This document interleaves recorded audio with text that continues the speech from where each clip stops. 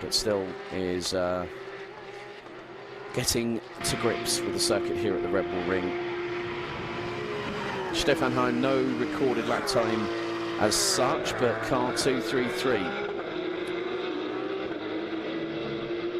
Yeah, so straight away, if you do two track limit, if you exceed track limits twice in the same lap around any one of the four, so it's turn 1, turn 3, turn 9 and turn 10. If you exceed track limits twice on the same lap, that lap and the next lap get deleted.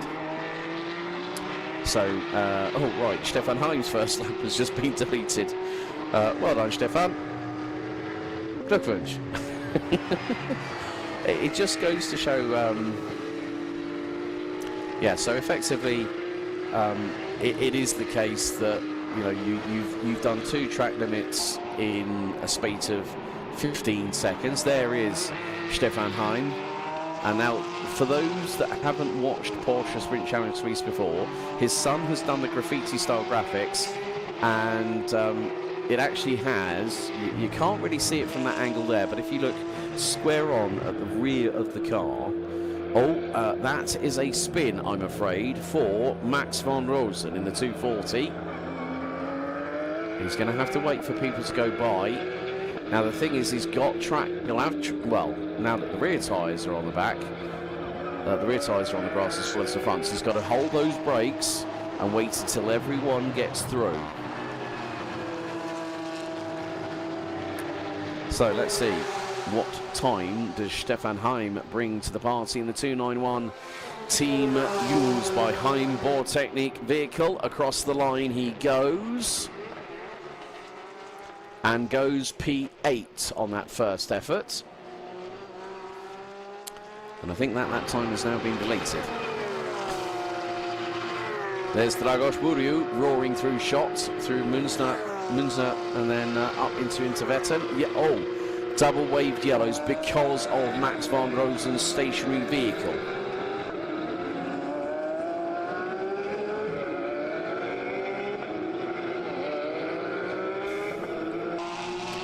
And von Rosen now has got the car going again, so that is a good sign for him.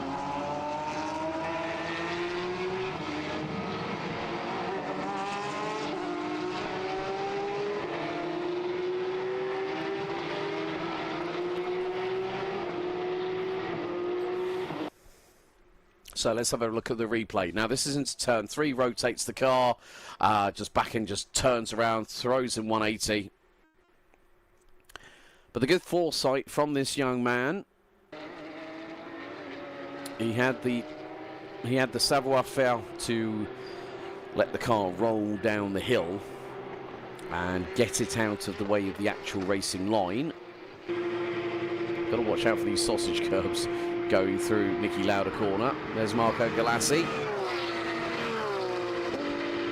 I believe. Well, no, that's the Distel and Voller car.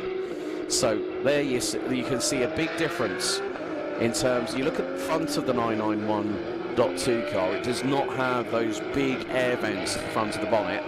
One other thing that I do need to mention, that was mentioned at the team managers meeting earlier on this week on Friday evening, that all teams can tape up the bonnets. Now we have seen it before, and this is one of the things that I was a little bit worrisome when I started commentating on the championship last year. That when you get to a certain speed, the little sort of cavity that's underneath where the bonnet latches in, it can actually vibrate upwards. So what they have said, the organisers have said to the teams, you can tape the bonnet up, which means that you can make it a little bit more aerodynamically efficient, but also it stops things such as potentially if a safety catch is loose on the bonnet, it might stop it from smacking into the windscreen and breaking it. But also I've seen it where the air vents on the bonnet. As probably we have aircraft flying ahead. I can actually hear that at the moment as well. So something's definitely travelling at a big rate of speeds. Oh, there's Sonic in the Sportec Racing Garage. He needs to start finding those, start finding his gold rings to see if he can find tails and knuckles whilst he's at it. Always a barrel of laughs at Sportec.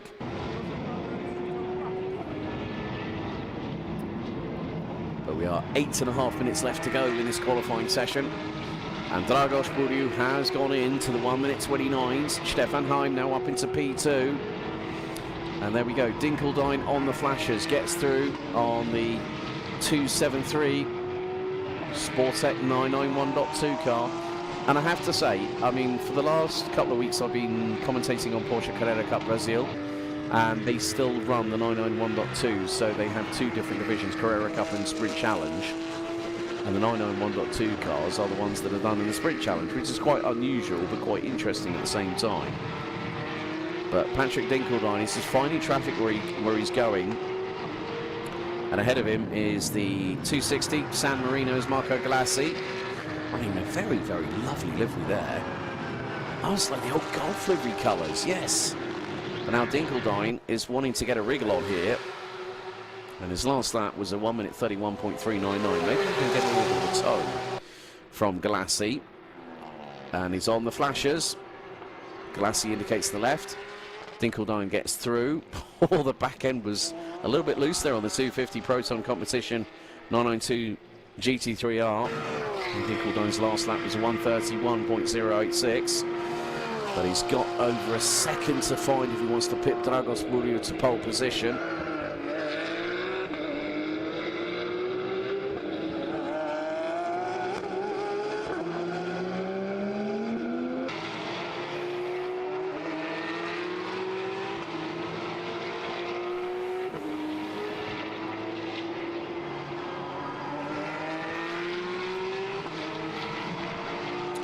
So Dinkeldine with a 22.7 in the opening sector. Stefan Heim has just gone fastest of anybody in the session so far. In the opening sector in the 291 team used by Heim Technique entry. The 991.2 GT3R. And of course, Heim Technique has come on board this year with Porsche Sprint Challenge Suisse as a sponsor. And that is for the number boards on all the cars. Right, more track limit penalties coming in. 277, Stefan Kraft, turn 3, lap deleted. Car 242, Tarek Fahmy from Egypt for B driver, lap time deleted. Track limit, turn 9. And Dinkeldine, oh, he was so close. But what can Dinkeldine do on this lap? It was a 131.0 last time by 130.892. So still about a second off. And at the moment, well, it's Levin Gelf who's in the pits. But bearing in mind the Seebach Motorsport driver, the 21-year-old from Munich, is 54 thousandths ahead of Nico Kundl. Then it's a further 38 thousandths back to Alessandro Cendese. Marcus Gratian, 39 thousandths back in 7th. And that is P4 overall in Class 21. Car 207, Dragos Buriu has just had this and the next lap deleted. So 2 track limit penalties in one race, one lap. Buriu has gone with a low 22.5 in the opening sector. So get this, Levin Gelf, Nico Kundl, Alessandro Cendese, Marcus Gratian and Harold Huber. The top 5 are covered by, get this, just over 0.2 of a second. And there we see some people here at the Red Bull Ring watching from the grandstands and watching from the balcony. A big thank you to the circuit here at the Red Bull Ring for welcoming us with open arms here in Dubai. So Fakhreddin Mirzoev, the 222 from Azerbaijan. He is in the pits. Sebastian Schmidt in the pits. Max van Rosen, Marcus Gratian, Nico Kundl, all in the pits.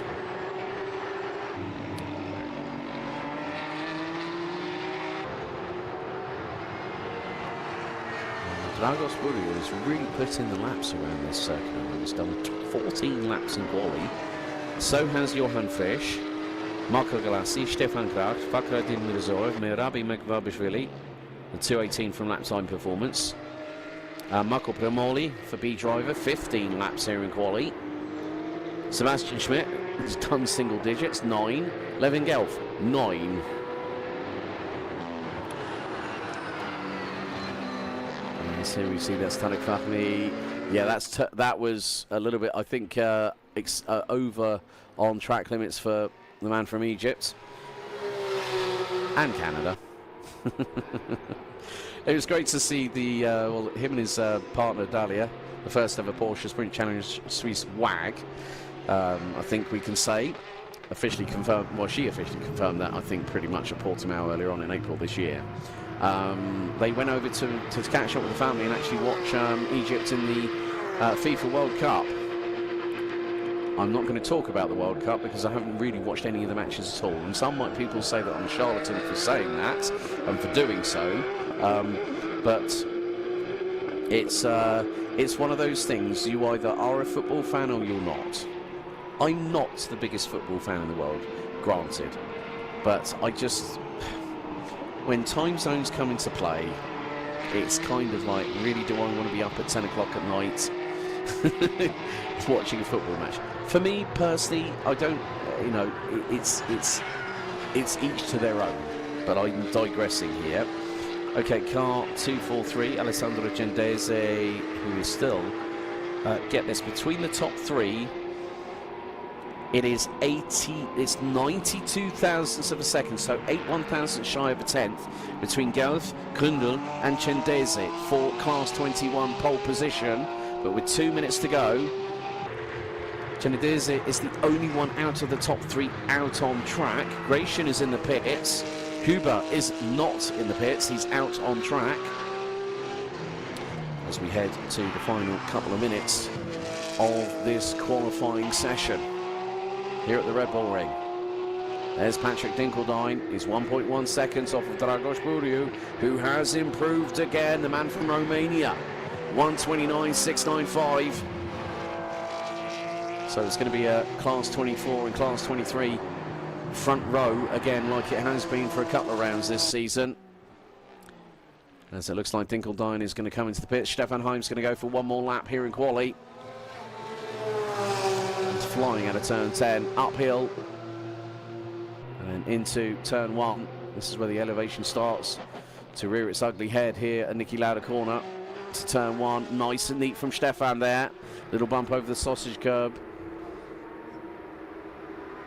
Then Münster is just literally a slight kink and you're accelerating all the way up the hill. That flat 6 boxer engine roaring up the hill. A 65-metre elevation change here to turn 3 into Vetten. So Gendese, lap time deleted. Last lap time was deleted for Stefan Heim. He's done a high 22.8 in the opening sector.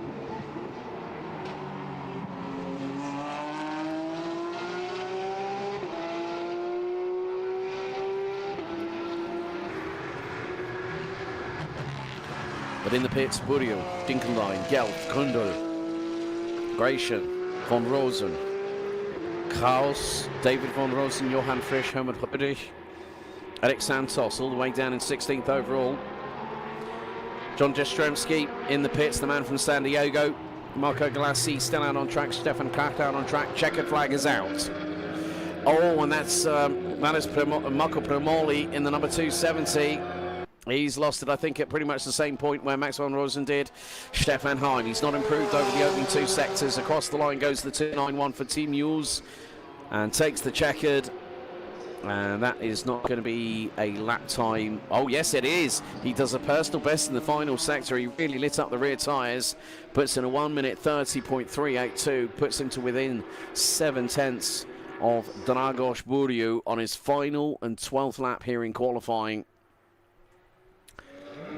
But that is it for Open GT qualifying, as we now will go into the preparations for our first race in GT3 Cup coming up very soon. But let's take you through the results of qualifying for Open GT for round 4, Porsche Sprint Challenge Race 2026. Dragos Buriu does it again. The man from Romania for Newton by Sportec Racing takes pole in the session, ahead of Stefan Hein for Team by Hein Board Technique by just under 7/10 of a second. Patrick Dinkeldine rounds out the top 3, and it's a pole position for the 21-year-old from Munich. Germany's Levin Gelfis Motorsport edging out Nico Kundl by half a tenth. Alessandro Gendesev, B driver, makes it a very close top 3 in Class 21, rounded out by 1/10 of a second. Ahead of Marcus Gratian, Harold Huber, Max van Rosen and Sebastian Schmidt rounding out the overall top 10. Egypt's Tarek Fahmy rounds out 11th. Head of A-Works by Katana Tools, Gunther Kraus, David van Rosen in 13th for Team Neuhofer Hensport, the father of Max, with Johan Frisch in the 290 having a great performance, placing 14th over fellow countryman Helmut Rödig in the number 20, the 202, who completes your top 15. Eric Santos 16th, head of San Diego's John Jastrzemski. San Marino's Marco Glassi 18th, head of Stefan Kracht with Fakhreddin Mirzoev, the man from Azerbaijan, rounding out the overall top 20. Bulgaria's Marabi Mekvabishvili for lap time performance 21st, head of Marco Primoli, Alejandro Candia, the pairing of Richard Distel and Alexander Volov with Gianluca Spata from Enrico Fulgenzi Racing, rounding out the 25 cars on the grid. But 24 because Richard and Alexander will be taking their place behind the wheel for races 1 and 2. Well, that's it for time qualifying here at the Red Bull Ring for the 4th round of the 2026 season. We'll be back with you at about 10:40, but before then, let's take a look at an insight here of the circuit at the Red Bull Ring here in Styria in Spielberg in Austria.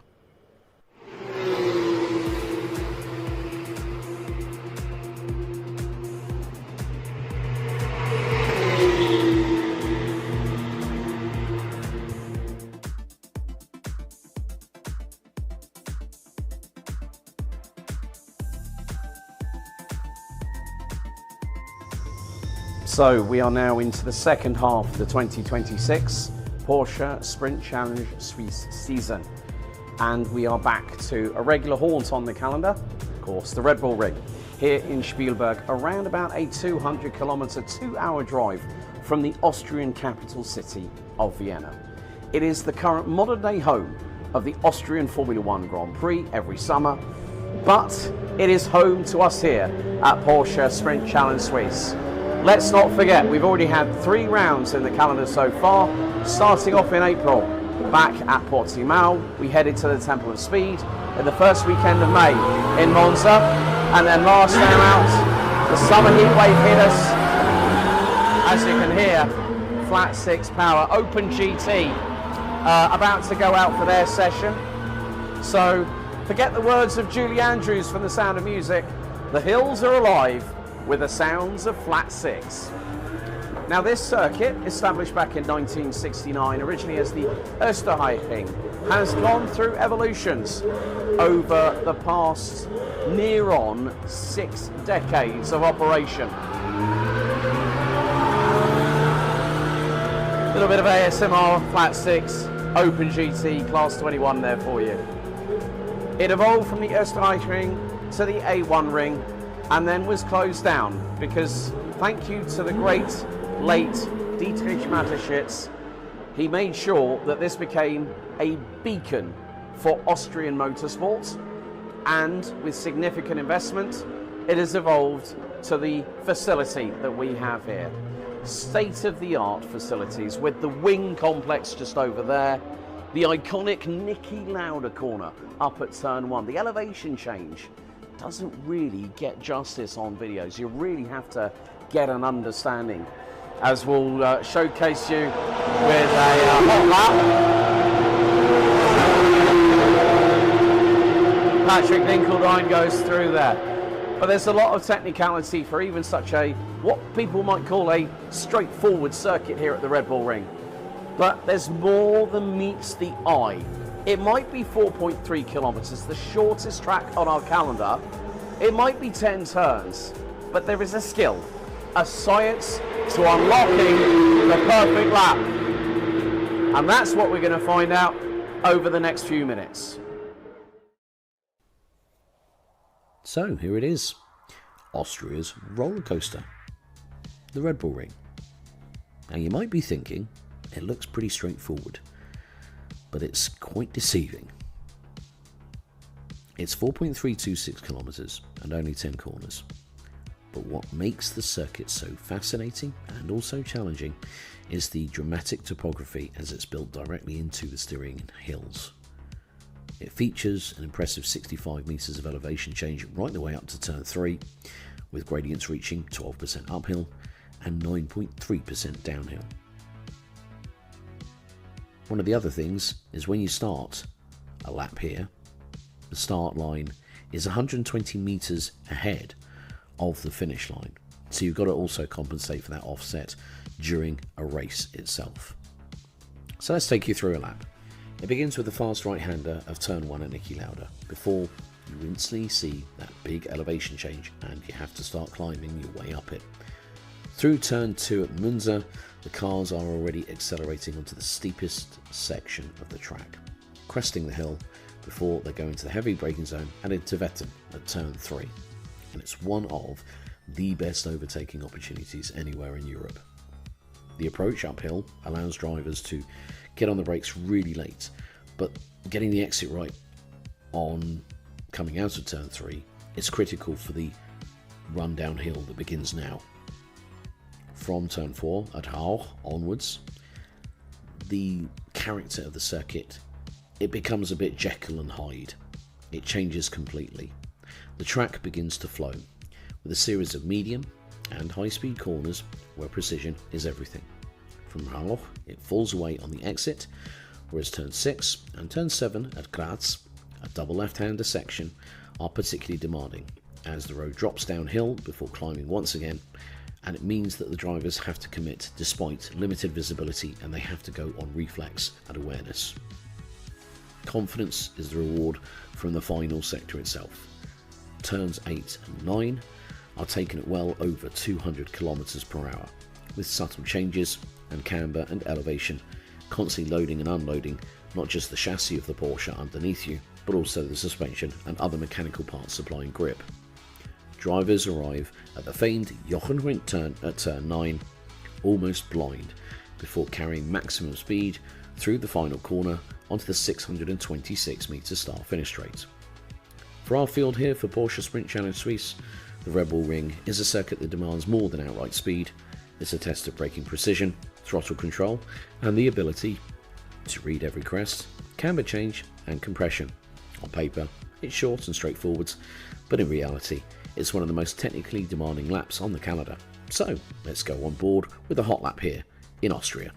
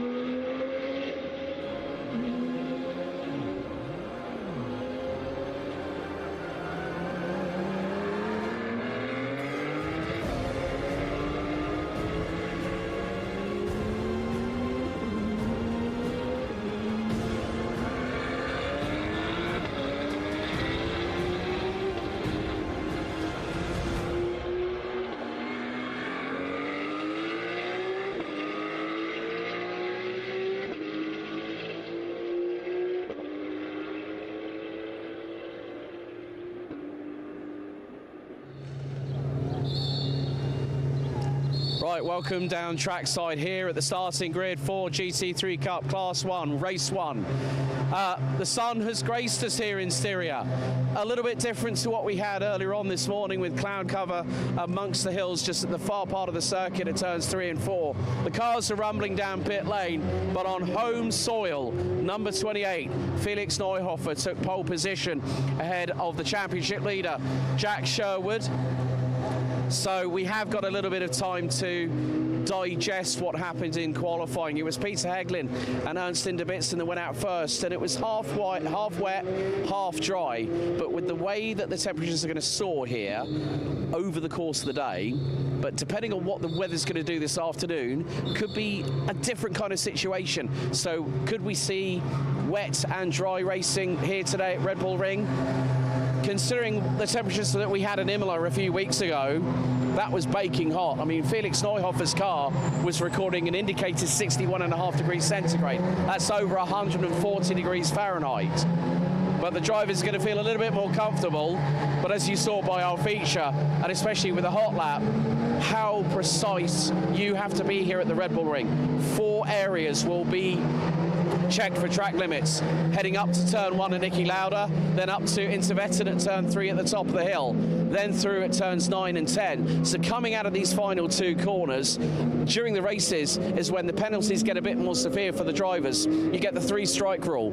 First track limit, you get a warning. Second one, you get a final warning. Your third track limit circumvention is an automatic 5-second penalty added. And for any further transgressions, every single time, you could pick up 5 track limit penalties in total. That gives you an additional 15 seconds worth of time added to your total race time itself, which I mean you might finish on the podium, say P3, and you end up down in 8th. Right.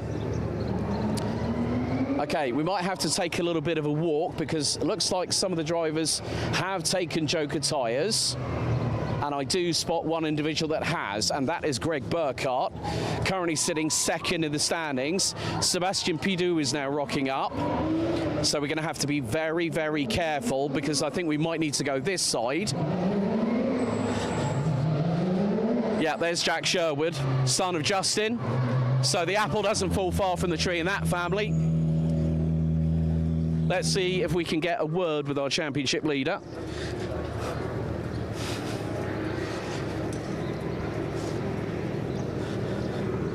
Jack, we okay for a quick chat, are we? Right. Marcel, good morning. Right. 3 rounds in, championship leader. But you had it up against you, against Felix on his home turf here. Yeah, he's been quick all weekend. So I'm going to have to try and do something about it in the races. Well, let's just hope you don't try and throw the Hail Mary round the outside at turn 1, mate. But turn 3, you know, one of the best overtaking opportunities at the circuit. It's been quite a learning experience for you this weekend, though, hasn't it? Yeah, it's my first time here. Super cool track, and I'm enjoying it. Obviously, would have liked to take the poles in the races, so. Right, well, go and give it the big berries. Good luck, Jack. Thank you. So, Jack Sherwood on the outside of the front row. So we'll leave him to it. Morning, sir. André. Wie geht es? Ja, von meiner Ansicht alles okay, wie immer. Aber bei euch im Sporttech, aber ich denke, das hat der Gregor neue Reifen bekommen für dieses Rennen? Nein, hat gar nichts. Immer noch die gleichen. Er ist nicht ganz bis am Schluss gefahren. Für ihn war das okay und Introna ist noch vor ihn hingefahren. Aber Greg macht immer gute Starts. Ich traue ihm das zu. Ja, ich kann das erinnern von letztes Jahr besonders, ne? Genau. Nee. Ich glaube, Position ist gut. Sicher, Ecklin ist schwierig zum Überholen. Der macht sich immer sehr breit, aber die finden sich schon. Das kommt schon gut. Dann wünsche ich euch und dir und dem ganzen Team von Sporttech Racing viel Glück für heute. Vielen Dank, Alex. Danke dir. Yeah, so Greg has not taken the Joker tyres, so Greg is starting on the outside, well, actually the inside of row 3. Ah, okay. So, Peter, guten Morgen. Hey Alex, was willst du mich fragen? Aber ich muss erst mal sagen, willkommen zurück bei Porsche Sprint Challenge Suisse, endlich, von meiner Ansicht. Aber gute Start und Leistung hier in Qualifying, 4. Position auf dem Start für erstes Rennen. Was ist deine Prognose von deiner Leistung hier bei dem ersten Rennen? Ja, danke vielmals, Alex. Ja, ich bin froh, bin ich wieder da. Es ist so, dass ich auf der Außenseite starte. Ja, es ist für mich besser als auf der Innenseite, weil ich mehr Platz habe, Turn 1. Okay. Ich hoffe, dass ich bei Turn 2 auf Position 3 ankomme und nicht auf Position 4. Und dann müssen wir schauen, wie sich das Rennen entwickelt, oder? Burkhardt ist schnell und Introna ist schnell. Also ja, schön wäre Podium, aber wie gesagt, wir wollen schauen, wie es mal läuft. Ja, natürlich, wir sehen, was passiert, aber dann wünsche ich dir, Peter, viel Glück für den ersten Rennen. Danke vielmals, Alex. Danke dir. Okay, Peter Heglin, really happy that it's actually on the outside of this row. So, 5-minute board is out. I'm going to get myself up to commentary. Get yourselves ready. Race 1, GC3 Cup. 30 minutes plus an additional lap as it kicks off the racing here in Spielberg. Stick with us and enjoy the roller coaster.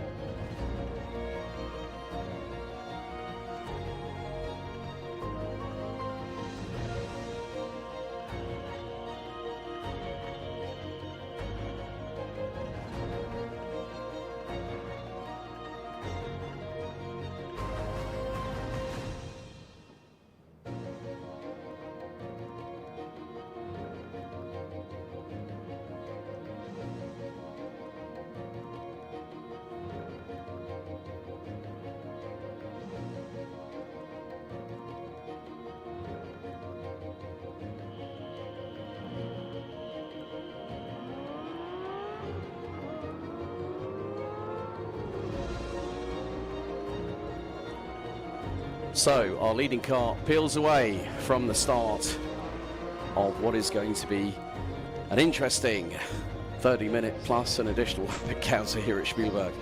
And more to the point, the temperature has increased. You can see bright, brilliant sunshine. Around about 23 degrees, but let's take you through the starting grid for GT3 Cup. Race 1, it's Felix Neuhofer on the front row from pole position. Head of championship leader Jack Sherwood on the outside of the front row. Great work by Omnia Motorsports Ilario Antrona to put it on the inside of P3. Ahead, alongside him, a very optimistic Peter Heglin, who said he's great to be back and he's looking forward to being on the outside of the grid. Greg Burkhardt on the inside of row number 3. He'll be joined by the young hotshot from Prima Ginzani Motorsport, the number 95 of Christian Karamuskia, and performances Andreas Marti and Simon Matisse in the 74 ran at your top 8. Completing the top 10 will be Jan Klingenberg from Fach Autotech, and the returning driver from Sportec Racing, Switzerland's Sebastian Pidou in the number 9, with Ernst Inderbitzin completing the grid in the number 20.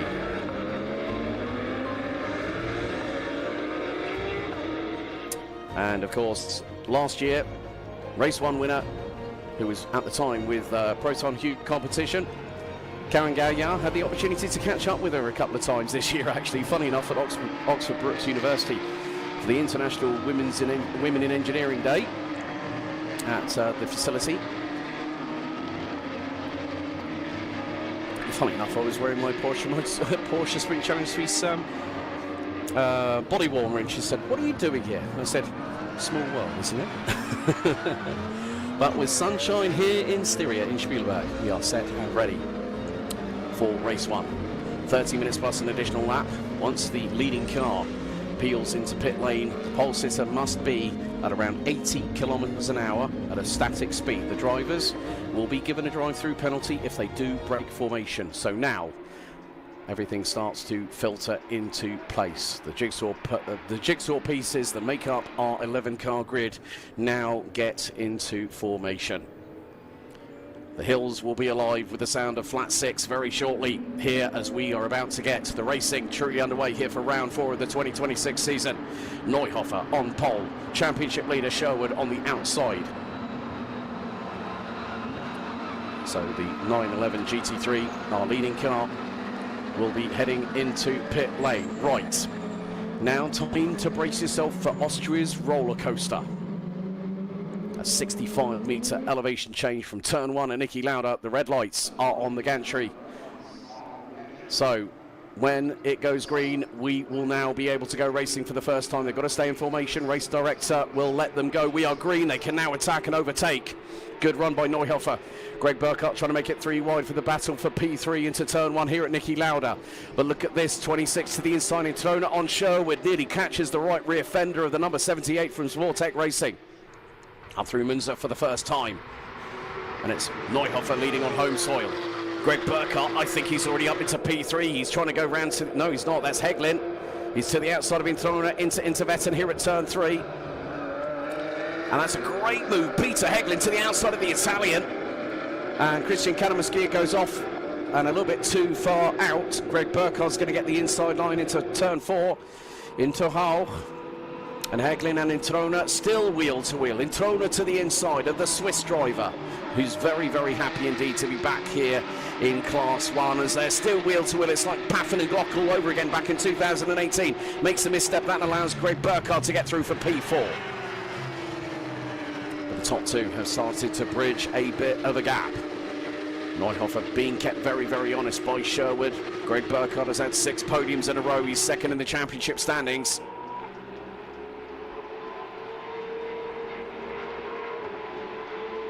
But at the moment, it is Neuhofer, Rennsport, and Jack Sherwood quickly on the flashers. Itrona, a little bit squiggly going through into Jochen Rindt. Here at turn 9, down the hill they go.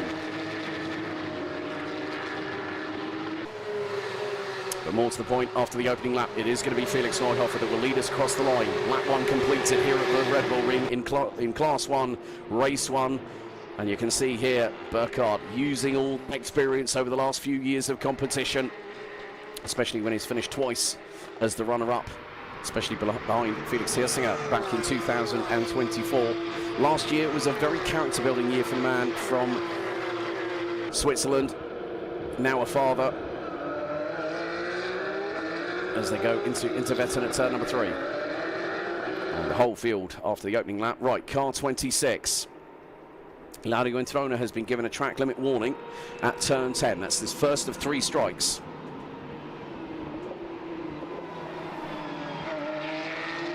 And if he gets 3, the third one is the first where he picks up a penalty. Last warning for Ilario Introna.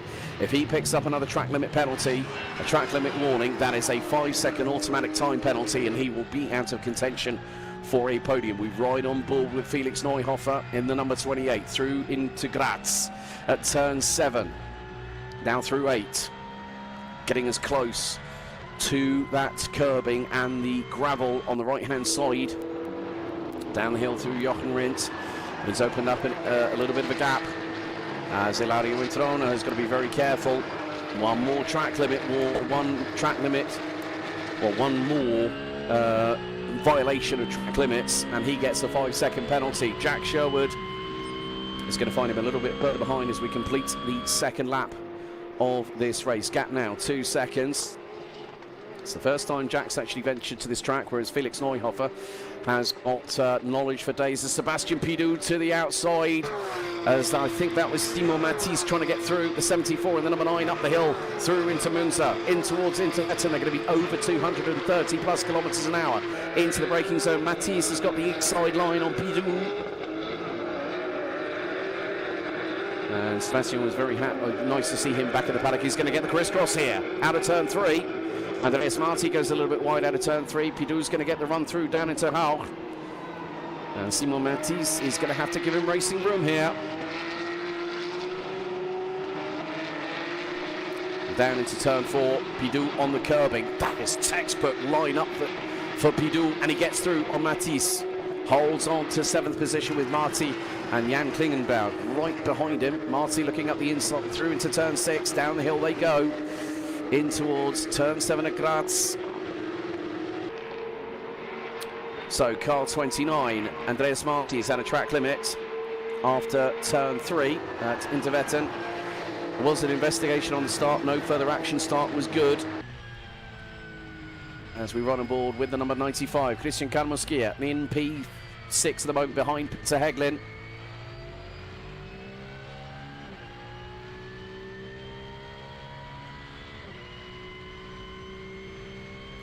But the gap is now increasing between Felix Neuhofer and Jack Sherwood. And Neuhofer, the way he managed to wrestle that pole position away from the young Brits, who was part of the Porsche Carrera Cup Porsche GB talent pool, along with the likes of Callum Voisin, who has also represented Switzerland. The latter has represented Switzerland in karting, with the likes of Coles Racing. Sebastian Pidou to the inside of Simon Matisse. Oh, that's close through to Vetten. Matisse still within track limits, though. Okay, Sebastian Pidou has had a track limit warning for turn 10. And now 74, Simon Matisse has had also a track warning. So it's only the first transgression that has happened so far.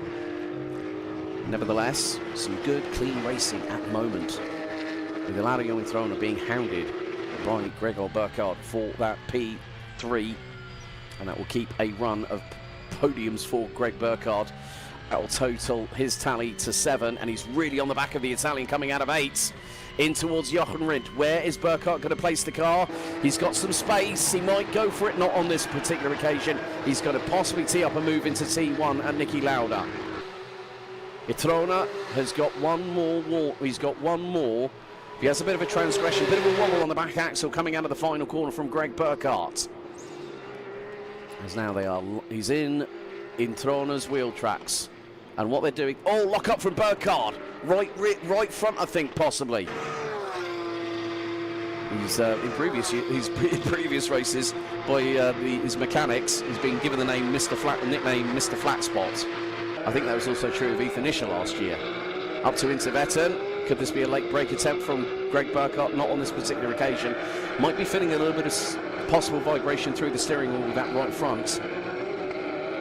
But he's still keeping Introna very, very honest indeed. Right, Ernst Inderbitzin has had a last warning, track limit, turn 9. Car 5, Peter Heglin, track limit, turn 9, warning. Like I said, there is a precision, there is a skill, a science to getting the lap really, really dialed in here at Spielberg. But when you're under racing conditions, you are not thinking about that time. You are thinking about how can I pull the rug from underneath the feet of the opposition in front of me. As Introna, a little bit deep into Graz. And look at the run that Burkhardt's got over the crest, out of turn 8, in towards Jochen Rindt. Will he go for the move? He's going to give it a try. Greg Burkhardt's going to do it. Introna had to open up the steering to avoid contact, and Greg Burkhardt now into P3. And Introna's mistake has cost him dearly. It's cost him 3rd. It's cost him 4th. So Ilario Introna now has his young, charging countryman behind him. Prima Ginzani Motorsport, of course, Omnia Motorsport have Prima Ginzani as their technical support team. Not just here, but also in Porsche Carrera Capitalia. But the battle between Marti, Pidou and Klingenberg over P8 continues onwards. Simon Mattis holds station in P7 at the moment. So, right, first time penalty given. Ilario Introna, track 9. And he's not the only one. Ernst Inderbitzin picks up a first 5-second penalty for exceeding track limits. So both car 26 and car 20, that is Introna and Inderbitzin, pick up a post-race 5-second time penalty.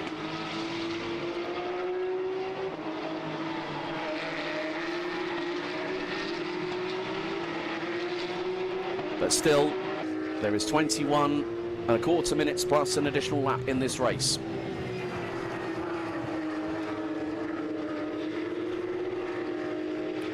Have seen some very, very close racing, and all I can say is after this we'll be going to the lunch break, but there will be no rest for the wicked, as they say, because what will happen post the lunch break, race 1 for GT4 and Classics, and then we'll have 24 cars on the grid for Open GT, and that's going to be an interesting one.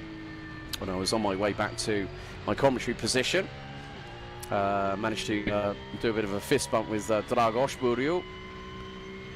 Had his hand strapped up earlier on this week, I think just basically holding onto the steering wheel too hard, and it can cause a little bit of friction between the glove material in the inside and on where your hands actually grip the steering wheel. Meantime, Peter Heglin closing in on Greg Burkhardt. This is the battle for P3, and Jack Sherwood, I think, in the bigger scheme of things, new track for him. I mean, every single track he's been on, he's been pretty rapid. But when you come to a track where Felix Neuhofer is the home hero, and it's a home circuit for him, it's not really a surprise that he's 3.3 seconds up the road after the opening 10 minutes. So, Christian Kapowski and Ilario Introna are battling for P5 on the road, but that battle effectively becomes non-viable, I would say. This is a great battle, Heglin versus Burkhardt. Both extremely well versed with these cars. Of course, it's only been a few years since the 2.1 made its debut here in Porsche Sprint Challenge Suisse. And again, through Graz, Introna, a little bit wide. Karamuskia seizes the opportunity. Carpe diem. Can he seize the day? Well, can he seize it on this race? That's the big question for the youngster in the number 95 car.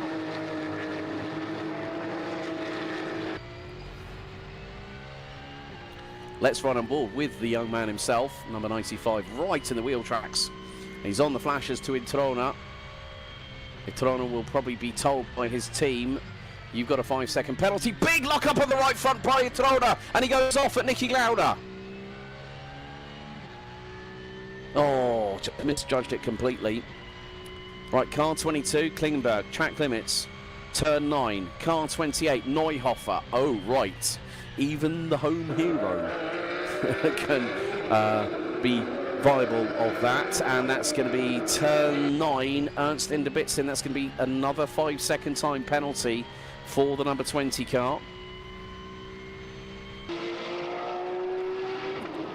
And now, car 26, Introna, has got another penalty. Oh no! There's been a drama. I think there's contact between Greg Burkhardt and Peter Heglin. Heglin's beached. And the rear tyres are spinning for Greg Burkhardt. They're both in the gravel. Oh dear, that is just off of, I think, that's turn 4 off of Raul. I'm wondering if Peter might have gone in for the move there, and he's clipped the rear of Greg Burkhardt and he's put them both in the gravel. That is going to be safety car. Safety car lights are flashing on the digital flag around the circuit. So first safety car intervention of the day. And unfortunately, Greg Burkhardt's run of 6 straight podiums has come to an end here at race 1, round 4 of the 2026 season.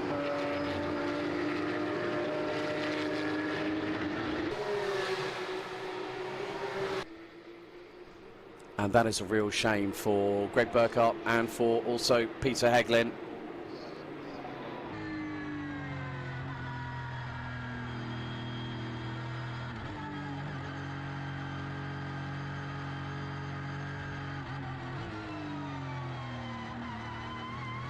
But in other news, that is a bit of a lifeline handed to Jack Sherwood, because that means that the 4.3 second gap that Felix Neuhofer had over him has now been expunged.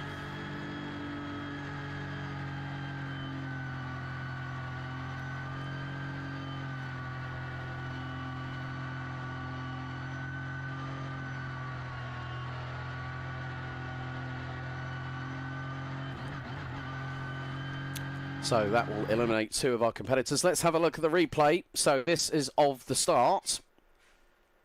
And Greg Burkhardt always quick on the draw when it comes to seeing the lights going green. As Introna tries to go up the inside through at turn 1.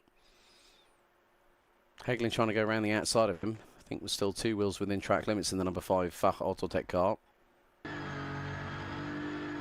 So that was the start. That was under investigation, so unfortunately, lap 7 sees the retirement of both Greg Burkhardt and Peter Heglin. Brings us down to 9 cars, everyone bunching up behind the Porsche Panamera GTS safety car.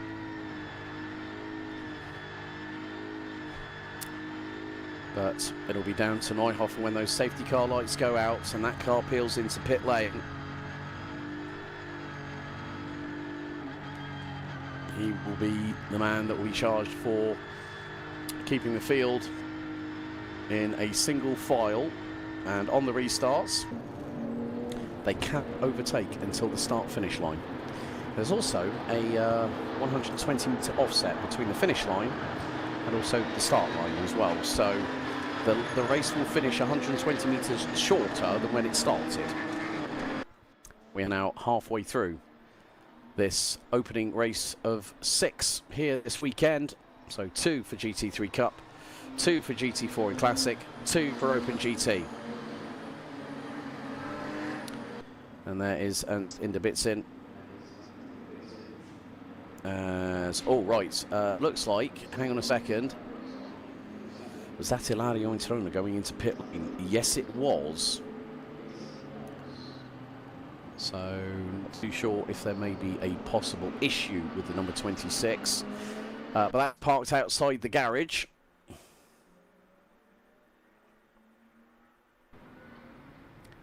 And they're taking off the netting by the driver's window. And Ilario Introna. Oh, he's getting out of the car. That looks like terminal for the car. Unfortunately for the number 26 for Omnia Motorsport. That wonderful livery scheme on it is now going to be retired from the opening race of the weekend here. Safety car will now be in this lap.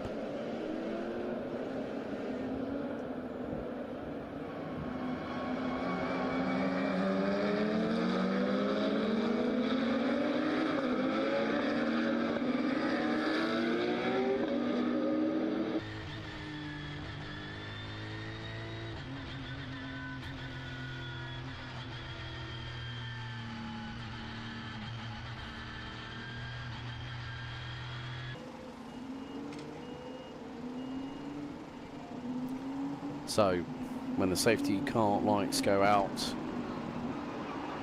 Felix Neuhofer becomes the de facto safety car. And he will control the single file restart.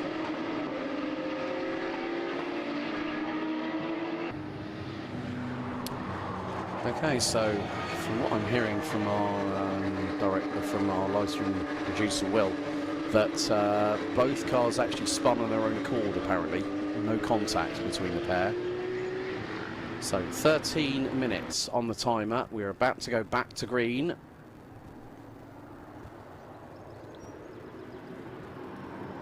Sometimes when you're pushing, it does show. There is the Porsche Panamera GTS. Safety car lights are out, and now Felix Neuhofer weaving from side to side, and then he's going to decide when he's going to gun it. Will it be before? Will it be after Jochen Rindt? He's keeping Jack Sherwood at bay. Sherwood was nearly into his back bumper. Kanemaski will restart in third position as now Neuhofer pulls the trigger. Sherwood going with him, and with just over 12 minutes and 20 seconds plus an additional lap, race one is back under green flag racing conditions. Now Sherwood has a second bite of the cherry here in race one. Up towards turn one here at Niki Lauda. Then it's going to be Kanemaski, Atis, Marti, Pidou, Klingenberg and Indebitzin. Retirements, lap 9, Elardo Introna. Lap 7, Greg Burkhardt and Peter Heglin. But look at this, Sherwood on the back bumper of Neuhofer. We're riding on board with the 78. He switches to the outside here at turn 3. Can he get the undercut here on the Austrian? He's going to give it a go. And he's out of the corner, but Neuhofer gets the better traction. Out of Intervetten. Down in towards turn 4 here at Rauch. And car 29. Andreas Marti has got a final track limit warning for exceeding track limits at turn 10 to the outside of turn 4. Here goes Sherwood on Neuhofer. Can this be another race win? That'll be win 6 out of 7 for Sherwood.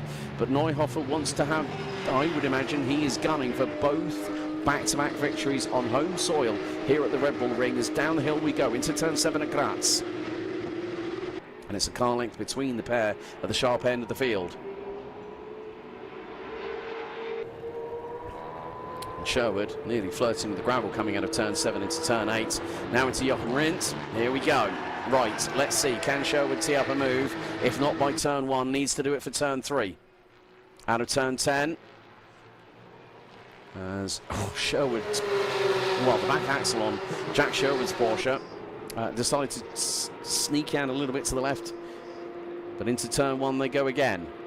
Gap was just over 3/10. Fastest lap of the race by Neuhofer, 32.206. As we've even got some viewers in the grandstand just off of turn 3. Now, well, up of turn 1. Now up the hill they go, through Munzer. Up into Intervetten. Hard on the brakes. Turn it right, 90-degree angle. Be very careful of the outside curving on exit. Mind out for that yellow sausage curve on the left-hand side. 10 minutes to go. And oh, right. Jack Sherwood is in danger of getting a third track limit warning, and that comes with it a 5-second time penalty. Christian Kanemaski has got one. And here goes Jan Klingenberg on the inside of Sebastian Pidou, and that was inspired by the 22. He gets through on the man from Sportec. And, well, it's happened. Jack Sherwood now picks up a third track limit penalty. That is 5 seconds additional race time added to the number 78. That is more than likely going to, well, 5 seconds. He's got to really start motoring at the moment now. As Andreas Marti kicks up the gravel coming out of turn 7. And turn 1 was where the, oh, and we've had a big lock-up of brakes, a big amount of smoke going through into turn 9, so someone's locked up. Possibly right front, maybe left front. It was Sherwood, and oh, lock up there by Sebastian Pidou. Coming through out of the final corners, that's going to give the run by Andreas Marti. And they go wheel to wheel down the start-finish straight across the line. 9 minutes plus an additional lap to go. And Marti, will he have the inside line for turn 1 here at Niki Lauda? No, oh, well, not he does, but Pidou to the outside keeps a hold of the position. And I think, oh, Sherwood's picks up another penalty. That's 10 seconds in total for the Brit. A lot of track limit penalties that are in the vein of 5 seconds are definitely being handed out.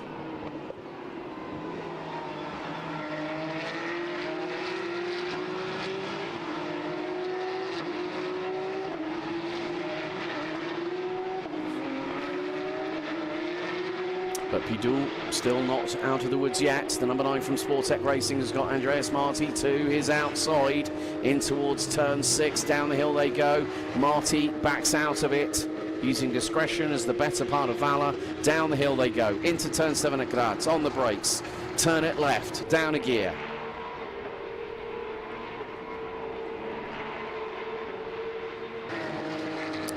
But with this GT3 Cup division being very, very closely packed, it's not at all a surprise that we are seeing drivers being a lot more competitive. Felix Neuhofer now 1.7 seconds up the road from Jack Sherwood. You add 10 seconds to that, that's a big old gap. And now Andreas Marti darts to the inside towards turn 1 on Sebastian Pidou. And at this particular occasion, Pidou stays ahead.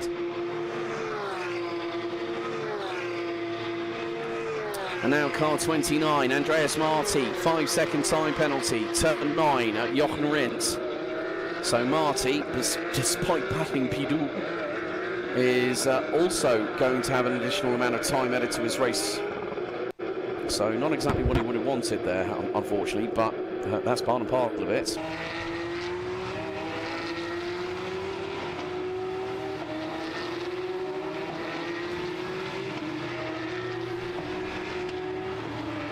But Felix Neuhofer is once again on course to pick up another race win, and it's going to be on home soil. And as they say, on home soil, it's ever the sweeter picking up a race win in your own backyard.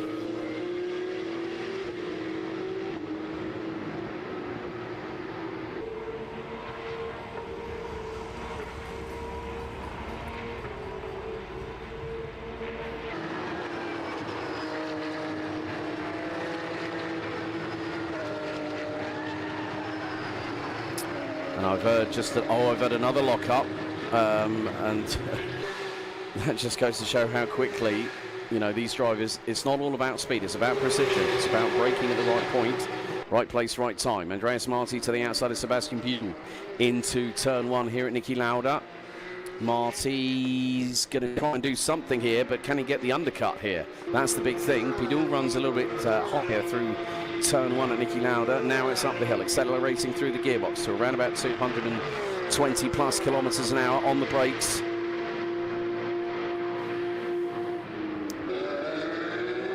So 5.5 minutes plus an additional lap. And Felix Neuhofer now expands the gap between himself and Jack Sherwood to 2.3 seconds. Christian Karamanski rounds out third, which is going to become second.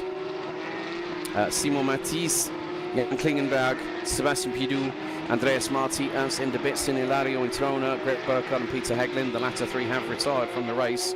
So down to 8 Class 1 cars. So we enter the final 6th of this 30-minute plus an additional lap race here in Spielberg. But Neuhofer is absolutely flying at the moment, and he's just done a 32.4. Sherwood a 33.1. So you're looking at about 7/10 of a second in terms of lap time that Neuhofer is gaining and extending that advantage. We now go on to lap number 16 with 4 minutes and 30 still to go, plus an additional lap. So, that's very wide. I think that could be another track limit penalty coming the way of Andreas Marti. He was all 4 wheels onto the red.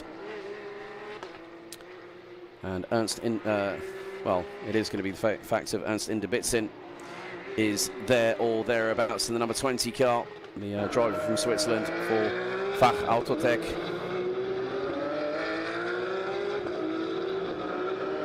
Yeah, as I thought, another 5-second time penalty going to Andreas Marti for that excursion off of the circuit. And we run on board with Christian Karamanski from Prima Ginzani Motorsport, 3 seconds behind Jack Sherwood, who in turn is 3.3 seconds behind race leader Felix Neuhofer. So, right, okay, car 29, Andreas Marti. As I said, that's another track limit penalty for the Ant Performance driver. You can just see how Christian Karamanski, with what we see behind the wheel here, you know, it's trying to be smooth on your inputs, not just on the steering, but also with regards to throttle and brake manipulation. So next time around, we will go on to, I think, 3 more laps remaining. So we are about to complete lap number 17. There's Jack Sherwood out of the final corner. 3 minutes to go.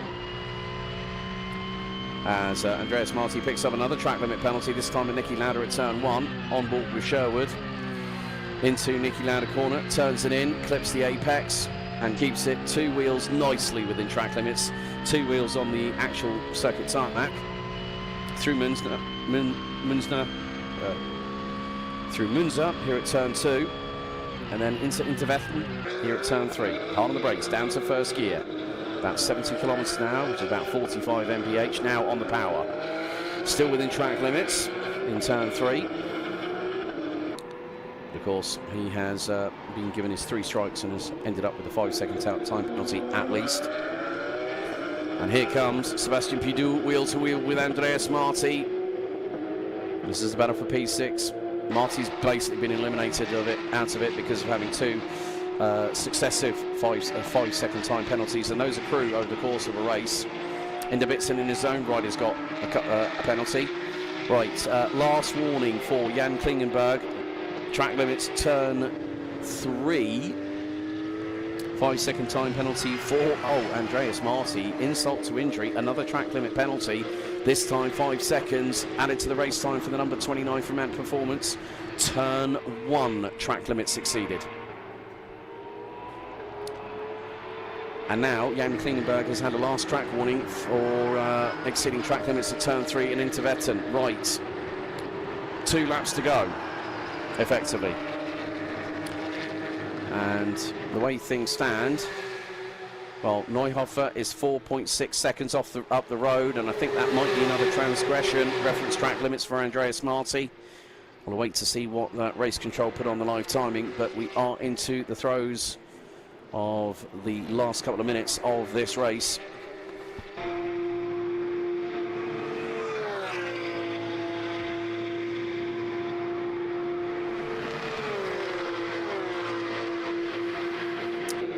But Neuhofer has kept a clean hold on this race. Andreas Marti to the inside of Sebastian Pidou here at turn 3. 2 wheels in the air and Pidou spun around.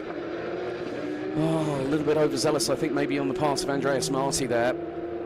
And Sebastian Pidou, all that hard work, and it's just the slightest possible touch. And that's the thing with the rear engine, rear wheel drive car.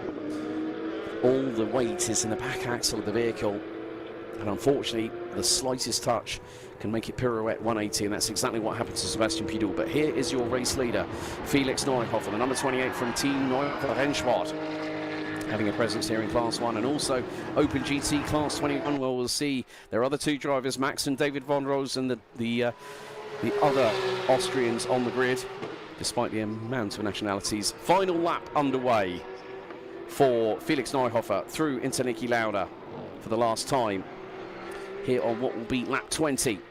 Jack Sherwood 4.8 seconds behind as we ride on board with the race leader, and heading up to Munster for the final time, then into Intervetten at turn 3. Christian Kanemakia nearly 4.7 seconds behind Jack Sherwood, and it has been a very, very, let's say, decisive race in many respects, but unfortunately having some retirements. Right, Andreas Marti, another 5-second time penalty, this time for turn 10 again. I thought it might be the case, but you can't exactly miss that big bright red runoff area off of the final corner. Neuhofer now making his way through into turn 6. Hill through into turn 7 at Graz for the final time before 3 more corners remain. And what a way to pick up your 2nd win of the season so far. Felix Neuhofer out of turn 8. 2 more corners to go. Now over the blind crest at over 200 kilometers an hour at full speed into Jochen Rindt, turn 9. And now 1 more corner. The final right-hander here at turn 10. And from lights out to checkered flag, including a safety car, Felix Neuhofer wins race 1 here at Spielberg on home soil. Jack Sherwood will finish in 2nd position. Distance between him and Felix Neuhofer, 5.4 seconds. Christian Karamuskia, 4.3 seconds back. Simon Matisse comes across the line in 4th. Now, obviously, this is not bearing in mind what track limit penalties have been handed out. And it has changed because now Jack Sherwood, for the first time this season, will not be on the podium because his 5-second track limit time penalty has promoted Christian Karamuskia and Simon Matisse to the podium. So Felix Neuhofer wins GT3 Cup Race 1 here in Austria. And it is by an amended time of 9.757 seconds ahead of Christian Karamuskia. Simon Matisse takes his first podium of the season in the number 74, rounding out the top 3, 11.2 seconds behind. Jack Sherwood, for the first time this season, picks up a place out of the top 3, rounding out 4th. Jan Klingenberg from Fach Autotech and Ernst Indebitzin ran out the top 6. Sebastian Pidou takes 7th after the unfortunate spin. Andreas Marti, the last of our classified runners and riders, in 8th, with Ilario Introna retiring on lap 9. Greg Burkhardt and Peter Heglin going off the track at turn 4 at Rauch, spinning and beaching themselves into the gravel, bringing out the safety car. But it's Neuhofer victorious on home soil in race 1.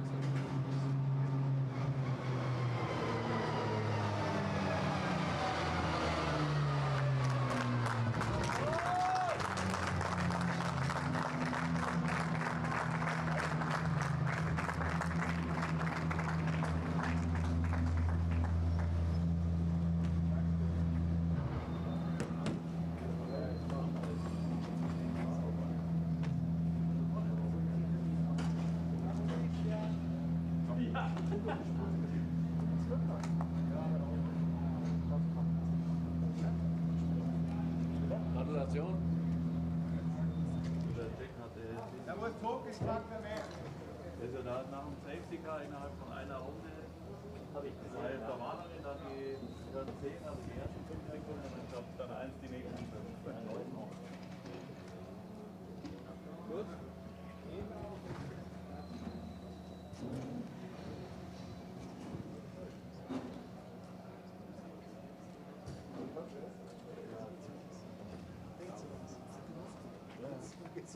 Man kann nicht alles haben.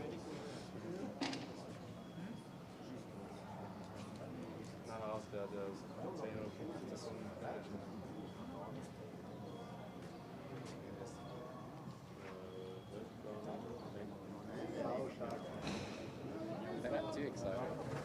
I think he was very excited.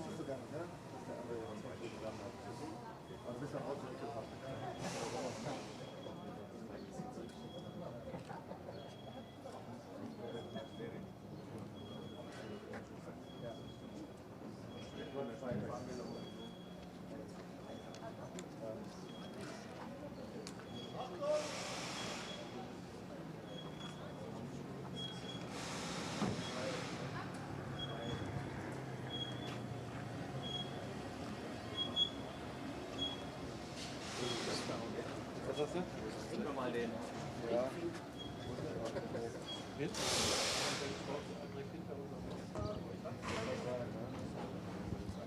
Aber die sind da vorne schon. Wahrscheinlich dachte er ist weiter.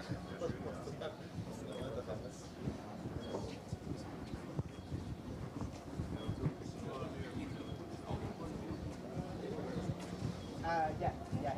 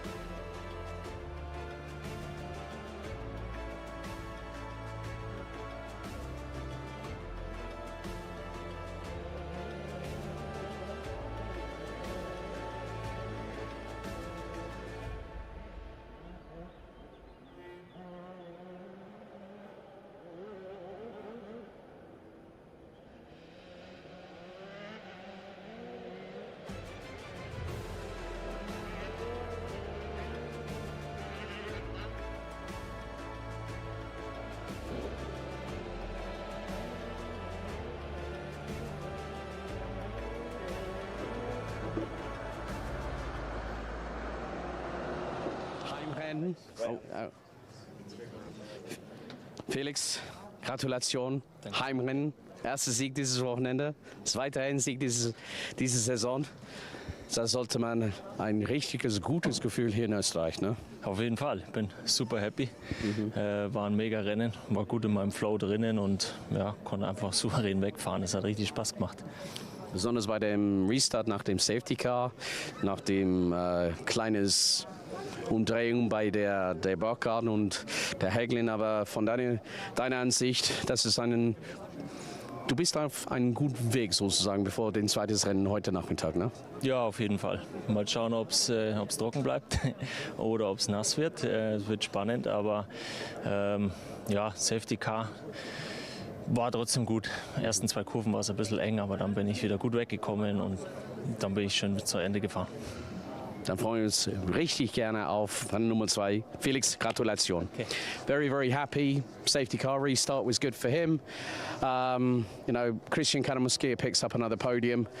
Trying to see if I can find anybody else, but let's see. The person I really want to speak to is Simon Matisse, because Vidberg Motorsport finally in Class 1 this season. Now, they normally run a GT4 car, which Richard Feller has been driving this week. But I'm not too sure if we might be able to get a chat with Simon. But, congratulations to the team at Vidberg. I mean, obviously, Felix Neuhofer on home soil ran away with things. And you can't say any fairer than that. He's going to look very strong, whether it's dry or whether it's wet. So I've got absolutely no idea, because obviously Simon's car has been pulled into technical checks, and that is just part of the formality here at Porsche Sprint Challenge Suisse. But one happy Austrian on home soil. Felix Neuhofer goes into race 2 with a bag full of confidence, but the big news is Greg Burkhardt and Jack Sherwood, one retires, one not on the podium. How's race 2 going to look? Well, you're going to have to join us a little bit later on, because it's time for our first set of podiums for the weekend. But here on our live stream, we're going to go to the lunch break. But before we do, a little bit of a heads up for you. We've got our first ever full German interview for Porsche Sprint Challenge Suisse with the legend that is der Heimmeister, Stefan Heim. We've also got an insight with regards to the track itself, and also a fantastic conversation with the team manager of Porsche Track Experience by Manthey, none other than Dennis Furlerman. Stick with us here, and we'll be back with you at about 1 o'clock local time when we get ready for race 1, GT4 and Classic. We'll see you soon.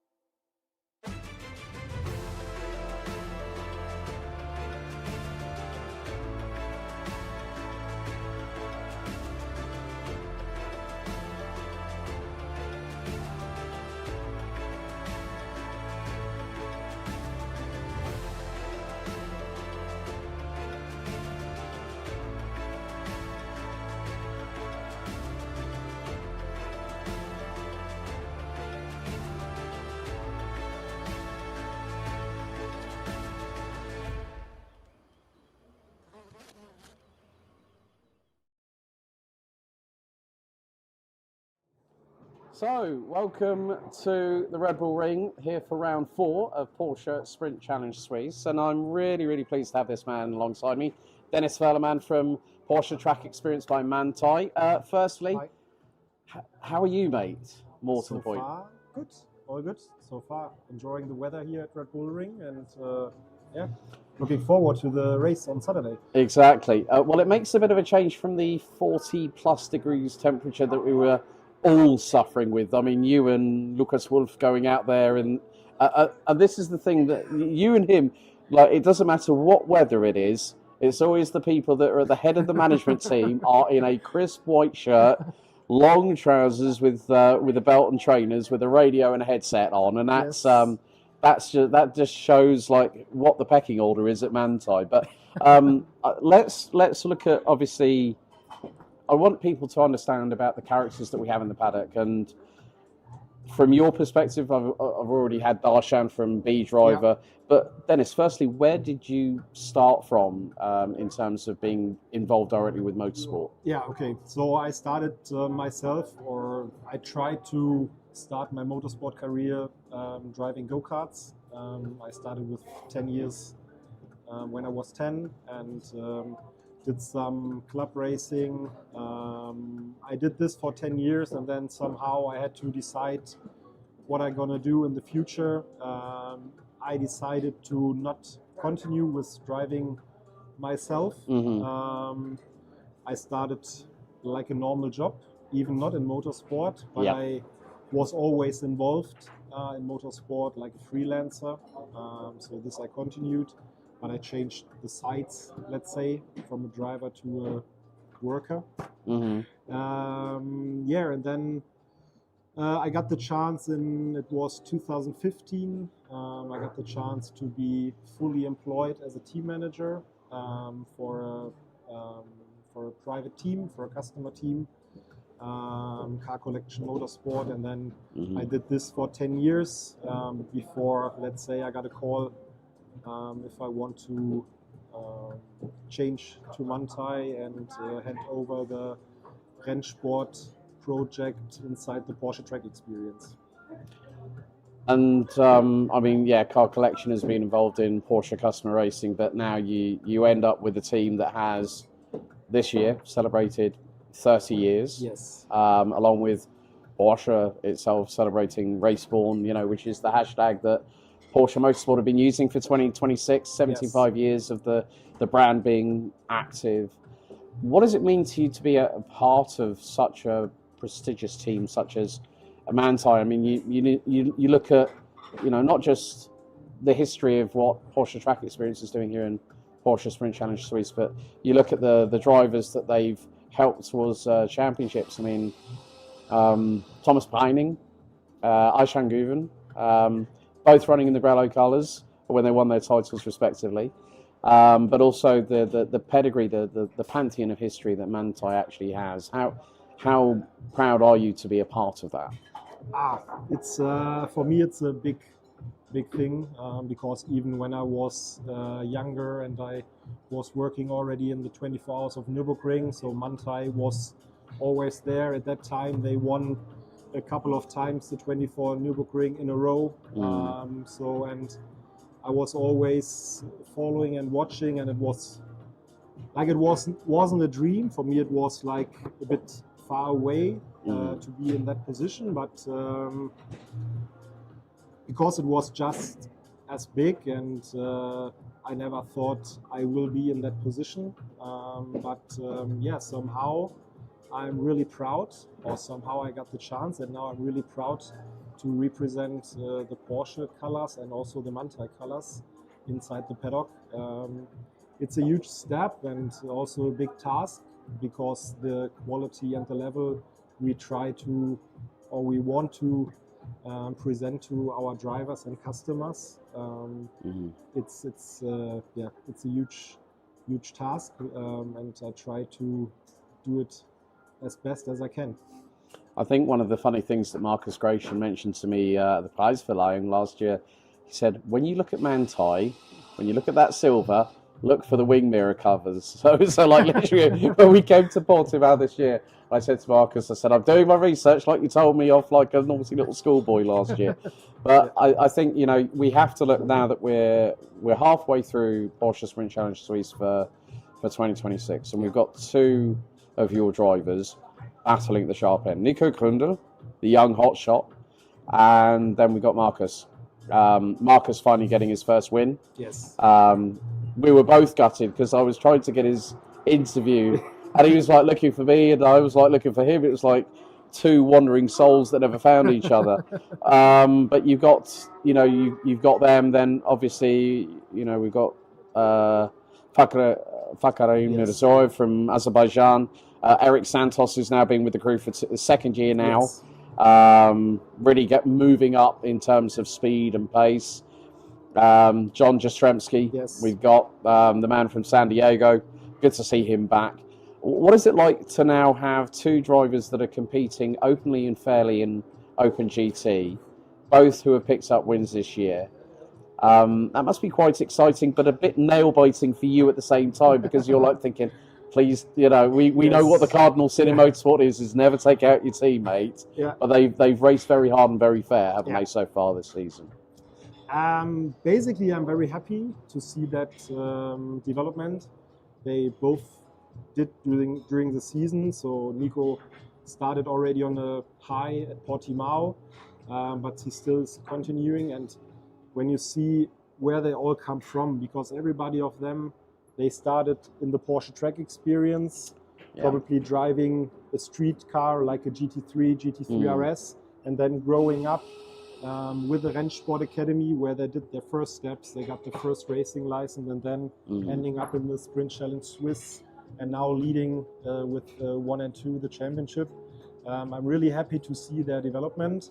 On the other hand, during the race, like you said, when I see them racing close each other and really hard but fair, but I'm sweating a lot, even if it would be colder than here in Imola. That's why you whenever I see you, you got this big look of relief on your face whenever it's the final podium for Open GT. You're like, oh, thank God that's over. But I think really what we have to look at is the track here at Red Bull Ring. It's got the least amount of corners. I think it's the shortest track on the calendar, but a lot of elevation changes. What are the biggest challenges that a driver will have, especially going through Niki Lauda corner at turn 1, and then you've got that big uphill run, and like turn 2 isn't really turn 2, it's just like a little flick to the left in the steering, and then it's hard on the brakes to the highest point of the circuit, and then it's down the roller coaster. What are the biggest challenges from your perspective that a driver has to anticipate here at the Red Bull Ring? You said it already, the biggest challenges the drivers have. So because you have two very hard braking points, turn 1 and then turn up to turn 3. So this is the first one.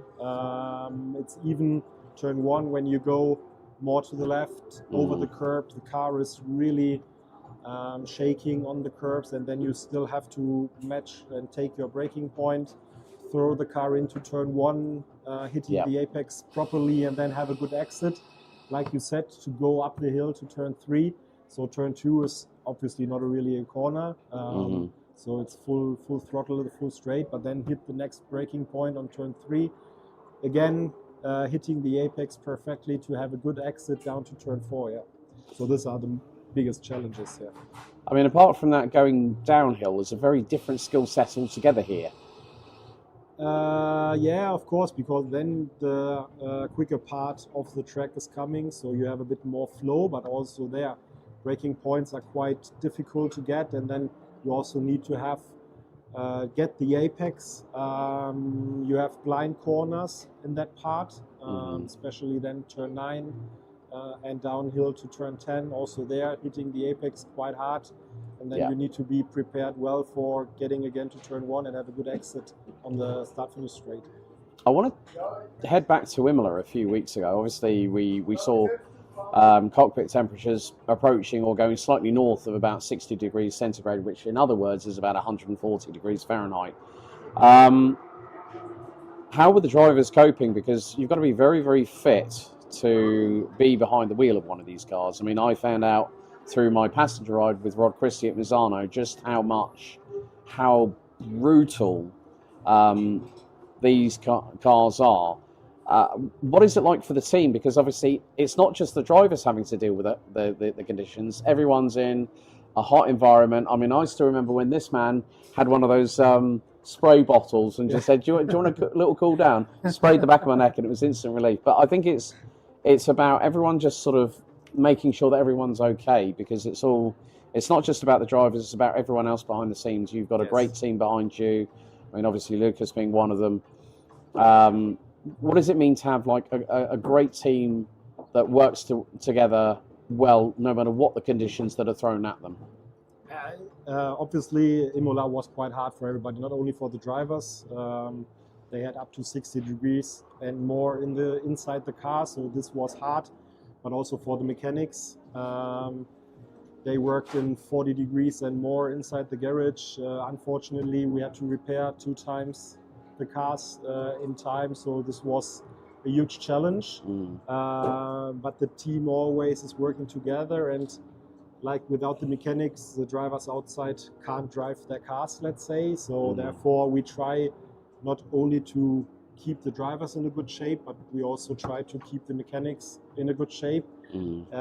This starts with a morning activation, or we call it like a morning activation. So we have a physiotherapist on site, and he's warming up the guys, even in hot conditions, but he's warming up the guys in the morning. And then during the day, we just try to hand them over some electrolytes, and we taking care that they have enough water, like you said, the spray bottles, just to cool down a bit. And then, this is the thing we have to do. And even if a mechanic needs help from the physiotherapist, he's not only there for the drivers, he's taking care of the full team, and this makes a bit the difference. So and we can't really wait that a mechanic is can't work anymore because he's, let's say, destroyed because of the heat, or he has injuries. So that's nothing we can accept. So therefore we try to be there in advance. Yeah, I mean, it's quite astounding, you know, when, like, say, if there's problems whereby we did have one of the cars go off in qualifying, we had dramas in the final race heading into Tamburello, which involved Eric. Where, like you say, it's everyone helps everybody. It's sort of like there's no I in team. No. But it's just the thing that's astounded me, and this is quite honest, folks, is that it doesn't matter what garage I go into, whether it's you guys at Manthey, PT at Manthey, B Driver, Sportec, T-Mules, like the attention to detail where it comes to, like, all the sideboards are clean. The floor is as clean as humanly possible, repairs permitting, of course. It's a far world from what I've been used to for like the last 7 or 8 years being involved in the karting world. There's always a lot of pride in terms of appearance, isn't there? Yeah, of course. So you need, like, the team spirit. Everybody needs to grow up together, and without the team behind, no one of the drivers outside can drive, and this is the same for everybody here in that championship, you know. And it's like this. Well, Dennis, it's been an absolute pleasure. Keep your eyes on the PT by Manthey cars. You can't exactly miss them. All silver, but watch out for the wing mirror colours this weekend here at Red Bull Ring.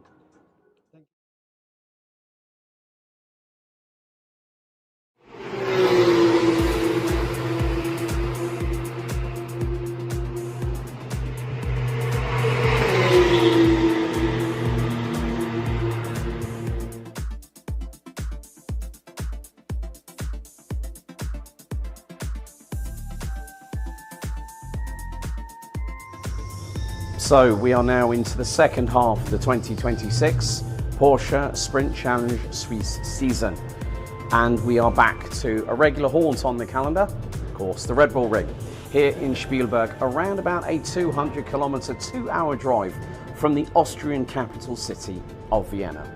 It is the current modern day home of the Austrian Formula One Grand Prix every summer, but it is home to us here at Porsche Sprint Challenge Suisse. Let's not forget, we've already had 3 rounds in the calendar so far, starting off in April. Back at Portimao, we headed to the Temple of Speed in the first weekend of May in Monza, and then last time out, the summer heat wave hit us. As you can hear, flat 6 power, Open GT, about to go out for their session. So forget the words of Julie Andrews from The Sound of Music. The hills are alive with the sounds of flat 6.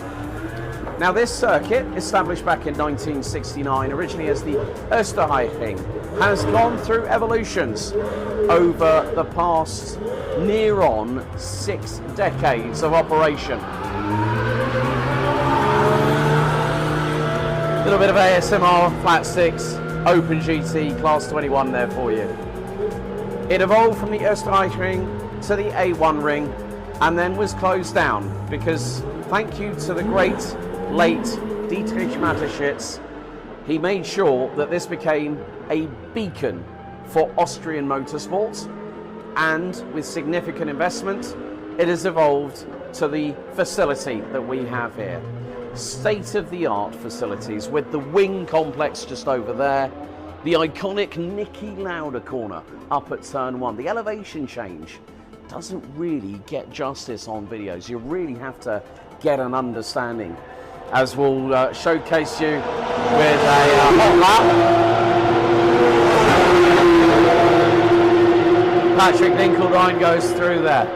But there's a lot of technicality for even such a, what people might call a straightforward circuit here at the Red Bull Ring. But there's more than meets the eye. It might be 4.3 kilometers, the shortest track on our calendar. It might be 10 turns, but there is a skill, a science to unlocking the perfect lap. And that's what we're going to find out over the next few minutes. So here it is, Austria's roller coaster, the Red Bull Ring. Now you might be thinking, it looks pretty straightforward, but it's quite deceiving. It's 4.326 kilometers and only 10 corners. But what makes the circuit so fascinating and also challenging is the dramatic topography as it's built directly into the Styrian hills. It features an impressive 65 metres of elevation change right the way up to turn 3, with gradients reaching 12% uphill and 9.3% downhill. One of the other things is when you start a lap here, the start line is 120 metres ahead of the finish line, so you've got to also compensate for that offset during a race itself. So let's take you through a lap. It begins with the fast right-hander of turn 1 at Niki Lauda, before you instantly see that big elevation change and you have to start climbing your way up it. Through turn 2 at Monza, the cars are already accelerating onto the steepest section of the track, cresting the hill before they go into the heavy braking zone and into Vetten at turn 3. And it's one of the best overtaking opportunities anywhere in Europe. The approach uphill allows drivers to get on the brakes really late, but getting the exit right on coming out of turn 3 is critical for the run downhill that begins now. From turn 4 at Hauch onwards, the character of the circuit, it becomes a bit Jekyll and Hyde. It changes completely. The track begins to flow with a series of medium and high-speed corners where precision is everything. From Hauch, it falls away on the exit, whereas turn 6 and turn 7 at Graz, a double left-hander section, are particularly demanding as the road drops downhill before climbing once again, and it means that the drivers have to commit despite limited visibility, and they have to go on reflex and awareness. Confidence is the reward from the final sector itself. Turns 8 and 9 are taken at well over 200 kilometers per hour, with subtle changes and camber and elevation, constantly loading and unloading not just the chassis of the Porsche underneath you, but also the suspension and other mechanical parts supplying grip. drivers arrive at the famed Jochenrindt turn at turn 9, almost blind, before carrying maximum speed through the final corner onto the 626 metre start finish straight. For our field here for Porsche Sprint Challenge Suisse, the Red Bull Ring is a circuit that demands more than outright speed. It's a test of braking precision, throttle control, and the ability to read every crest, camber change, and compression. On paper, it's short and straightforward, but in reality, it's one of the most technically demanding laps on the calendar. So, let's go on board with a hot lap here in Austria.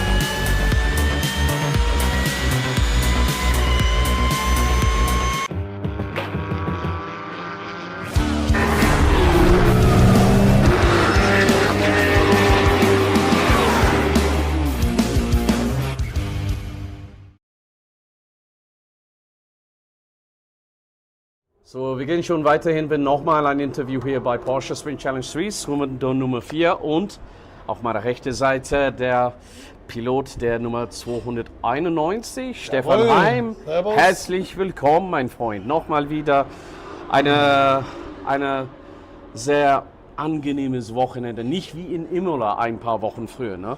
Das kann man sagen. Es ist hier wirklich warm. Es ist Sommer, wir haben 30 Grad, aber es ist gegen Imola schon fast kalt. Ich ziehe im Rennauto sogar mein Overall an, damit ich nicht friere. Nee, es ist wirklich ein Riesenunterschied zu Imola. Angenehm zum Fahren, kein Regen, Top-Bedingungen und ich denke, es wird ein schönes Rennwochenende geben. Und nochmal ein bisschen mehr Luft in die Atmosphäre hier. Aber nochmal, letztes Jahr Klasse 23 Meister hier bei Porsche Sprint Challenge Suisse. Ich muss mal sagen, dass dir und der Michi hat letztes Jahr den Gesamtsieg bei 2 Stunden Endurance-Rennen bei Misano, dann kommt Portimao aus Saisonauftakt, nochmal ein Endurance-Sieg und dann kommt leider Pech im Rettefiglio-Schikane in Monza, aber das ist nur Rennsport, ne? Das ist Rennsport und Monza ist bekannt. Selbst die Formel 1 hat da immer wieder ihre Probleme in der ersten Schikane und wir sind leider auch Opfer geworden. Aber war zum Glück nur ein materieller Schaden, kann man beheben und jetzt sind wir mitten in der Meisterschaft, im Kampf. Wir sind hier auch gut dabei und ich rechne mir für morgen fürs Qualifying nicht allzu schlechte Chancen aus. Ich werde jetzt auf Englisch erklären. If you want someone who's got crazy on a livery, this man has got it on the back bumper. Gott sei Dank sein Sohn, der hat den Grafik auf dein schönes Auto, der hat für ADAC GT Masters in 2022 mit der Christian Engelhardt und der DTM-Meister letztes Jahr Aishan Güven bis zum 2. Platz in die Gesamtwertung. Wie ist es von deiner Wenigkeiten, deinen Augenblick, dieses ikonisches Auto immer am Steuer zu fahren, jedes Mal, mein Freund? Ja, ist natürlich sehr schön mit der tollen Geschichte, wo das Auto hat in der GT Masters mit super Fahrern drauf. Mir selber macht es auch sehr viel Spaß. Das Auto ist im Vergleich zum aktuellen 992 ist der 991 dieses Auto ein bisschen lebendiger, muss man mehr arbeiten im Auto, aber es macht sehr viel Freude. Das ist Rennsport pur. Und wir haben letztes Jahr gesehen, zwischen den großen Unterschied, pass mal auf, Handy klingelt. Das ist immer das Gleiche, wenn das passiert in einem Interview, wenn ein Handy klingelt. Ne? Aber du als Geschäftsführer von Heim Bohrtechnik, ja, das ist immer das Gleiche, aber das passiert. Aber wir haben schon, besonders bei letztes Jahr in 2025, ein großes Duell zwischen dir, der Patrick Dinkeldein und auch ein guter Freund, der Rod Christie, der war immer stark am Steuer. Das ist ein bisschen ein kleines, das ist schade, dass Rod ist nicht mit uns für diese Saison, aber die Zweikämpfe zwischen dir und der Patrick auf der Strecke sind richtig Hammer. Und auch ein neues Teil kommt der Drago Spurio da drin. Natürlich, das sind alles sehr gute Fahrer und macht die ganze Geschichte spannend. Wir haben da richtig Action drin. Ja. Freuen uns auf ein mega Wochenende. Und ich denke, das ist richtig der Hammer, wenn jemand als Neuling in diesen Klassement sozusagen kommt rein, mit nur ein Jahr Überlebnis mit einem 991,2 GT3 Cup Car und dann steigt direkt in 992 GT3 R. Das ist richtig ein großer Learning Curve sozusagen. Dass man muss seinen Stil hinter dem Steuer immer wechseln, mit dem Setup, den Feintuning, den voller Leistung vor dem Auto rauszubringen mit dem Team und mit den Ingenieuren. Ich denke, das ist gut für die Meisterschaft und auch, dass wir haben nochmal einen Pilot auf ein GT3R von Porsche Motorsport da drin in OpenGT. Ich muss mal sagen, dass es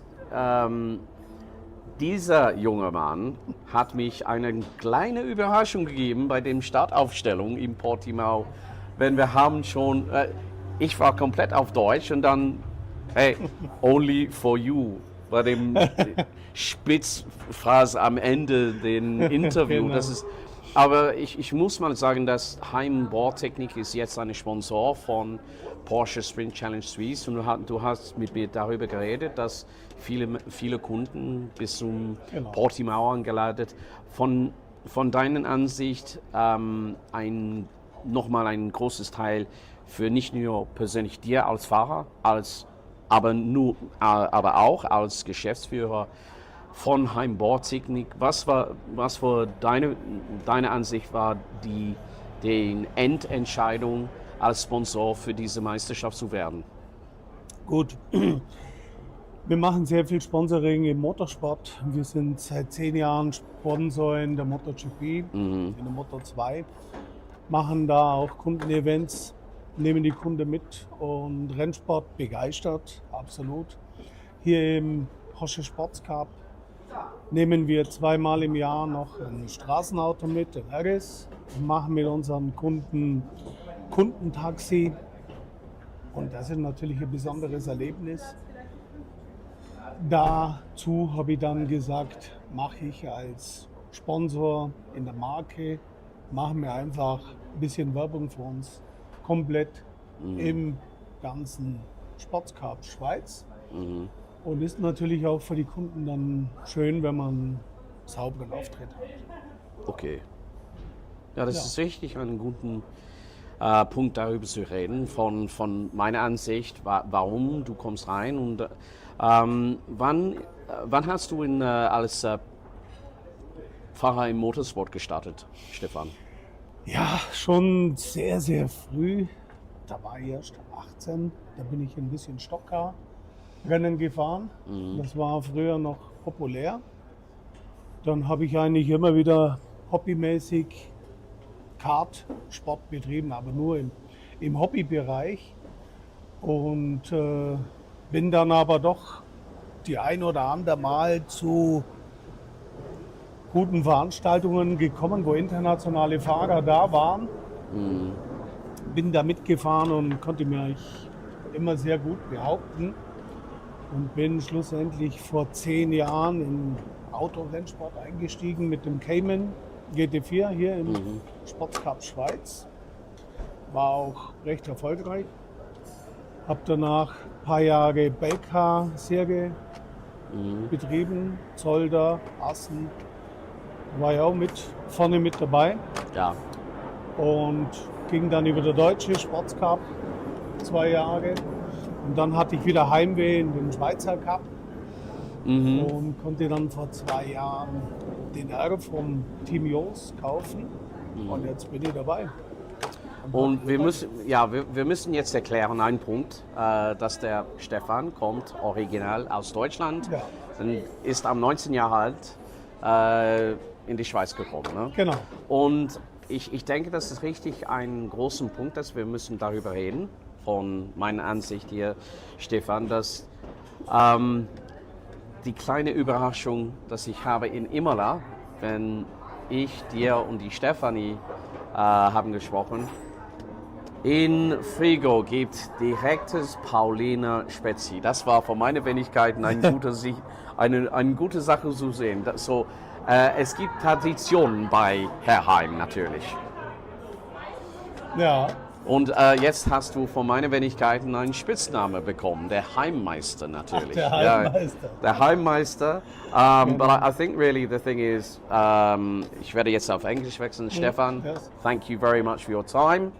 Keep your eyes on the crazy man behind the wheel of 291 Open GT Class 23. Thank you for your interview.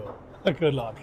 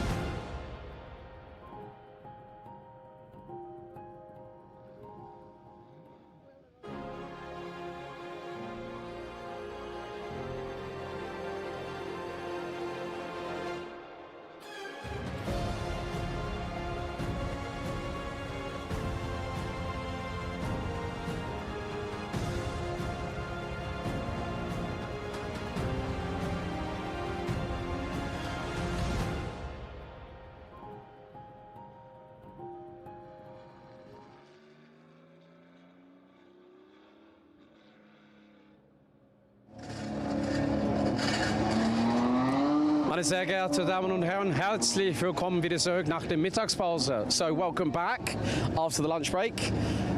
Just about to get away very shortly with GT4 and Classics Race 1. However, as you can see, there is sunshine, we have a little bit of a shower, there are wet tyres being brought down because we've got GT4 and Classics up next for their first of two races. But the first things first, we need to welcome back our chef, Richard Feller. Welcome back. We missed you at Imola, but the weather's decided to throw a curveball for our teams for GT4 and Classics Race 1, hasn't it? Yes, thanks, Alex. Yeah, good to be back with you guys. Sorry that was an Imola, but I think it's a great weekend. Now here, we were lucky until now. This small shower is not going to be very strong. I think they'll be able to start in slicks, and I hope everything works fine. There might be a little more of that in the afternoon. Take great care, guys, and have a nice race. Thanks a lot. Thank you very much. So lovely to see Richard Feller was off on an e-bike tour in the Netherlands for a couple of weeks, but really interesting. We got some of our classics rumbling down out of turn number 10 by the red bulletin sign. But the big news is that we have Orchid Racing Team's Kevin Lettillon on pole position. David Diaz for AMAG First Rennsport will be alongside on the front row. And the rain has pretty much faded. I mean, Luke, if you just want to point over to our leading car, you can see the droplets of rain. Those are going to be very much disappearing once that car takes off with the 30-second board ready to go. But of course, with the classics here at Porsche Sprint Challenge Classics Race, we have the 964 and the 993 generations, the precursors to the modern day equivalent. But again, the drivers making their way down. It's going to be possibly a little bit maybe skating on an ice rink, but you can see with Orchid Racing Team, they've got a brand new set of Michelin tyres for Kevin Lettillon. AMAG First Rennsport also are equipped. And I think the thing is there is some grey cloud cover overhead. So the thing is that if this rain does not stick with us, the big problem that it will cause is you've got to roll the dice. You've got to decide if you're going to stick on your Michelin slicks or you're going to go to a full set of cut wet tyres. And this might be, as we said in the Red Bull Ring feature, a very easy track. As you've seen in GT3 Cup Race 1, there were plenty of times when I think it was Andreas Marti who picked up 20 seconds worth of time penalties. Let's see. Kevin's having just a quick chat, but as you can see on the back of the t-shirts, every dream driven by a team. That's a great motto to stick by. And look at this from AMAG First Rennsport. They've got one of the air dryers out, actually drying the grid position. Now, obviously, this is going to be a rolling start, but they need to gather some temp into the tyres from pull away. Herr Jus, Michael, wie geht's dir? Gut, und selbst? Ja, ein bisschen etwas anders wie Imola in ein paar Wochen früher mit diesen kurzen Regendusche, ne? Ja gut, ich meine hier jetzt die Wetterkapriolen, mal trocken, mal nass. Ich denke, wir werden da sicherlich auch nachher betroffen davon sein und wird spannend, ja. Ja, und auch freuen wir uns auf der Stefan in erstes Rennen in ein paar Minuten für Open GT Rennen Nummer 1. Ich denke, dass Stefan ist auf einem guten Weg dieses Wochenende hier. Ja, das stimmt. Schon vom ersten Testtag an, beziehungsweise vom ersten Testsession an, war die Pace sehr, sehr gut. Auch gegenüber den 992ers konnte sehr gut mithalten. Und ja, die Quali-Runde hat auch sehr gut getroffen. Von dem her wird ein spannendes Rennen. Okay, dann wünsche ich dir viel Glück. Danke, Michi. So, Michael, you were saying that Stefan's in a very, very good way. Let's see. Can we speak to one of the front row? Let's see if Mr. Diaz, yes? No? Yeah, right. Okay, let's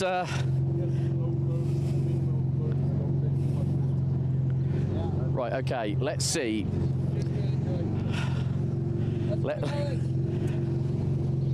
I'm going to say this in your own language.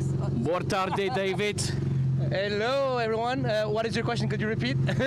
Well, how does it feel being the championship leader coming to the second half of the season, buddy? I mean, but you've got a strong opponent in the form of Kevin alongside of you. Kevin is a master of his art. Like, I really look forward for this race. And, you know, I mean, this like very long journey and learning everything I can every single race. I'm really looking forward for this one as well. Yeah, it's going to be an interesting one going into turn one. I mean, it's not easy going uphill in one of these Caymans, is it? Yes, turn one is a little bit slippery, but turn two is ice skating ring right now. And so I think we'll see some action there. Let's see how it comes out. Okay. Muito obrigado. Muito obrigado, Alex. Take care. Right, great to hear from David Diaz, Mr. Personality in Class 10. Let's see. Can we maybe... I'm just keeping an eye for the 5-minute board to go out.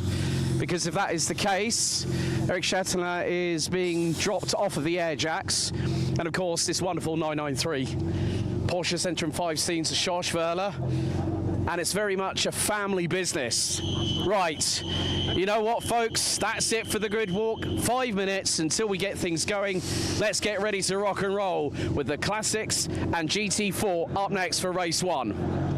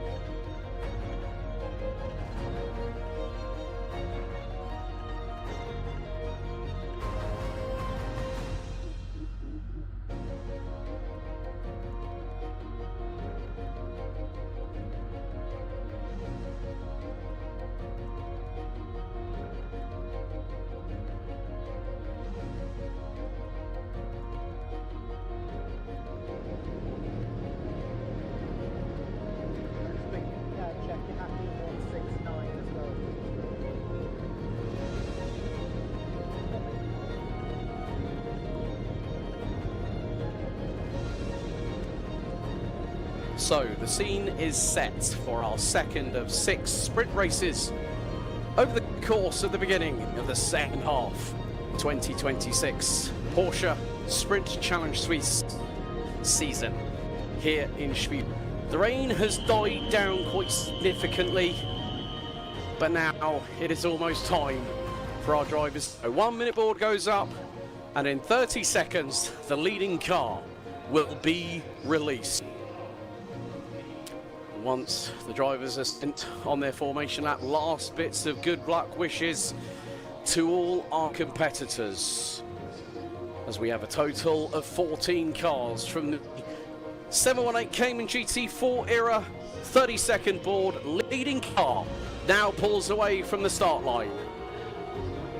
And also the old school classics, rumbling and throatily roaring around this just over 4.3 kilometer turn circuit. And then the 964s. Always a pleasure to see these classic race machines kept shipshape and Bristol fashion and still being raced competitively. Green flag waves, so let's take you through the starting grid for GT4 and Classic race number 1. Duration of 30 minutes plus an additional lap. Kevin Letillon for Orchid Racing Team Genève starts on pole. David Diaz, the man from Portugal for AMAG First Rennsport, on the at the outside of the opening row. Eric Chatelain will be joined by 993 pole sitter Schorsch Wöhler. He'll have the likes of Sebastian Glaser and Eric Fuchs, also his countrymen, rounding out the top 6. Albert Weinziel and Jude Schreiber from Italy round out the top 8. Fabian Frohner and Switzerland's Roger Medler complete the top 10. Rounding out the 14-strong grid will be Gunther Schindler in the 345, Stefan Niedermeyer in the 356. Finally, on the last row, Florian Schmidhuber in the 327 and the 320 of Maximilian von der Leyen, rounding out the grid. And one of the big things was when I was, I think I was actually chatting with Dino Zamparelli and Chris Zöchling, who are two of the driver coaches at Fach Autotech. As we were talking, it was about 1:45, 10 to 1 here in Spielberg, and Dino put his hand out and he went, "I think that's rain." And then we saw the grey clouds. But whether or not the weather here in Spielberg is going to remain static in one way or another is anybody's guess, mine included. I could not tell you what it could be, but the main thing is you have to stick with us, because we've got another 4 races after this. We've got Open GT. That's going to be a packed grid with 24 cars. Obviously, having chatted with Team Jules by Hein Bohrtechnik, team principal and team owner Michael Jules, he said, yeah, Stefan's looking really good, really strong. So now, the grid board being shown. So Letillon will control the pace, 80 kilometers an hour, and the drivers have to not break formation until the lights go green. So who's your bets on, folks? Who is going to win in Class 10, Class 31 and Class 32? So the leading car will drive its way down into pit lane.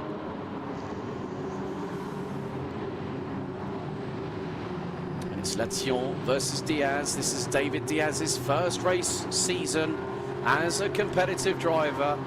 And underneath the team sort of founded and run by René Raymond, he's in very, very good hands indeed, who helped Elia Papacena to his championship run last season.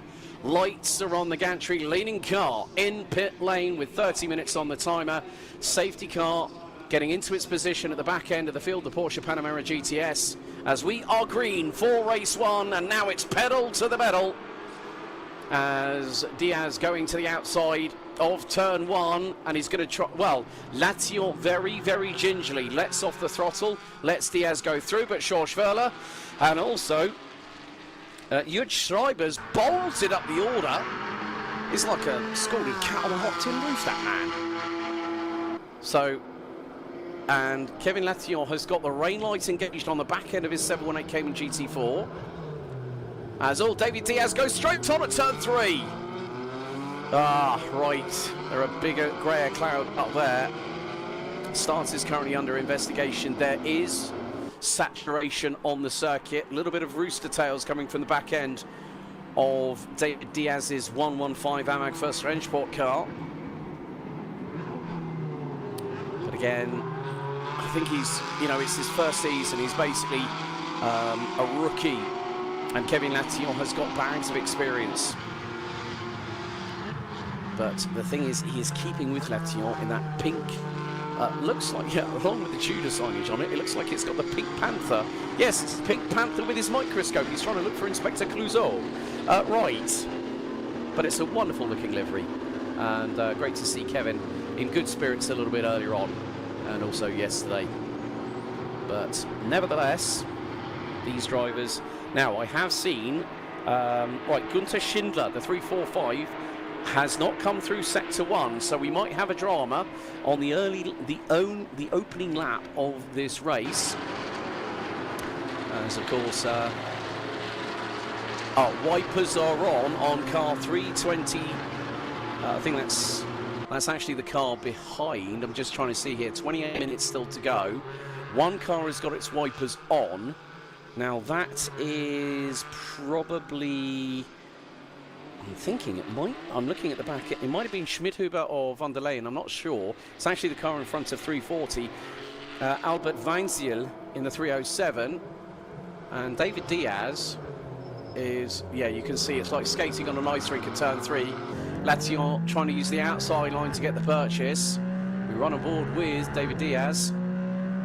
Very, very happy-go-lucky individual this man is. Great to always have a chat with him. You can just see as he goes down the gearbox in this near 500 brake horsepower car, 6-speed, sequential, and you can hear it's got a very different rumble, a very different exhaust note in comparison with its older brother, well, its bigger brother, the 992.1, and it's just waiting, now bury the throttle, and then have to think about it, lift off, dab a brake, get it on the apex, keep it on the inside line, don't run too wide coming out of turn 7 at Graz. Last time around after the opening lap, David Diaz was about 6.5 tenths behind as they go through into turn 9. As, oh, we've got a really good battle here. This is with Jud Schreiber. He's ahead of Albert Weinziel and Eric Fuchs in the number 340. And now this is for P3 as Weinziel to the inside at turn 9. Great move there by the 307. Good Schreiber, the Italian with Boradori Motorsport. As no further action with regards to the start, so start was declared good by race control.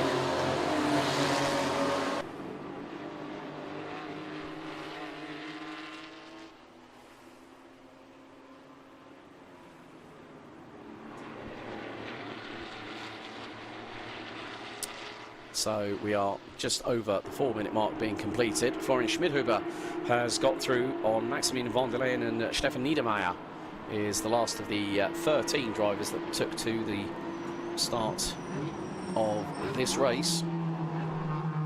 As David Diaz really doing a good job keeping with Kevin Latillon, who still continues to lead the race so far. And our race director, good to have Kevin Kaltenegger on board with us for this round here in Austria.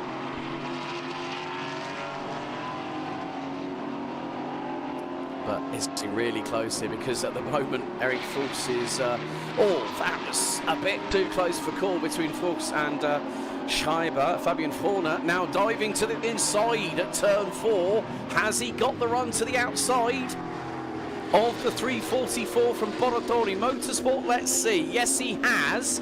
But Schreiber to the inside line. It's going to be wheel to wheel for third place in class. Well, it's going to be very, very close between third, fourth, fifth, and sixth. So Forner now up into P5. George Verler is about 1.1 seconds in front of Sebastian Glaser in the 312. They're the top two in class 32, leading in class 31, which is the 964 RS or Cup cars, is Florian Schmidhuber in the number 327.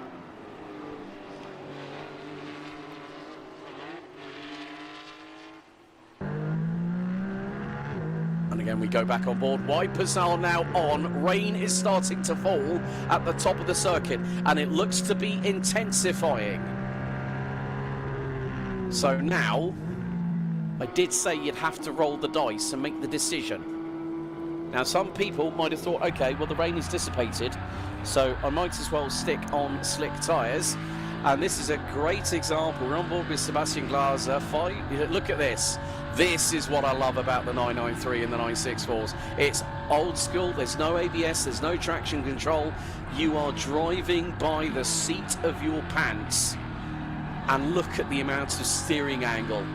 The steering racks of the older generation cars are not as advanced. I mean, the turning circle is a bit more aggressive. And look at, we're on board with George Verla in the 355, and he's now coming through into turn 7 into Graz, and you can just see, look how calm he is behind the wheel. It's sort of now measuring the conditions, and that rainfall is intensifying again. And you can just see he's going to be pushing over 180 kilometers an hour. Down a gear, turns it right. So, the big thing is, they're just going to have to be very, very careful. And here comes the storming Eric Fuchs to the inside of Albert Weinziel. Into turn 9, runs a little bit deep. And Weinziel will not get the inside line for turn number 10. As Sebastian Glaser now closing into George Verla for the Class 32 race lead. 355 plays against 312. And this is only the third race that the Classics have had so far this season. They'll be with us right up until the end of the championship year in the final weekend at Zona World Circuit Marco Simoncelli, just off of the Adriatic coast and Mini.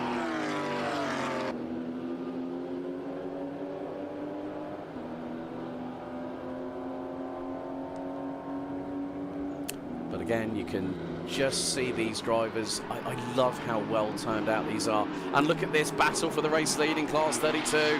Here comes Sebastian Glaser with a run of speed on George Verla. He's to the outside at turn 4.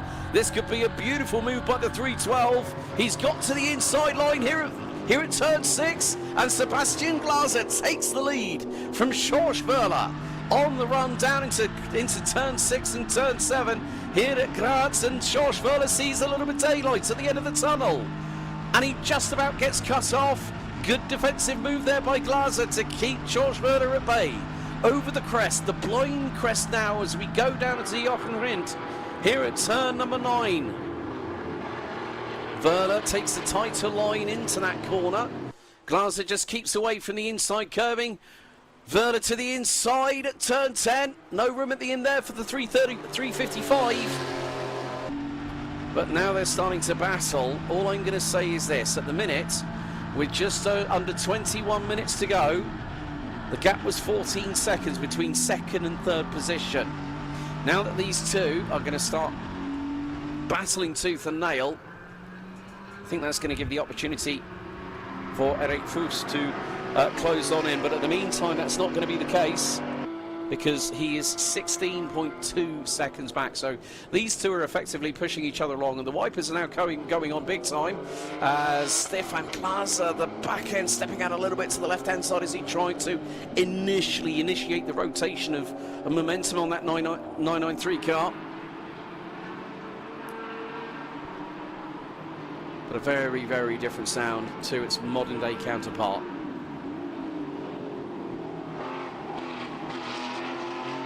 And you should have.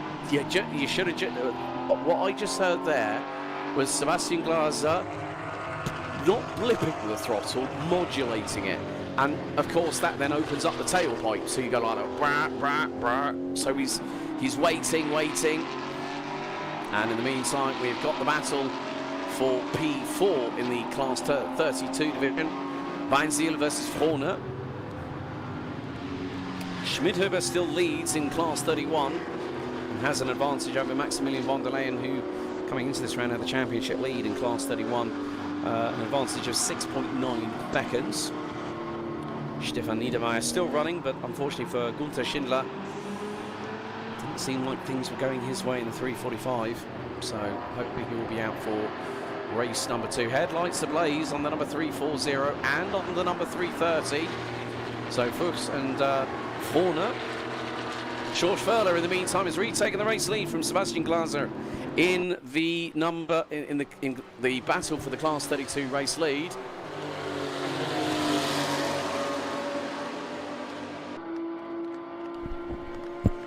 Yeah, and no wonder the wipers are going on, because there is rain still falling. Yeah, rain is still falling, so I'm going to have to get the rain jacket out for the next set of interviews in the grid walk. But, oh, look at this, one-handed through turn 3 and one hand on the stick shift.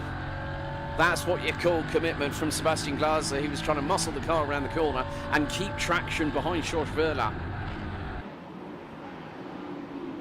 And they both got the wipers going.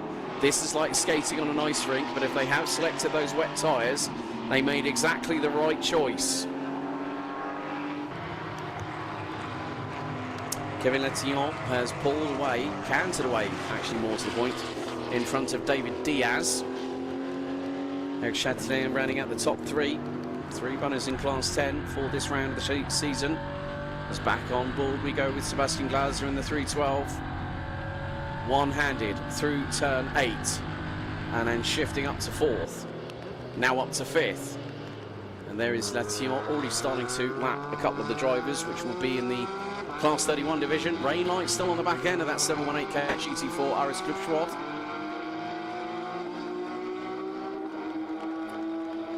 So Latillon had the right idea, and he's got a gap now nearly of 4.7 seconds. Still the battle continues for the Class 32 lead. As the wind is picking up, a little leaf blowing into the way of the camera lens for Chris, our cameraman at turn number 3. But just wonderful to see these drivers really go absolutely all guns blazing in these older cars, and they're very much appreciated. You know, a race car should be used as it's intended, as a race car. So as they always say, race car backwards spells race car. Need I say more?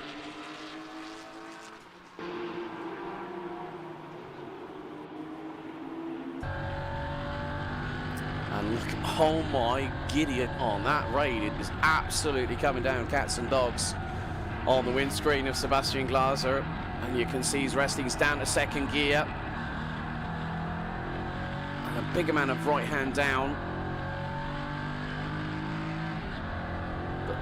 This is what I said about these 993 cars. They don't scream like the 992.1s. They rumble, like they've got this throaty flat 6 roar, which is absolutely wonderful to hear. And look at this.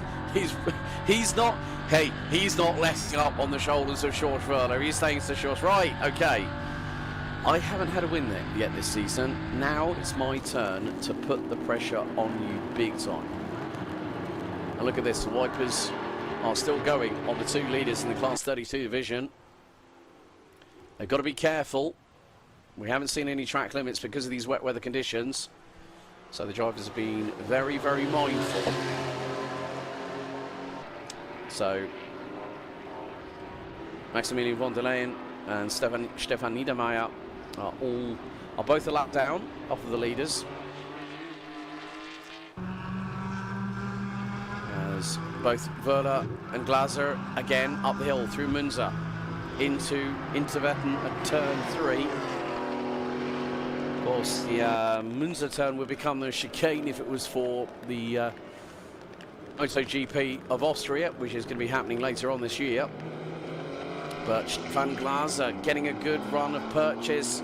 Oh, he might sneak up the inside, and George Wöhler shuts the door. This is going to be close going into turn 4, and Glaser's got the run. He's side by side with George Wöhler. And he's gotten ahead. That's great work by the 312. Managed to get the traction down. George Wöhler wrestling with the steering wheel. Down into 2nd gear. Into the left here at Rauch. And a little bit of a run deep by Glaser. Can Wöhler get the opportunity, get the upper hand coming out of 5? This is great stuff. And the nose dips down as Sebastian Glaser hits the anchors at the back end of that 993 Porsche. He's nearly on the limits of the back end, going out to the right-hand side through turn 6, and he's handling it really, really nicely. Wöhler's giving him absolutely all the stick he can and saying, right, you want to fight? Let's have a good old race. And I have to say, I love the fact that with the modern day cars you get some great racing, but seeing these classics being driven to within an inch of the carcass on their tyres is absolutely fantastic to witness. And Wöhler's got a good run coming out of the final corner. Across the line they go. Can Wöhler get the slipstream into turn 1 here at Niki Lauda corner? Is he going to look to dive to the inside? He's going to go late on the brakes, but he thinks better of it. Oh, they're having to deal with snap-on oversteer at the best of times. But that's beautifully handled by both drivers. The wipers going like the clappers now.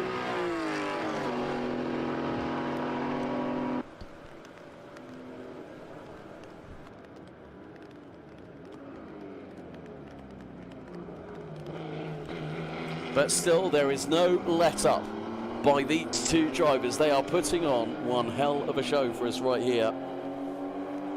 That's what you want to see. That's what you want to witness.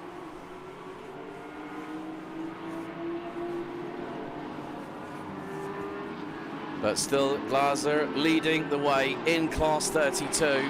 It's not much between him and Josh Wöhler, but you can bet your bottom dollar that the man in the 355 from Porsche Centrum 5 Scene Motorsport is not going to give out without a clear fight.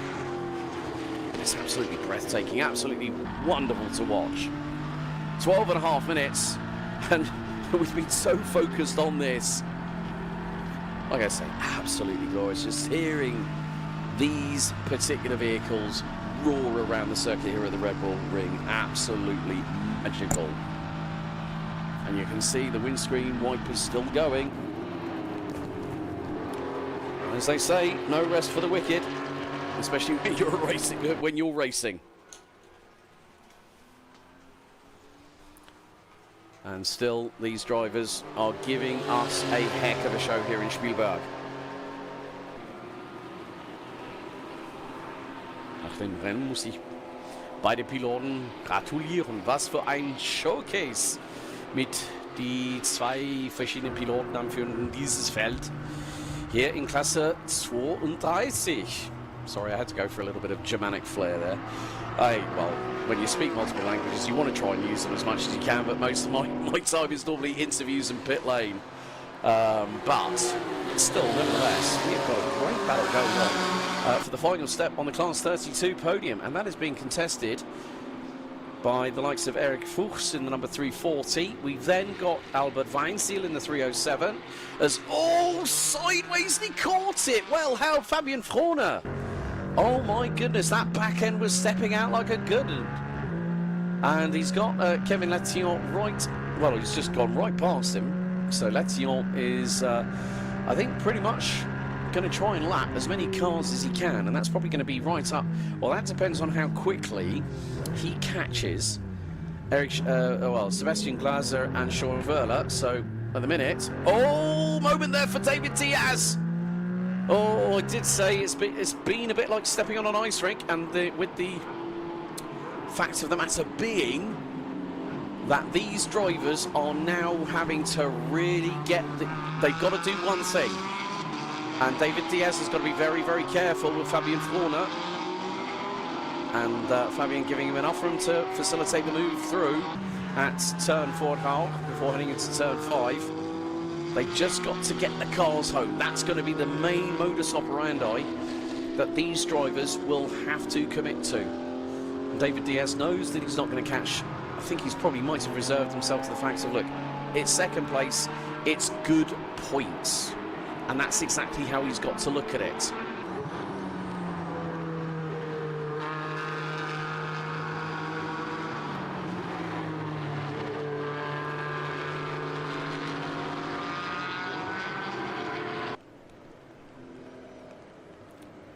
But still, Well, now we're seeing that that is Stefan Niedermeyer getting out of the way of the Class 32 leaders.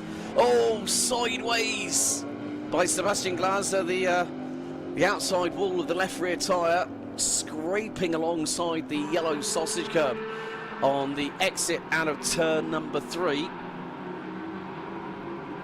Well held, I must say, well held. Okay, right, car 118. Warning, track limits, turn 3, Kevin Latillon. Car 344, Jud Schreiber, track limits, turn 3, track warning. Track limit warning, so... oh, and there is more drama, that's David Diaz. Now, did he go on slick tyres?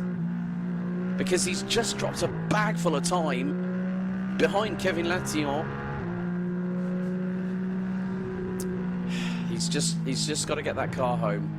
And his engineer will be calmly saying to him, okay, this is what I want you to do. And this is obviously David's 4th race weekend with us here at Porsche Sprint Challenge Suisse in Class 10. He's been doing a fantastic job so far. He's learning every time he's going out on track. But if he's on slick Michelins, that could be a little bit of damage limitation, I think, really.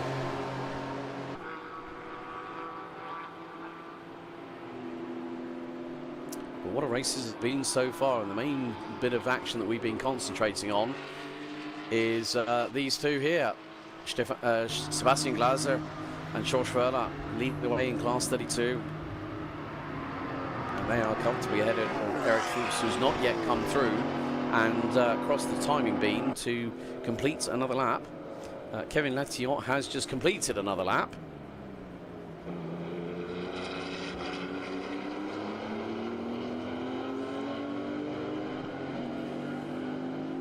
They've got to watch out for these curbs now, because they're going to, with the rainfall is coming down, as you can still see that Sebastian Glaser still has the centre wiper blade still going on. Just got to be very, very careful.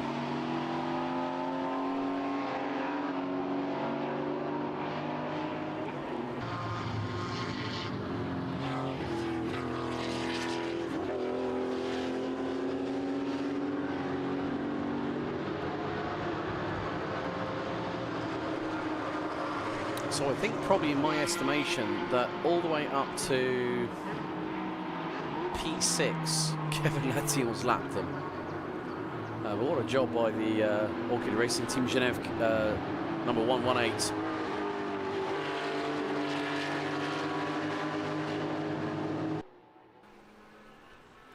So we have just over 6 minutes and 30 seconds to go. Oh, wiggle on the back end there by George Verla. Managed to catch it nicely. But one of the things I did say about these curbs, these white and red curbs, they are going to be very, very slick. So they've got to find the purchase where they can, but sometimes you have to, you know, look at the risk versus reward percentage, and if you can work it out right and you think you're confident enough to do it, then, you know, happy days, go for it. But sometimes some drivers will think that they're on the right side of risk versus reward and then find out that they get the short end of the stick. And David Diaz, unfortunately, having a big old moment, and he's now 16 or close to 16 seconds behind Kevin Latillon from Orchid Racing Team. Really good to see Kevin back in the paddock, like I said. But all 13 drivers look like they will be taking the checkered flag.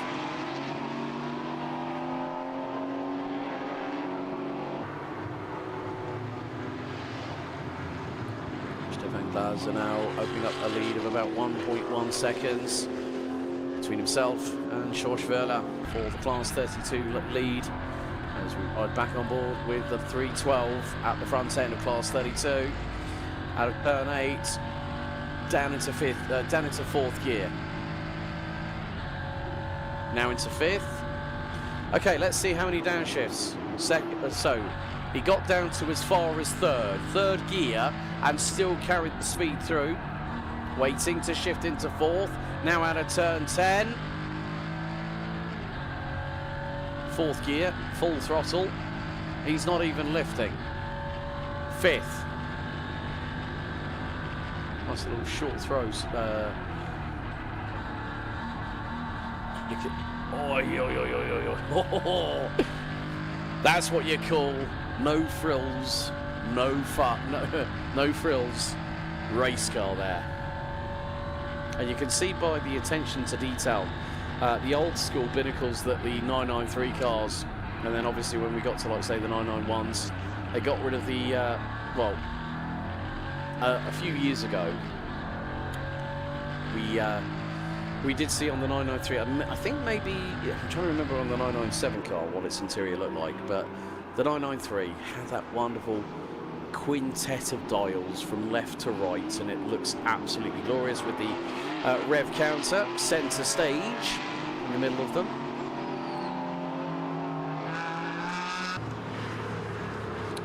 I have to say though, the fastest lap of this race, who'd have thought of this one? David Diaz, 1:38.864. And in terms of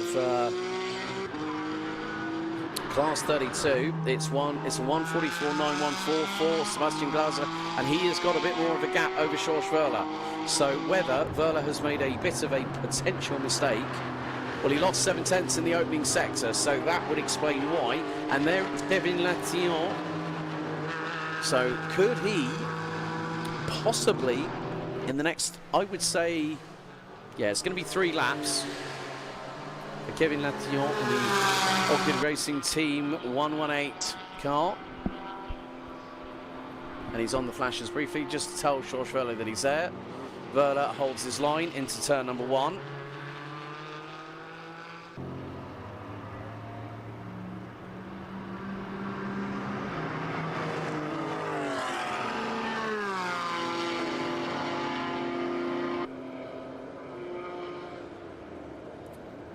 Sebastian Glaser now goes through. I think that is, yeah, that's 320 Maximilian von der Leyen. And here comes Kevin Latillon with a big race speed. And Stefan Glaser indicates left, gives right of way to our overall race leader. And that is Eric Chatelain, who has just dropped the car, and that is, oh, that's out of turn 9. Oh dear. But well held.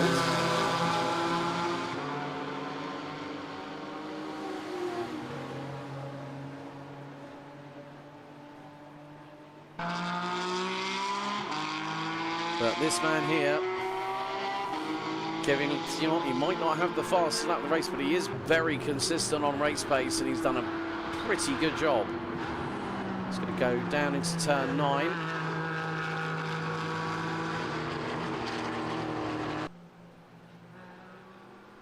So 2 laps remaining.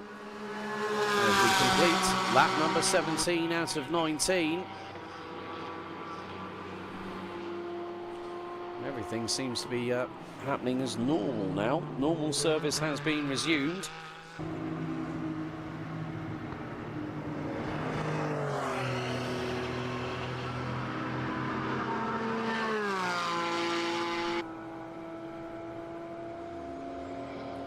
It's the 327 Florian Schmidhuber who continues to lead the way in Class 31 and is very close to going 2 laps down off of the race leader.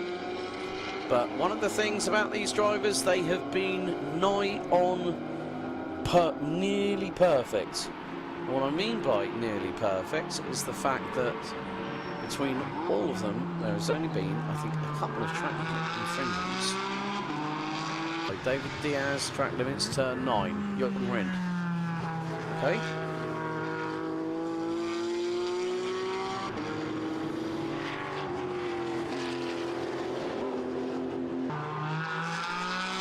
That I can understand. But they have to be very, very careful. Timer now will strike 0. 1 more lap to go. After this, Kevin Latillon, man from Switzerland, for the Orchid Racing Team, comes out of the final corner. Just over 4.3 kilometres left to go in this opening race.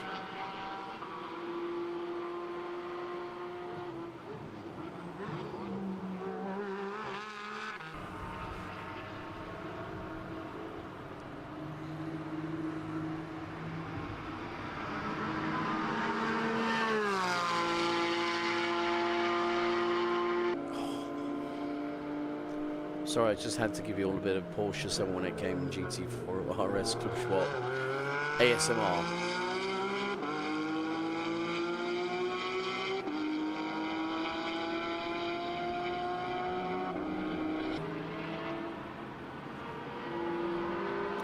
But when it was all said and done here in race 1, Kevin Latillon now has the new fastest lap of the race. He's taken that away from David Diaz, who's had a couple of curveballs come his way.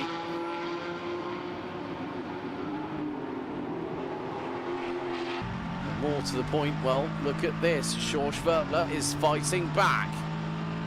And this, oh, this could be a lastminute.com attempt on an outside manoeuvre if he's going to try one. Can he get the switchback on Sebastian Deser? Glauser not giving him an inch.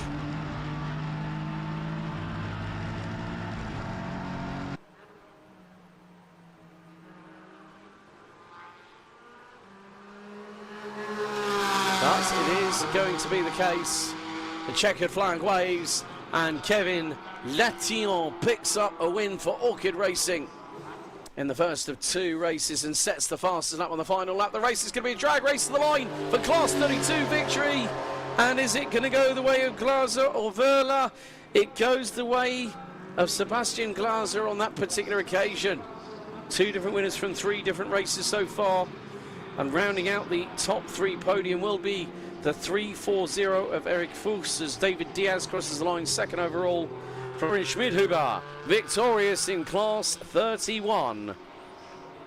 But what a race we have had here for the second of 6 sprint races. 4 more to go after this one, where we will head into the piranha-infested waters that is Open GT, believe you me. I've had a chat with a few people and they said, yeah, it could be chaos, let's say, but that's dependent on how things go in turn number 1. The rest of the grid now starts to filter their way across the start-finish line here at Spielberg. Just wait for the last few drivers to come across the line before we take through the provisional results here for GT4 and Classic race number 1. Eric Chatelain crosses the line and finishes P3. Here comes Fabian Pohl. Still got another couple of drivers to come through. Jörg Schreiber, Roger Mettler and Stefan Niedermeyer. Niedermeyer yet to cross the line. I think has just done so. Jörg Schreiber's crossed the line. Roger Mettler. And last but by certainly no means least, Stefan Niedermeyer in the 356 crosses the line to complete our running order. Unfortunately, Günther Schindler not able to take to the start, but Kevin Latillon for Orchid Racing takes the win after 19 treacherous laps here at the Red Bull Ring with intermittent rain around the circuit. David Diaz, 23.5 seconds behind, still keeps his championship lead heading into race 2 later on this afternoon. Had a teammate, Eric Chatelet, who also had dramas a little bit during the race. Sebastian Glauser and Schwarzwertler, what an entertaining battle. 2 tenths covered the top 2 in Class 32 with Kurt Egger Motorsport number 340. Eric Fuchs rounds out the top 3, but it's now time for me to head down to pit lane to speak to some of our drivers.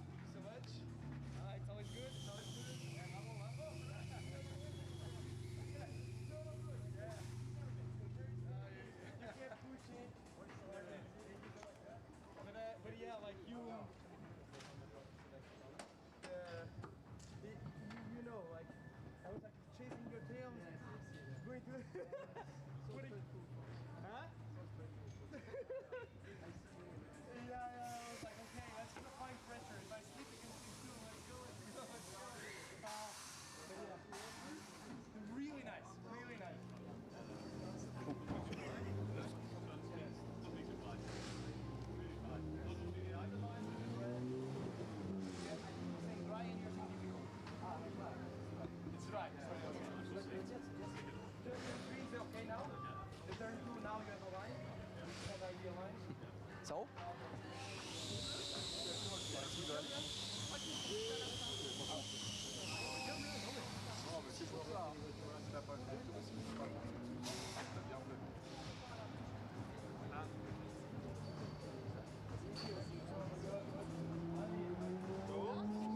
You know, huh?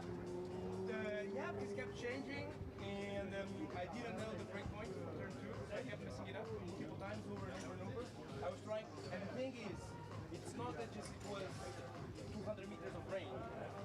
It is like the number 2, for some reason, probably from the rubber, the first like 70 meters, it's died. Now I know. Now it's the ideal breaking. Je voyais déjà le rail venir. J'ai vu là, juste avant que tu la doubles. Ouais, j'ai vu qu'il partait, je me suis dit ça va te gêner. Puis là-haut, en freinage, ils freinent quasiment en fait, sur Ça va moins vite, ouais. J'arrivais pas. Ah oui, non, ils enchaînent direct là. Ok. Ah, c'est bien.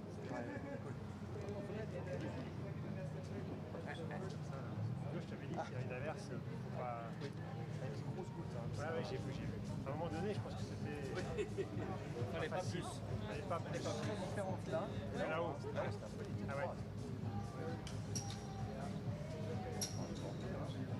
Ah bien, c'est une belle course, ça met un peu de piment. Oui, là, c'est facile pour sortir de la page, je suis vraiment content.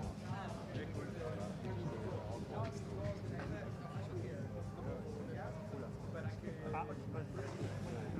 C'est vrai. Ok, Kevin, félicitations. Merci. Quelle course. Avec la pluie, c'est un peu difficile pour toi et tous les pilotes pour ce course, pour GT4 et aussi les vraiment belles classiques ici à Spielberg. Hein. Oui, alors la condition de piste n'ont fait que de changer. On avait vraiment des parties qui arrivaient secs au bout d'un moment et d'autres qui étaient complètement mouillées au T3, où vraiment très difficile à juger le freinage. Plusieurs fois on s'est retrouvé à être limite à sortir de ce virage, mais puis à la réaccélération c'est pas facile. Mais ouais, c'est bien, il fallait gérer tout ça. J'avais vu que David a piloté tout droit et à virgule numéro 3 à haut. Et tu as décidé de freiner un peu plus avant de la virage et de décider, ok, je prends la tête et il a fait des petits précises. Mais félicitations avec une belle course aujourd'hui pour la première course. Hein. C'était incroyable, franchement, du début à la fin, beaucoup d'émotions et c'est pour ça qu'on fait du sport automobile. Voilà, des moments comme ça, magnifique. Okay. Merci beaucoup Kevin et bonne chance et bonne course pour la deuxième manche. Merci. Well, Kevin, very, very happy there. Let's see if we can. Right, let's. Okay, you had some stones on you going past Kevin around the outside at turn 3. But I think it was. We've had plenty of chats over the first 3 rounds. Well, the first 2 rounds that you've been with us for Monza and Imola. It was a bit of a out of the frying pan and into the fire, wasn't it? Yeah, it was, you know, like being able to react fast when the green came in, and like just getting that extra like few meters so that I would own turn 1 and like passing Kevin. Like I was filled with adrenaline, ready to go for a big race, but I underestimated the effect of the rain on turn 2, which I said is going to be hard, and I was right, but I didn't know for how much. So after I slipped there, Kevin took it away, and he was like super stable the whole race, so he deserves to win. He deserves to win. Well, I mean, parabéns, first of all. Like I say, this man is originally from Portugal, resides in Switzerland, but you were brave, ballsy, going on there for slick tyres, but it was a bit of 50-50. But listen, I'm going to let you get to the podium. Good luck for race 2 later on, David. Thank you so much. Thanks so much. All right. Right, great to hear from Kevin Letion, also David Diaz, our top 2. Folks, you want a roller coaster, you want some action, keep your eyes peeled. We're going to be back very shortly with Open GT, race 1 coming up next.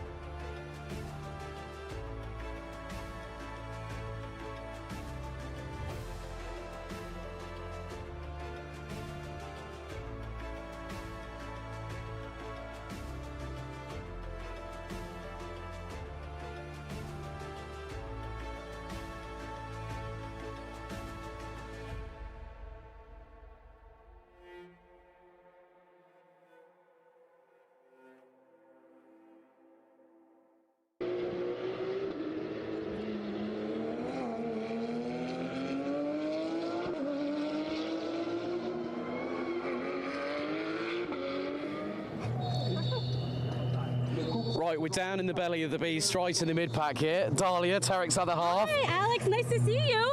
Such a great day to be here. I actually have my friends, Tarek fans, who are Austrian, came all the way from California to cheer him on. Yes, we're so excited to be here today. Well, considering we're on your home turf, even though you guys have come all the way from California, what's it like to experience Sprint Challenge Suisse from your perspective here at the Red Bull Ring? Oh, it's amazing. It's my first time on a racetrack and I can't wait to see. It's great to see the team, to see Tarek in his element, and we wish him a lot of luck. Hoping for the best. We're starting sixth for race 2 and 8th for race 1, so hoping that Tarek does well. We also have 2 other drivers. Premoli, it's his very first race, really excited for him, and Cenedese, who's been doing great. So let's go be driver. Yeah. Said by the first ever official, Porsche Sprint Challenge Suisse WAG. That happened at Portimao when you had the t-shirt on as well, which I think you were wearing the other day, if I remember correctly. I was wearing it during the first race, but you know, like, gotta keep things changing, keep things different. You know what you got to do? You got to bring that t-shirt out on race day at Misano at the end of the season. All right, you got it. I'll bring it then. Thanks, Brilliant. Alex. Lovely to see you guys enjoy the Restgenießers, ne? So yeah. Ein langer Zeit, Herr Woller. Wie geht's dir, mein Freund? Gut. Und ich weiß, dass du und der Richard Distel ist in Auto Nummer 273, genau, Klasse 40, der einzige 991,2 GT3. Wie ist das für eine Gefühl zwischen den Auto, das du hast letztes Jahr pilotiert? Ja, das Auto ist jetzt schon ein bisschen in die Jahre gekommen, aber trotzdem für sein Alter noch relativ schnell. Und ich glaube, haben wir ja gestern im Regen gesehen, wie wir uns da positioniert haben. Da waren wir ziemlich gut gepokert mit den Slicks im Regen. Dann ist es trocken worden, aber es macht nur Spaß. Aber ich denke, dass wir, sagen wir, in Richtung nächstes Jahr uns ein bisschen anders entwickeln werden. Ja, dann wünsche ich dir und der Richard viel Glück für heute, Alex. Wir sehen uns später, oder? In der Startaufstellung. Ja, bei der nächsten Startaufstellung bei Open GC, ne? Okay. Ciao. So great to see Alex Woller, always, whenever he comes to Porsche Sprint Challenge Suisse, always running with Sportec Racing. We've got 24 cars on the grid, and the good thing is the sun is back. I'm kind of really wondering, why did I put this bloody rain jacket on? Hey, well, sometimes you've got to be prepared for all eventualities. Right, let's talk about the big story. Closest Open GT qualifying for Class 21 this season. Top 5. Levin Gelf, Nico Grundl, Alessandro Cenedese, Marcus Gratian, and Harald Huber. 2 tenths. If you thought qualifying's close, oh, here he comes. Here's Sebastian Schmidt, back on the grid again. This man can't keep away. And here comes our pole sitter, Levin Gelf. And then we got 233 Gunter Karls. Lovely. Look at that livery on that car. And what the beautiful thing is, we've got friends, we've got families. And here's Tarek Fahmy, the pride of Egypt, getting into position. Johan Frisch. Also, we're waiting for a few other drivers, including the man who's going to be starting here, Max van Rosen. It's always wonderful to come here to Spielberg. The sun is beating down. We have actually got yellow flags at the back end of the start-finish straight, so someone might have come to a stop, or maybe... Well, there's Alessandro Cenedese, 243. Marco Premoli's going to be running in the 270. And here comes Max and Father David van Rosen. Obviously, they've had success, Team Neuhofer Rennsport this weekend. And the man who's going on to overall pole, the Newton by Sportec Racing 207 992 GT3R, the pride of Romania, Dragos Buru. And look, what I say about the 291 of Stefan Heim, he's going to be on the front row. Nico Grundl going through. And we have got a bit more of a packed grid. We've got a podium underway at the moment. But this is going to be very, very crucial, how these next 30 minutes plus an additional lap play out. The temperatures are starting to climb. The drivers are primed and ready for that run. And you can see the elevation change up to turn 1 at Niki Lauda corner. If it goes 3 wide, all I can say is, in the words of Christopher Plummer from Star Trek VI, The Undiscovered Country, cry havoc and let's slip the dogs of war. You know what? Let's have a quick chat if I can. Dennis, looking good in his Saturday best. Confidence must be pretty high at PTE by Manthey with such a close top 5 in qualifying, 2/10 separating them, buddy.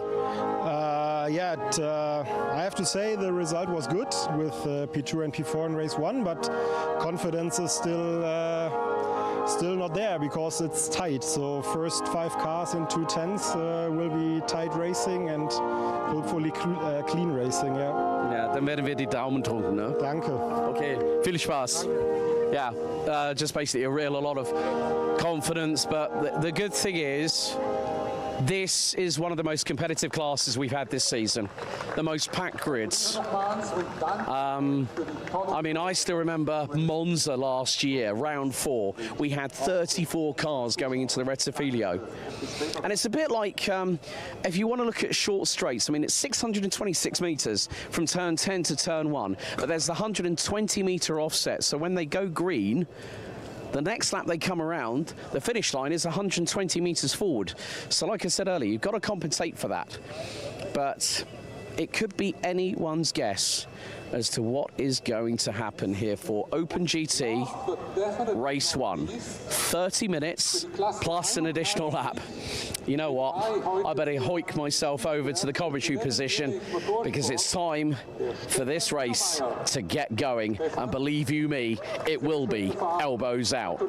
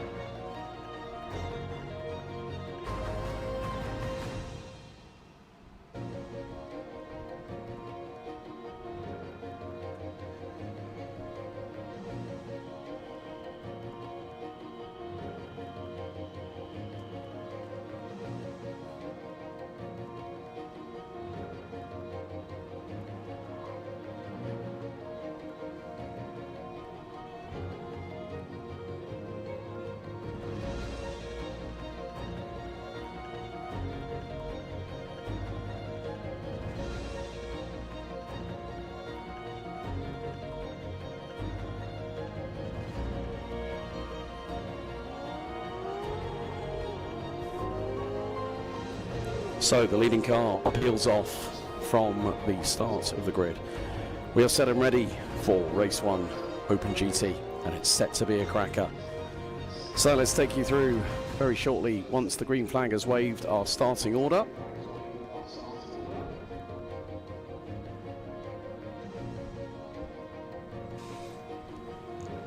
Green flag waves. So starting on pole position for Open GT race 1. The Class 24 car, the pole sitter, Newton by Sportec Racing's Dragoš Buriu. He'll be joined by Team News by Hein Bohrtechnik's Stefan Hein alongside in the front row. Patrick Dinkeldine and Levin Gelf, Class 21 pole sitter, rounds out row number 2. And we go to row 3, Nico Kundl versus B drivers Alessandro Cendesi. Marcus Gratian, representing Portugal via way of the United Kingdom, will be joined by Austria's Harald Huber in the 276 on row number 4. Completing the top 10 will be Max von Rosen and Porsche Zentrum 5 in Motorsports, Sebastian Schmidt from Germany in the 203. Egypt's Tanik Fahmy in the 242 will be joined by Gunther Kraus in the 233 alongside on row 6. David von Rosen in 253 in the 290 of Germany's Johann Frisch round out row 7. Row 8. Helmut Rodig in the 202, and from Brazil, the 223 of Eric Santos rounds out row 8. San Diego's John Jastrzemski will be joined by San Marino's Marco Galassi on row 9, completing the top 20 from Germany, Stefan Graf by way of Hong Kong in the 277, and Fakhreddin Mirzoev in the 2 representing Azerbaijan. It's Hungary and Italy on row number... no, it's Bulgaria and Italy on row number 11. Merabit Mikbabishvili for lap time performance, and Marco Premoli for B driver. Alejandro Candia and Richard Distel will line up on the penultimate row of the grid, and completing the grid will be from Enrico Fulgenzi Racing, the 213 of Gianluca Sparta.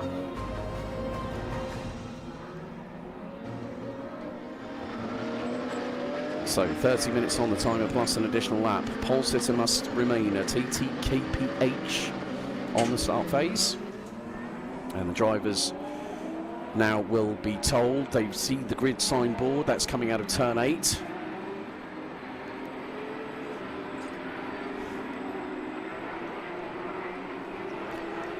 So now we are set and ready for our halfway points into round 4 of the 2026 Porsche Sprint Challenge Swiss season, as it will be Buriu versus Heim on the front row of the grid. 992 versus previous generation 991.2. Red lights are on the gantry here at the Red Bull Ring. We are under starters orders. Leading car into pit lane, and once Kevin Kaltenegger, our race director, gives the lights the signal to change to green, we will be underway for 30 minutes plus an additional lap. Revs up, we're green, and it's an even start by the front row. Buriu goes to cover off Heim. Dinkeldine might find a little bit of a window here to the inside of turn number 1 as Sebastian Schmidt tries to robustly go round the outside as everyone trying to get through turn 1. A few drivers, including Johann Frisch in the A-Works by Katana Tools number 290. It's 3 wide for the lead in Class 21. Oh my goodness me. And Sebastian Schmidt has stolen everything off of everybody else, and he's round to the outside. He's second place now. Oh my giddy aunt, Sebastian Schmidt. He came back at Imola with a bang, opened the first race with a victory, and now he's in the wheel tracks of all people. Patrick Dinkeldine, he's been jumped by Levin Gelf in the 244 Seebach Motorsport Class 21 car. And it's side by side, I think, between Kundl and Gratian. They are the top 2 in the championship standings. Levin Gelf now knows that he's got to fight for every single point and get as many under his belt before the last race of the season at Misano World Circuit Marco Simoncelli. As a little screech of tyres I heard in the background, but Patrick Dinkeldine giving chase out of turn 7 of cards on Levin Gelf. Gelf will be probably a little bit wise, but when you think about it in some respects, because of the aerodynamic purchase of the 992 GT3R, as Dinkeldine through on the inside of Gelf. Gelf now on the brakes, through into turn 10. Sebastian Schmidt right behind him. And who's that going with? I think that's Harald Huber in the 276, the Austrian up into P3 in the class. And where is our older Manti guys? Well, there you see Sebastian Schmidt flashing the lights at his countrymen And it is going to be Marcus Gratian now ahead of teammates Nico Kundl. But 2 minutes in, we've already had some great racing so far. Burionheim are away and clear. Dinkeldine holding on at the front end of the train. Oh dear! Harold Huber nearly into the back rear of Sebastian Schmidt, going through into Vettel at turn number 3. So I did say it would be elbows out on the grid. I was not kidding. We are seeing side-by-side exchanges up and down the order. Sandro Cendese looking for a move into turn 4 on Harold Huber.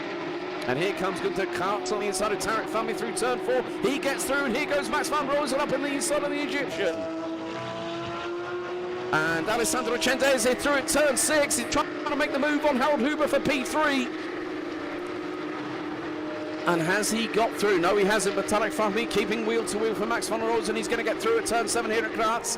But who's going to get the better traction out of the corner? Max van Rosen's going to be so close to the gravel. He just about makes it through, and he gets a little bit of a bump from behind.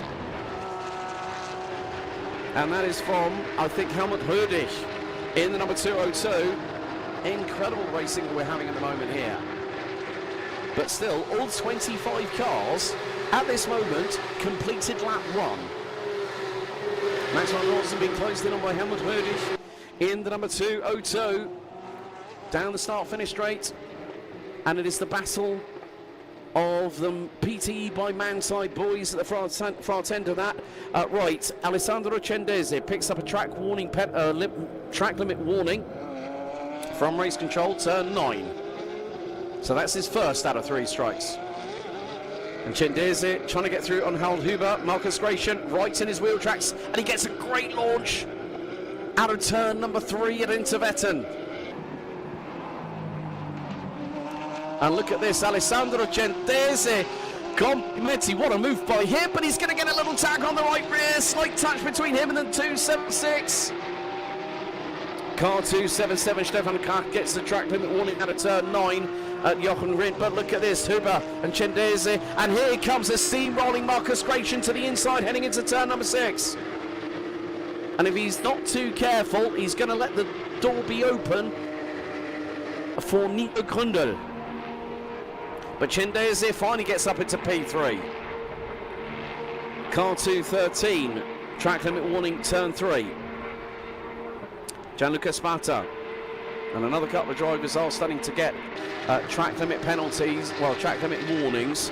And as I say, you get a first and a last warning. Third one is 5-second time penalty, and then any further transgression is an additional 5 seconds added to your total race time. On board with Marcus Gratian in the 221 PTE by man-type car. Marcus now living in the Algarve in Portugal, has done so for the last 10 years. Right, Helmut Hurdig, track limit warning, turn 9. And as we saw in qualifying earlier on today, turn 9 seems to be everyone's nemesis. It's so difficult because you're carrying so much speed into the corner. And here comes Max van Rosen. He's been passed by Tarek Fahmy. So Tarek now up into P11 overall.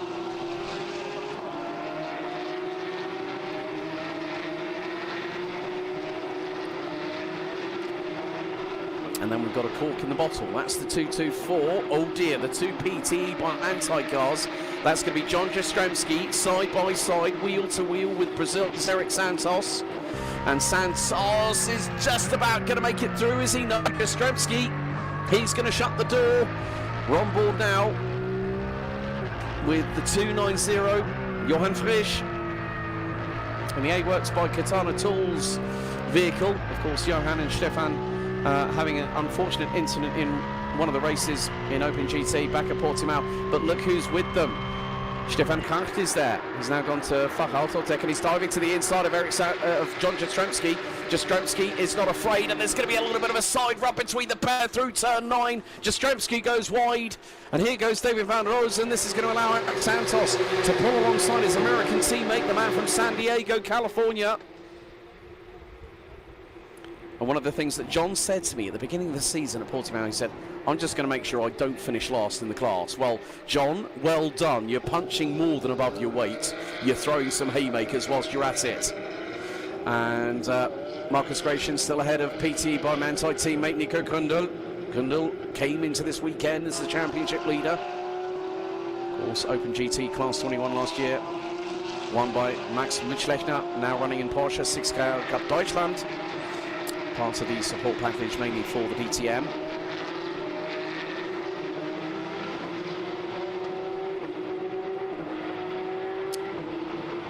But again, it is just the case of, and it is going to be a dive up the inside at turn 4. That is Manerbi McVabishvili through on John Jastrzemski. And there is Santos again. Oh my goodness, it's just... Okay, so 2 cars, last warning, Stefan Kraft and Johann Frisch. Last warning, track limits at Niki Lauda at turn 1. So the next time they get a track limit warning, that is an automatic 5-second penalty. It's part of the 3-strike rule. And then, as I said, every time you exceed track limits further to that, it's an additional 5 seconds per infraction. So if you get a total of 7 track limit penalties, 5 of them, that is 25 seconds worth of additional time as we ride on board with car 225, Nico Kundl with the green wing mirrors. We've lost a bit more time now. Right, car 243, Alessandro Cendese from B driver has just been hit with a 5-second time penalty. Track limits at turn 9 at Jochen Rindt. And that is going to put him out of the battle for P3. I'm afraid that's going to promote Harold Huber in the 276 up to 3rd behind Sebastian Schmidt. I did say that track limits were going to be strictly policed here at Red Bull Ring, and they definitely have said they have meant it. Well, rather than words, action speaks louder than words in volumes. On board with Marcus Gratian, who is looking for potentially his 2nd race win of the season. Took race 1 at Monza.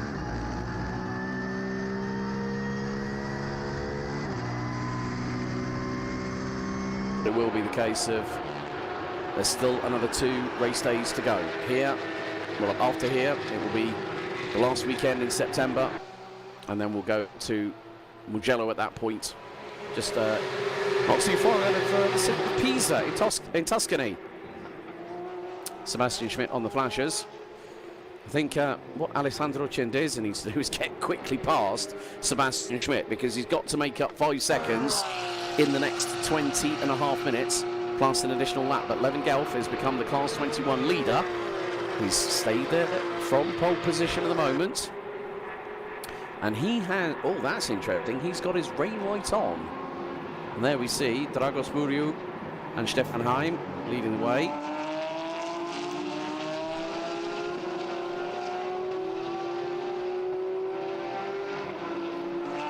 So more to the point, here comes Alessandro Cendese to the inside of Sebastian Schmidt. The Italian sticks his nose up the inside, gives a warning shot across the bow to the German in front. But unfortunately on this particular occasion, he is not able to get through. But this time, is he going to try at turn 6? Unfortunately for Alessandro, no room in the end there for the Italian youngster on the B Driver Academy 243.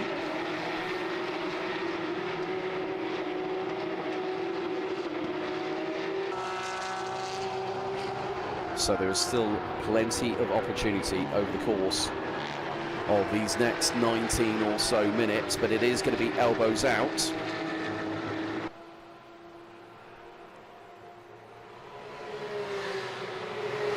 So Harold Huber on the back bumper of Alessandro Cendese. And it is very close, line astern between 2nd, 3rd and 4th position as they come out. Oh, what happened? Oh, Sebastian Schmidt nearly had a bit of a loss of traction. Back and stepped out. Cendese to the back bumper of the 203, but can the 276. Harold Huber to the outside into Intervetten, 3 wide into turn 3. Cendese goes deep. He's going to be off track limits, and that is going to be a big, big moment for the young Italian.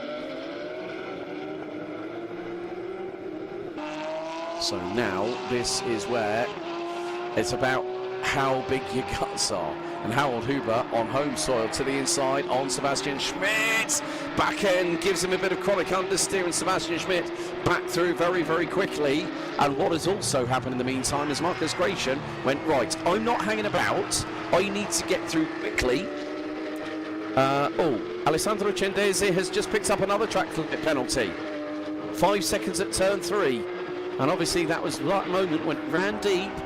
So Alessandro Cendese, 10 seconds of additional added time that is going to drop him out of clear contention for the podium.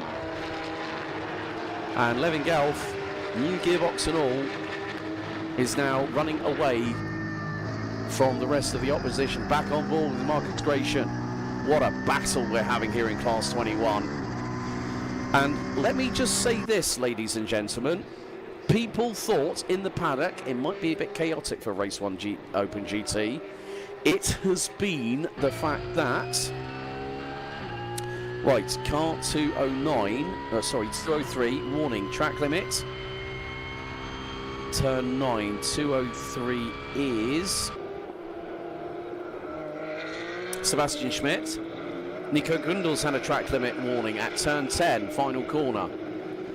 All 25 cars, as now 202, Helmut Hödig, 5 second time penalty, turn 9, car 260, warning track limit, turn 9, car 260, Marco Galassi from San Marino. After 8 laps, everyone is on the lead lap, and they are all still running. Incredibly impressed with the standard of driving that these drivers are showcasing here right now.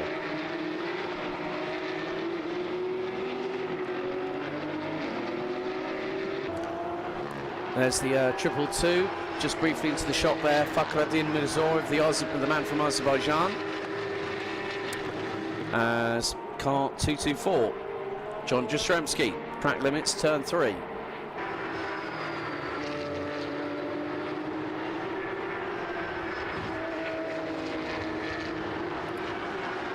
And we are nearing the halfway point of this race. What a demonstration of keeping your car on the black stuff as much as possible, despite all the track limits. Gating that, every single driver is still running.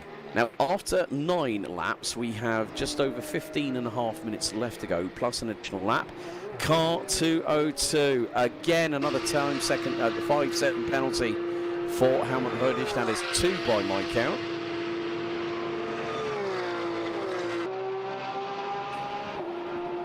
But unfortunately, there has been drama with Eric Santos because he is in pit lane. Oh no, what's happened to the Brazilian?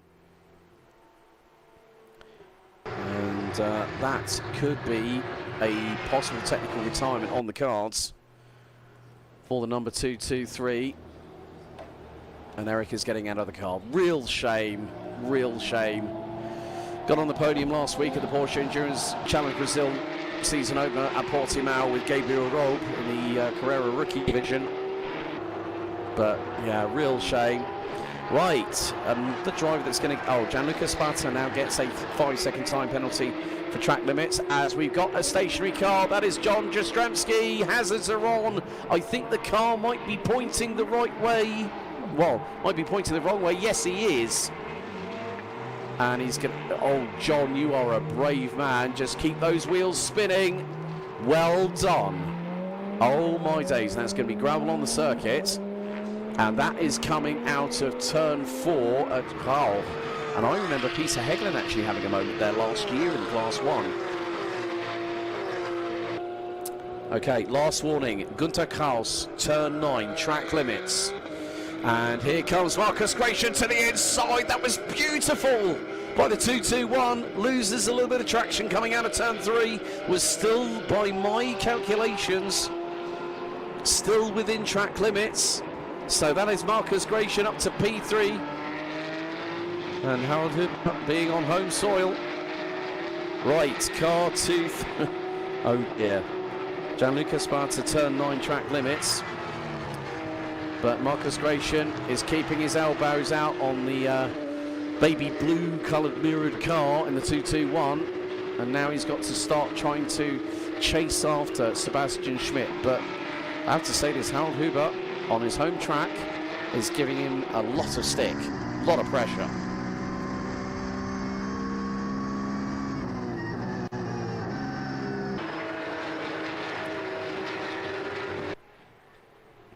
Yeah, well, the thing is that with regards to track limits, they are being policed significantly. And the thing is, you can't stop when you're a max. If you're battling away in position, it's going to be a bit difficult. That was Nico Grundle in the 225. Might have gone a little bit wide coming into Niki Lauda corner at turn 1. He's right on the rear of Harold Huber because Alessandro Cendese has got through. Let's not forget that Cendese has got a penalty. Gunter Klaus, 5-second penalty, exceeding track limits, turn 9. Oh, and Cendese, that's going to be another one possibly notched up as Nico Grundle nearly threads the eye of the needle. It was nearly 3-1. He's round the outside of Harold Huber. What a move. If Nico Grundle pulls this off, he's to the inside at turn 4. Has he got the job done? Yes, he has. One of the most beautiful overtakes coming out of turn 3. Nico Grundle, take a bow.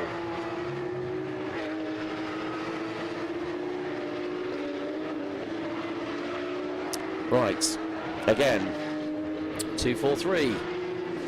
Alessandro Cendese, and we got a spinner. Oh, that's one of the Manthey cars. That's coming out of turn 6. Who on earth has lost a lot of track position? I'm wondering if that might be Nico Grundle, possibly.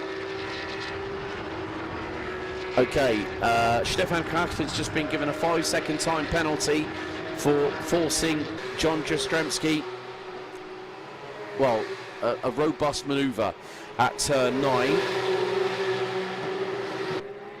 So it was Nico Grundle that lost it.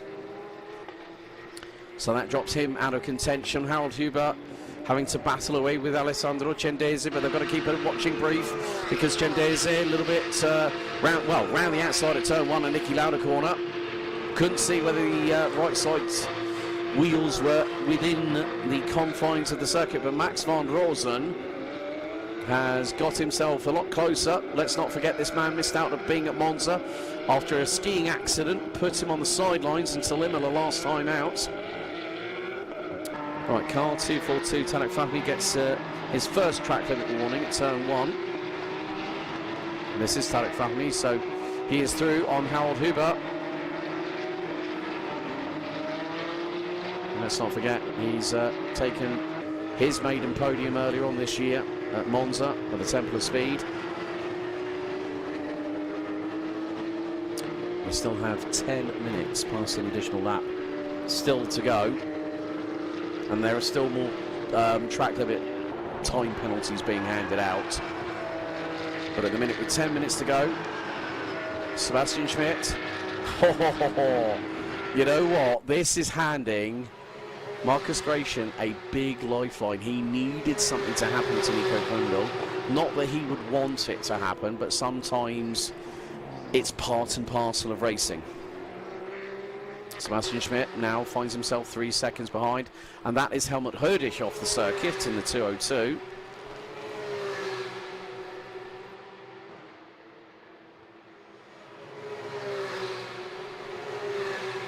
So he's now having to wait to rejoin.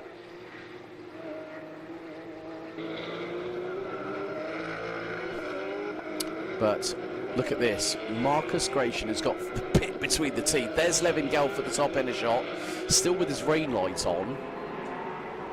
But look at this. Marcus Gratian wants another podium, at least.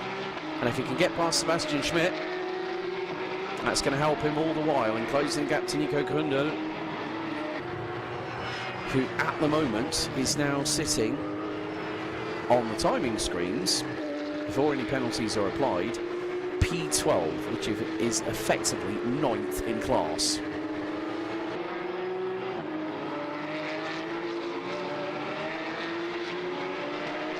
And 9th in class is 7 points, which means that the gap will condense by if, and I'm saying if, or maybe when, Marcus Gratian gets through, that gap will be reduced.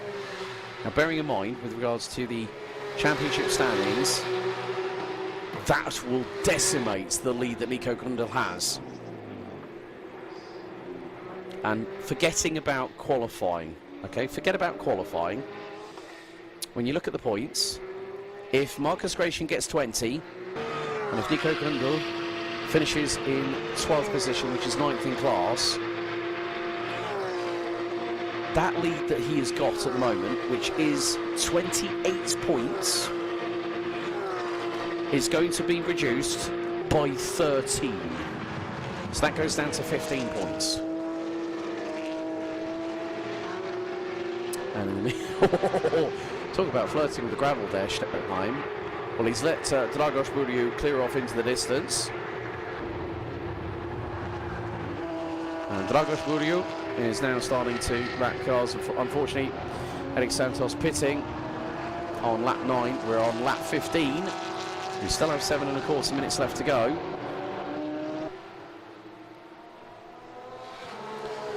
Dragos Buriu running in the 132s. Patrick Dinkeldine about to cross the line in second in class 24 and is 1.2 seconds behind Stefan Heim.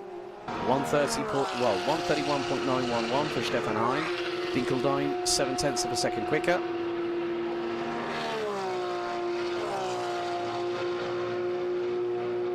They go up the hill through Munzer and into Intervetten here at turn 3. Okay, all right. So Harold Huber is now getting a 5-second time penalty of causing a collision with car 225 in turn 6.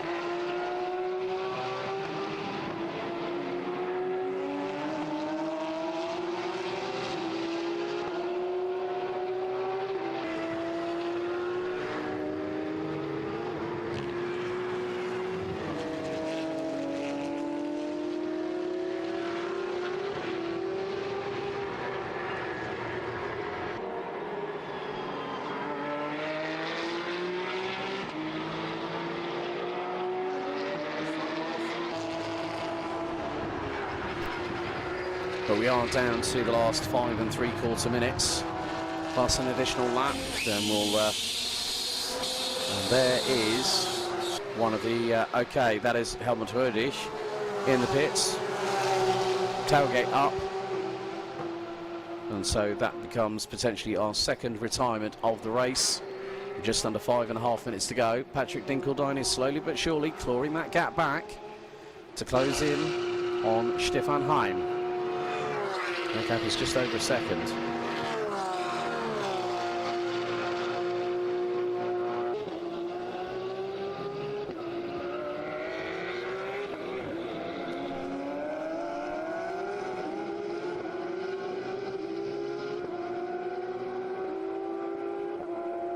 But Dinkeldine is getting ever and ever closer to him.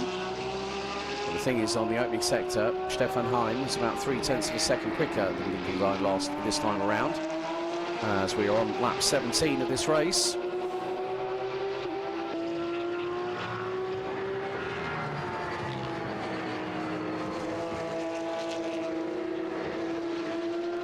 So a few more drivers, including, Sebastian Schmidt is on his last track limit warning.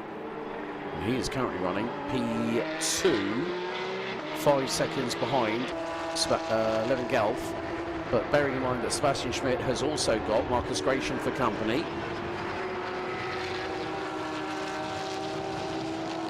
And all I'm going to say is this: if there is a track limit, I know that Chendizi has got one. It's Sebastian Schmidt who's on his final warning. Here we go, move for second overall. Patrick Dinkeldine switches in front of Stefan Heim. They are nearly side by side, but Stefan decides discretion is the better part of valour. Heading into turn 1 and Niki Lauda. Closing in on John Jastrzębski. So John is going to keep out of the way of the two GT3R cars. will go round the outside, and he probably throws the anchors so far out the back, it's like an anchor has just been helping the ship to moor at port. And look at this, Stefan. Yeah, look at this. Well, apart from the battle between, oh, here goes Marcus Gratian. He's going to go to the outside. That's brave for the 2-2-1 from PTE by Manti on Sebastian Schmidt here at turn 3 at Intervetten. Who's going to get the better traction out of the corner? Pretty much even Steven between the pair. Back on board we go with Marcus Gratian. Levin Gelf is 5 seconds up the road. He is on cruise control now. Sebastian Schmidt has got to keep the back end of that 2.03 as wide as humanly possible. Probably bigger than an articulated lorry going down in traffic on a 4-lane carriageway on the M25 on a Friday night. But Marcus Gratian has kept Sebastian Schmidt on notice for the last couple of laps or so. And that's exactly what he needs to do. He needs to score points. Even if he gets even if he gets P3, that is still going to reduce Nico Grundl's advantage by 9 points.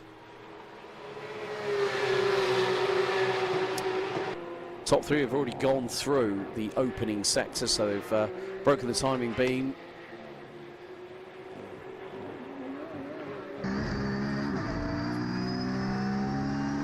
But as I said, Sebastian Schmidt has still got, well, if he hits another track limit, exceeding track limits warning, that's it, 5-second penalty comes his way.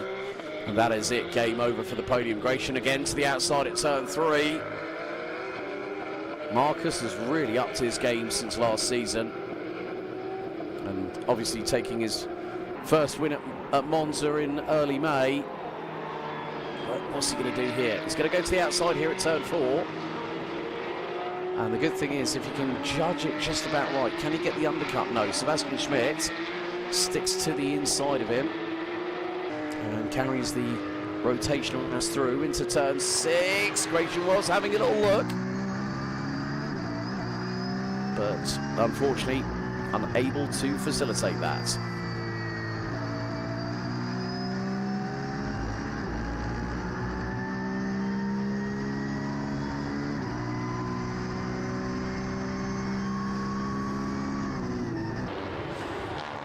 But we are into the last 30 or so seconds plus an additional lap. Dragos Buriu.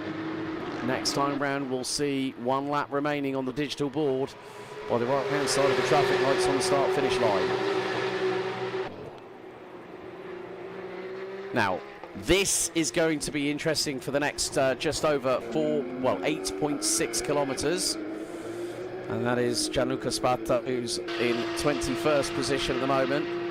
All I'm going to say is this: Schmidt, Gratian, take Chendese out of the battle because he's already got penalties through track limits. But look, Tarek Fahmy is closing in. Harold Huber's got a 5-second time penalty for turning around Nico Grundl. As we hit 0 on the timer, next time round, Dragos Buriu will get the last lap board, and he has been, in the GT3R side of things, Mr. Winner. Let's put it that way.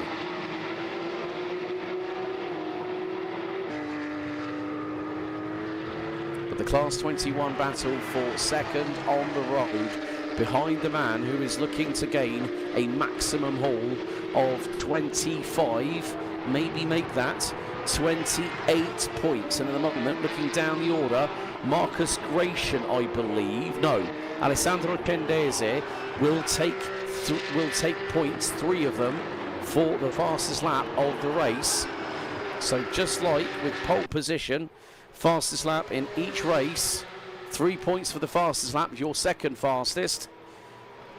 Then that's 2, and then add another point for that person in 3rd position. But we are on the final lap of this race, and Gratian has got to go elbows out and swing in haymakers. Chendese, oh no! Gratian's just lost the back end and spun around at turn 1. And that, I think, has just gifted Tarek Fahmy from B-Drive for the 242 from Egypt. Marcus must be absolutely kicking himself. But it was difficult to see by the camera angle that we have at turn 3. You can't always tell whether someone might have gone round on their own or been assisted, but look at this. It's going to be a clean sweep, pole position, fastest lap, and it's win, lucky number 7 of the year. Dragos Buriu wins Open GT Race 7. Second goes the way of Patrick Dinkeldine. Stefan Heimel ran out the top 3. Levin Gelf will pick up the win in class 21 ahead of Sebastian Schmidt. And Marcus Gracia and Alessandro Cendesi will be demoted. But Marcus Gracia will drop out of the top 3. Tarek Fahmy will get another podium this season, it looks like. Harold Huber will be demoted. Max von Rosen will be promoted. What can you say about that one? It's lucky number 7 for the pride of Romania, Dragos Buriu. Sportec by Newman Racing, and Sebastian Schmidt gets another podium in class 21. What a race. 23 finishers, but more to the point, some worthy race winners. Time for me to hightail it down to the pit lane to speak to some of our drivers.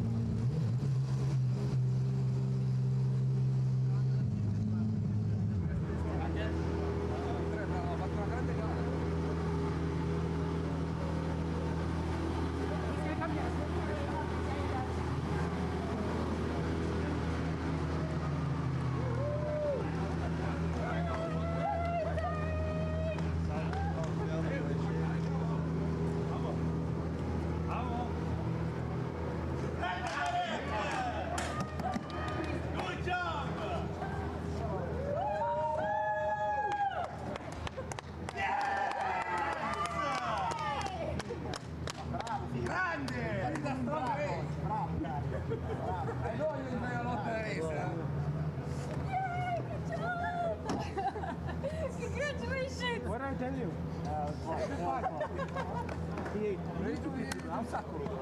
On merit. There's a lot of battles.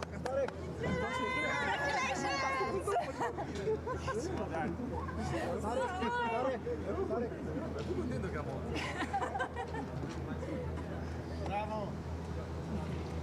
Do you want some water? Yes, please. Oh, really fun race, You guys are a good luck time. What do I do?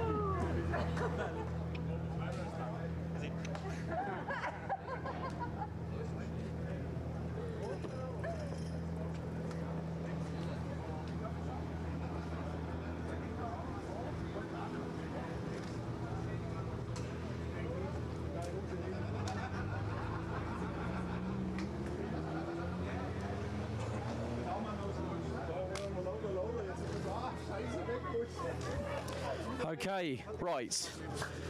First of all, he's taking a well-deserved swig of water. Tarek.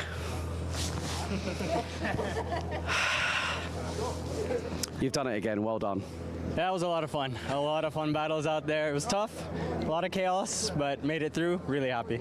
Yeah, I think it's just when you see so many drivers. I mean, Alessandro driving his heart out, unfortunately got, I think, 2 5-second penalties. Harold got a penalty as well, so I think that's promoted you to P3, buddy. Ah, that's awesome. Glad to hear. I think, but obviously, you know, again, Red Bull Ring delivers. It's Austria's roller coaster, and still good to have some friends coming all the way from California who are actually originally from Austria to support you as well. That's cool, isn't it? That's right, yeah. It's great to have friends and family around. It's always nice. Listen, keep those elbows out and good luck for race 2. Thank you very much.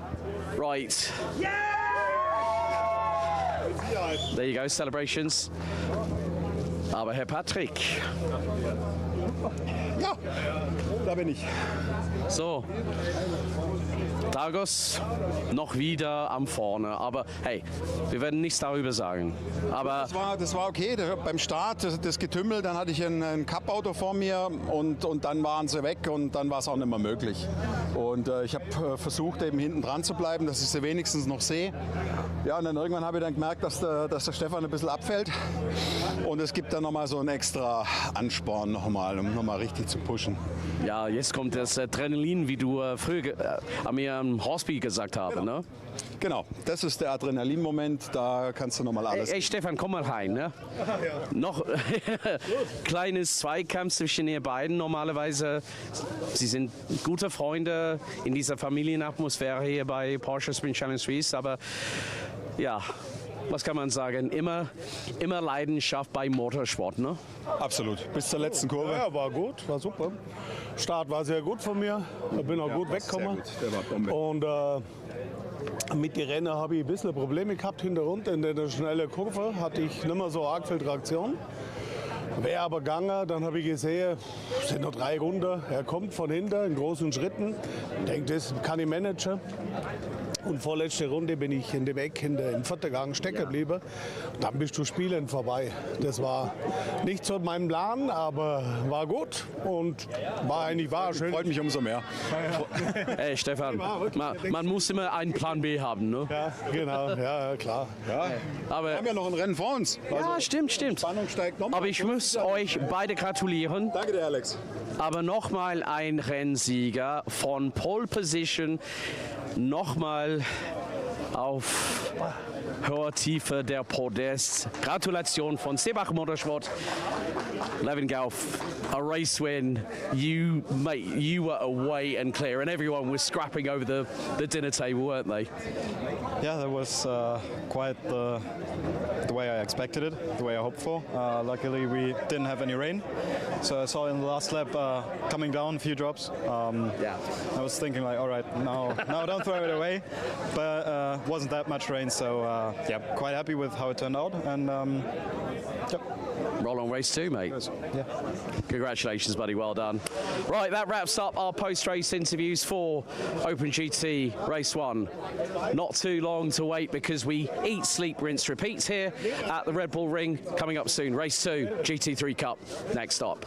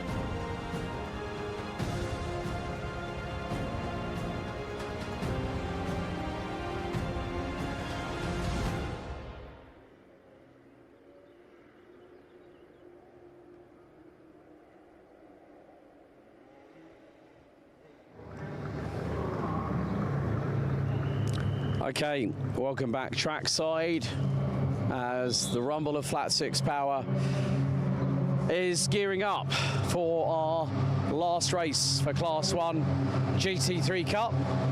So we go from 30 minutes plus an additional lap to 25 minutes plus an additional lap. Bearing in mind the biggest story, Greg Burkhardt and Jack Sherwood, between the pair of them, no longer have an intact streak of either race wins and actually for the pair of them, podiums, which is a real shame. But as they say, all good things must come to an end, and now it's time to reset the ledger. So starting on pole position for race 2 will be race 1 winner, Felix Neuhofer. And bearing in mind, the grid is looking a little bit different. Greg Burkhardt is going to start on the outside of the second row, and he's going to have to his inside Prima Ghinzani Motorsports young Italian hotshot Christian Canamoschia. Jack Sherwood's going to start on row 3 on the inside, and then at the back end you'll have people such as right at the back, I mean Peter Heglin, who we spoke to on the grid. Great to have that man back in the paddock. But it's going to be an interesting dynamic. You know, we had, like I said, it's been a bit of a, for me, it's been a bit of trying to play blackjack when I haven't got enough funds in the bank account, in the kitty. Deciding whether I'm going to wear the rain jacket, because as I came out of the commentary position, I felt a little rain shower, but the cloud cover is moving across the circuit, so from up in the Styrian Hills to across the wing section, which is this big part of the circuit, which also has the welcome centre, also Bulls Lane, where it has the likes of Sir Jackie Stewart, Jochen Rindt, obviously, who has turn 9 named after him, Ayrton Senna, Michael Schumacher, and quite a few other drivers. So again, it is a case of once more seeing how things go. Sebastian Pidou is going to start a little bit further back. Jack Sherwood getting into position, and I want to have a chat with this man. He might be the boss, and this car, right, Greg, race 2, shorter time on the clock, but still an opportunity to get your elbows out, mate. Yeah. As before, they were also out before. Just I know. Unfortunately, yeah. Let's be positive, and hopefully this race I'll be more lucky. I think, considering what happened with your run in last season, it's nice to have an opportunity to sort of reset things and go back to zero and go, right, okay, I've had a blip. Let's see what we can make the best out of the next situation that comes forward for us. Definitely. I live positive. I will try our best. My goal will be to be again back on the podium. I'll do my best. Go and kick some tail out there, my friend. Greg Burkhardt, always a pleasure to chat with this man in the number 88. And look at this. This sticker, my drinking team has a racing problem. The thing is that car, I still remember, if anyone might remember the Misano grid walk where his door got crunched and I was in the line of fire. Yeah, that car ended up having a left door that had Brauch Transport along the side of it when Ethan Ischer, Marcel Fessler and Greg Burkhardt went into battle for you know what, let's see if we can wander a little bit further down the grid, just keeping an eye on when they're gonna bring out the 5-minute board. Let's see if we're gonna have a quick chat with another one of the Sportec guys.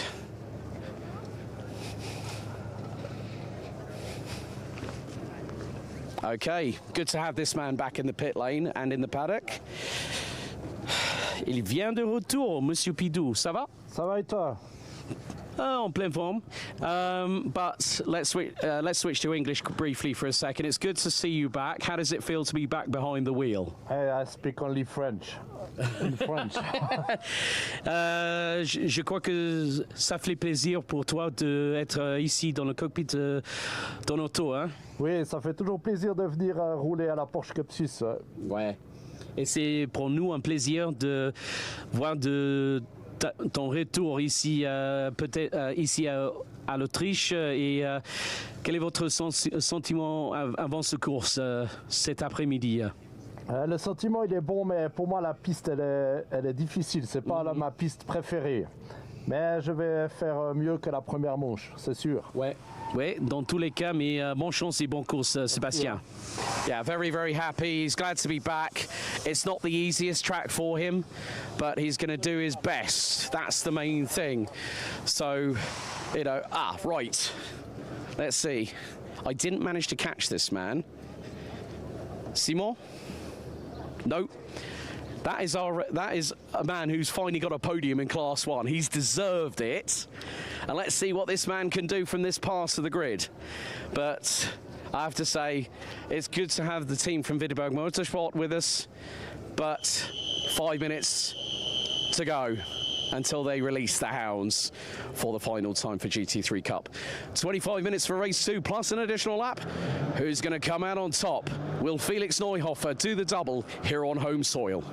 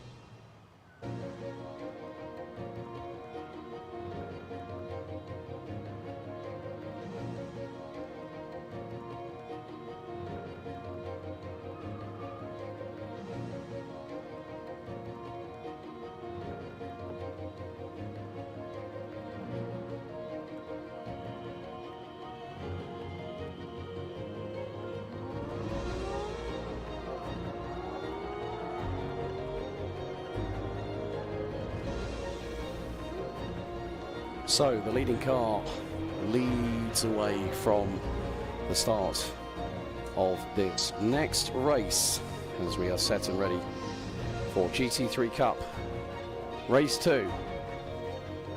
And it is going to be a little bit of a different composition. Green flag waves. The wind is slightly picking up here at the Red Bull Ring. Whether that is going to have an influence on the weather over this and the next two races, which will then bring us to the end of what has been a very tightly packed opening 4 rounds out of 6. So here is your starting grid. Felix Neuhofer will start from pole position once again. He'll be joined on the outside of the front row by Ilario Introna. Christian Karamuskia, another podium from the number 95 from Prima Ginzani Motorsport. We'll have Greg Burkhardt from Sportec Racing looking to do the old control out delete. Not worry about what's happened in the past, but concentrate in here and now. He rounds out row 2. Championship leader Jack Sherwood will be joined by Ant Performance's Andreas Marci on row number 3. Simon Matisse, P3, his maiden podium in Class 1, starts from the inside of row number 4 and will be joined by Sebastian Pidou from Sportec Racing in the purple and black number 9. Jan Klingenberg and Peter Heglin round out the top 10 with Ernst Inderbitzin bringing up the rear of the field.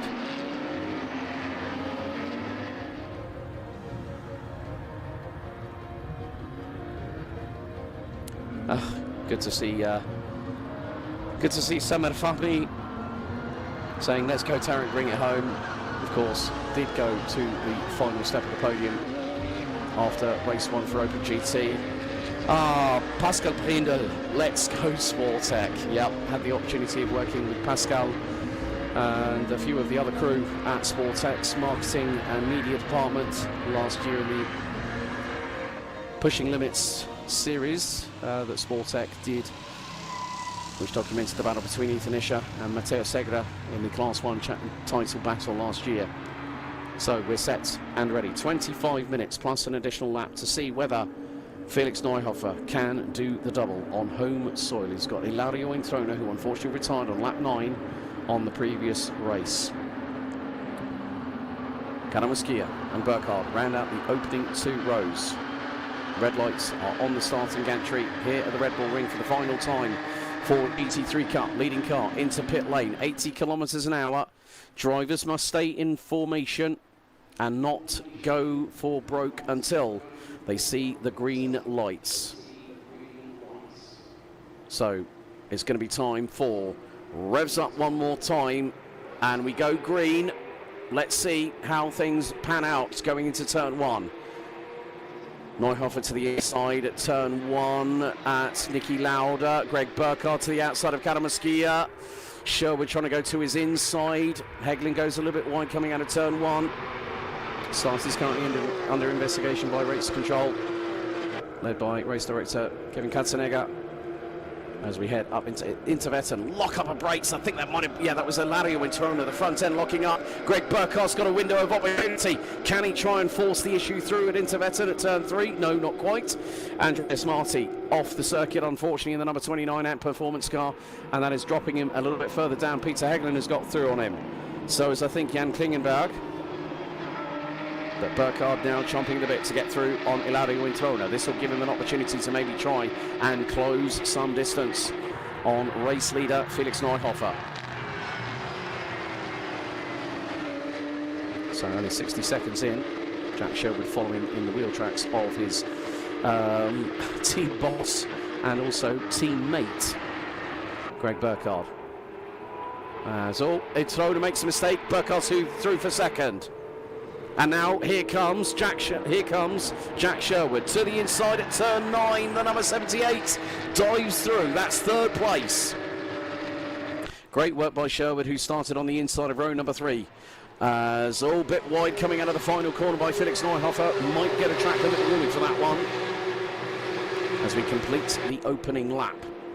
Burkhardt only 1.2 seconds behind, but bearing in mind he's had to get through on Introna.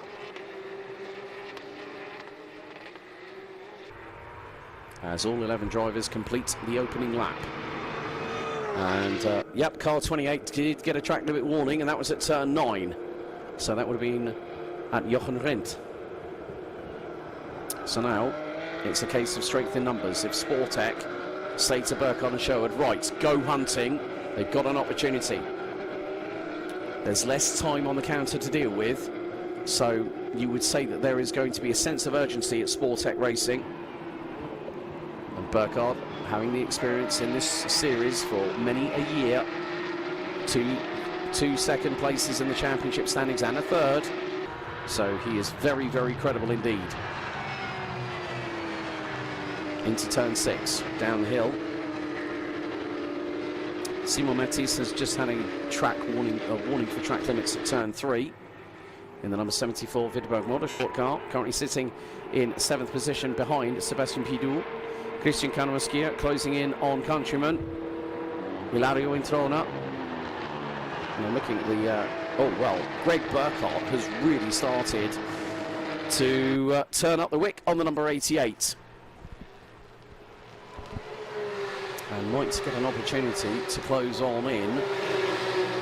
See what the gap is after 2 laps. So 1 second. Burkhardt is pushing and has just put in the fastest lap of the race. 1:33.605.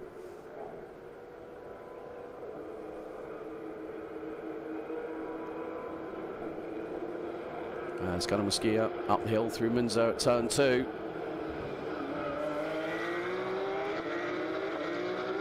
Pidoux is also closing in, so is Peter Heglin. Heglin's got through on Simon Matisse. And Matisse for Motorsport in the number 74 car.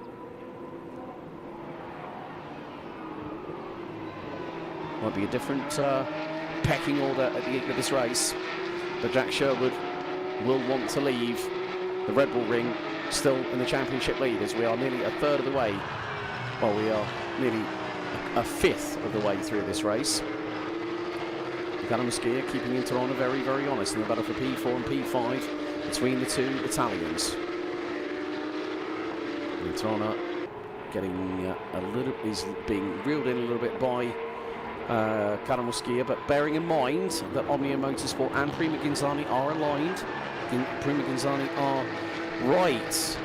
Car 26, Ilario Introna, has not respected the start procedure and has just been given a drive-through penalty. And also Christian Canomaskia has been given the same. Both drivers will now have to serve a drive-through penalty, and they are not the only ones. Sebastian Pidoux, drive-through penalty, not respecting the start procedure. So that is going to switch around the order, and what that is going to mean is that's going to promote Peter Heglin to P7, Simon Matisse to P4, from P7 to P4, behind Jack Sherwood.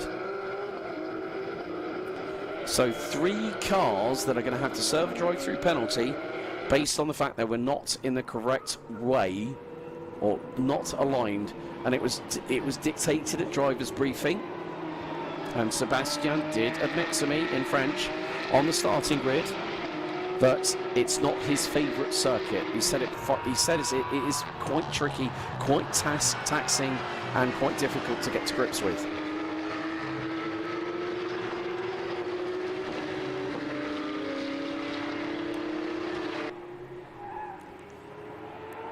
But it looks like someone's had a little bit of a moment. Greg Burkhardt, however, let's not forget this man did not have the greatest run of luck last season. And what's more, I think this man is hungry for a first race win, I think possibly since the 2024 season. And that will be definitely one way to go back home to the base at Heri, just outside of Zurich, with a win on the cards. Imagine that. It could very well happen. Stranger things have.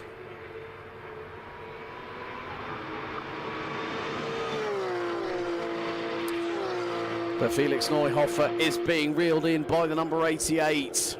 Oh, what a turning point this would be for Greg Burkhardt. So no further action after investigation with 3 drivers, Introna, Canomaskia and Pidoux, all being pinged for a drive-through penalty. 7 minutes down, 18 to go, plus an additional lap.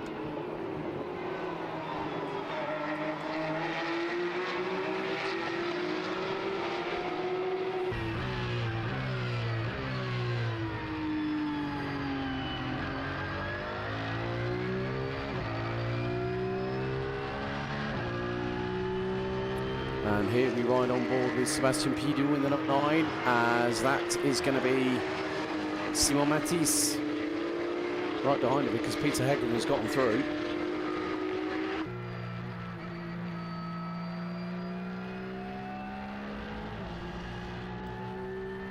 And we're on board with Simon Matisse, man from Vidberg Motorsport. So what a change it has been for him.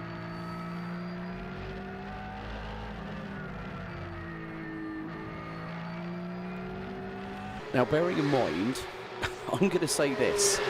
It has, right, I've just looked at 2024. Greg Burkhardt. He didn't have a win in 20. Oh, now this could be a revelation for Greg, because he didn't have a win back in 2024.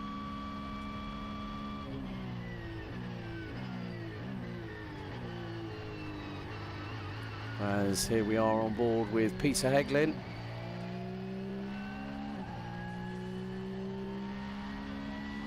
Okay, let's put this into perspective. Greg Burkhardt's last win, according to the official results, Imola 2023. And that was when he finished behind Johannes Kapfinger for Hugo Racing and Alexander Schwarzer for Fach Autotech. So this moment, if Greg Burkhardt can close in, but of course it's just dependent on how things run over the next 15 3/4 minutes plus an additional lap.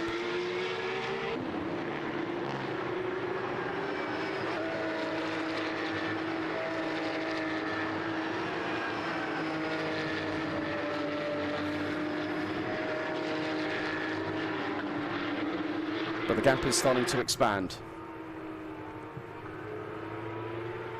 But still, nevertheless, who's not to say unthinkable might happen?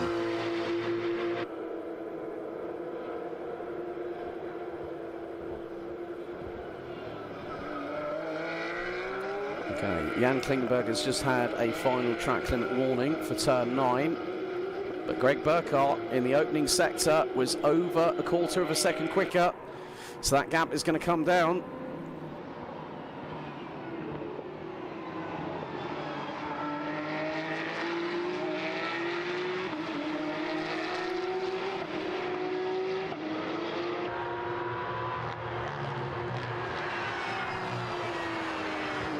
And a very, very measured Greg Burkhardt this time around.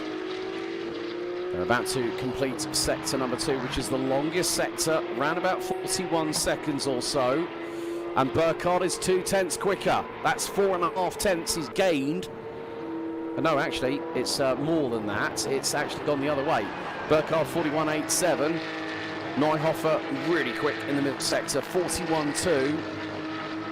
So Burkhardt gained 2.5 tenths in the opening sector, but he has lost 4+ tenths, as it's looking very grey over the start-finish straight. And that looks a little bit menacing, let's say. And the gap has expanded between Felix Neuhofer and Greg Burkhardt to 1.8 seconds. And it looks like Ilario Introna is going to have a double. Oh, well, Kalamuskia has done his drive-through, Pidou his drive-through. Introna, I think, might have just done his drive-through. So again, the complexity of this second race for Class 1.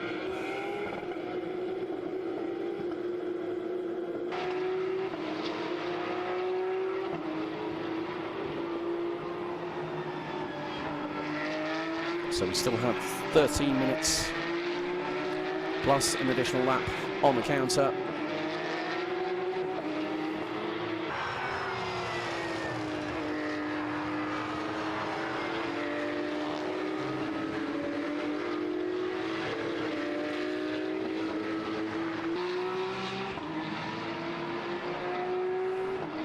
And Pidou, after his drive-through penalty, I think that's actually Ilario Antrona in front of him in the Omnia Motorsport number 26. That's right on board with the number 9.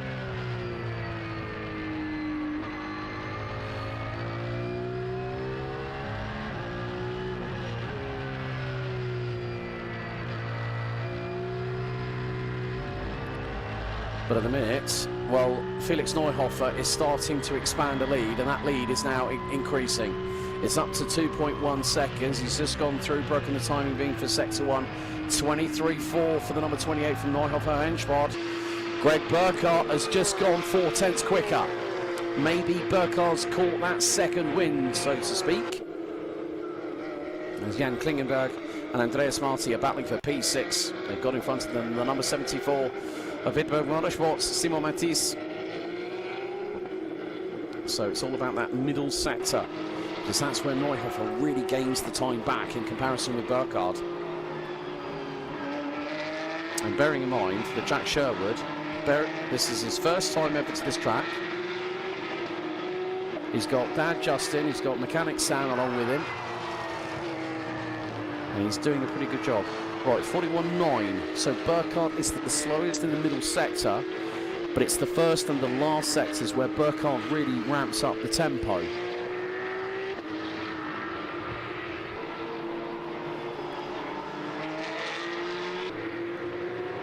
We're very shortly about to complete lap number 10 of this race with just under 11 minutes plus an additional lap to go.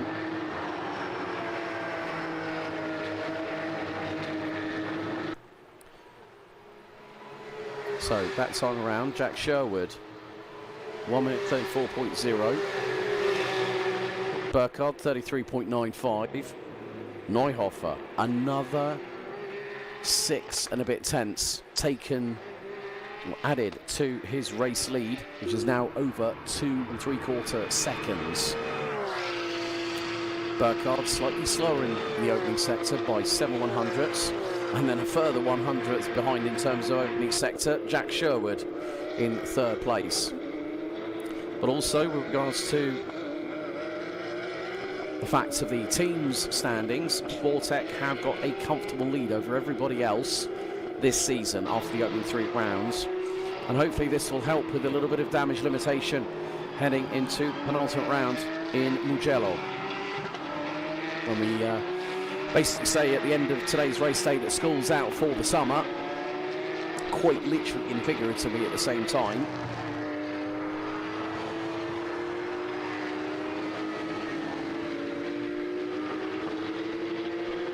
And this time, Burkhardt has started responding in the middle sector. He was only half a tenth off of Neuhofer, so that differential, the pendulum swing, is starting to come back to the 88. Now, Felix Neuhofer, well, he knows this track very, very well, but there are occasions, and it does sometimes happen, where if you go all guns blazing, the opening stint of the race, then you find you might take a little bit too much life out of the tyres a little bit too early. But sometimes you might have the presence of mind where you're keeping a little bit in reserve. Right, Jack Sherwood has had a first track limit warning, turn 9, Jochen Rindt.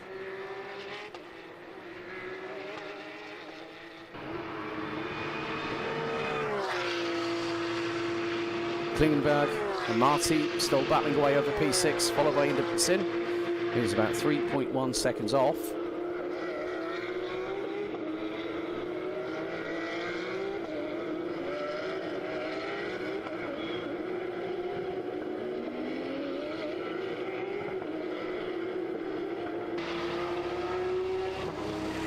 But pretty much Neuhofer, Burkhardt and Sherwood are matching each other in the opening sector. Peter Hegel actually not that far off. Simon Matisse has just matched Felix Neuhofer in the first sector, 23.415. Burkhardt half a tenth off in sector 2. Oh, and Ilario Introna has not just received a drive-through penalty, but he actually crossed the white line at pit lane entry, so gets a 5-second time penalty. That has been handed out by race control.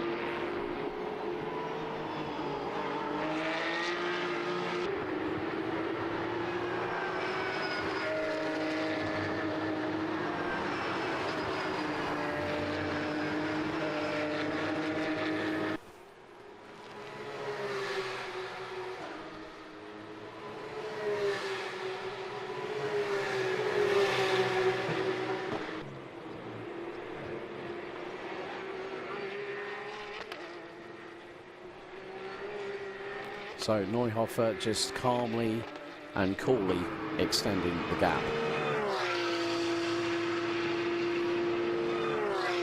As these 4-litre flat six powered 6-speed gearbox cars producing around about 510 horsepower roar their way up the hill once again. Jack Sherwood, last track limit, last warning, track limit, turn 1, Niki Lauda. But even if he does get a 5-second time penalty, that'll still keep him about 3.5 seconds ahead of Peter Heglin. Car 26, Ilario Introna, last track limit warning, final corner.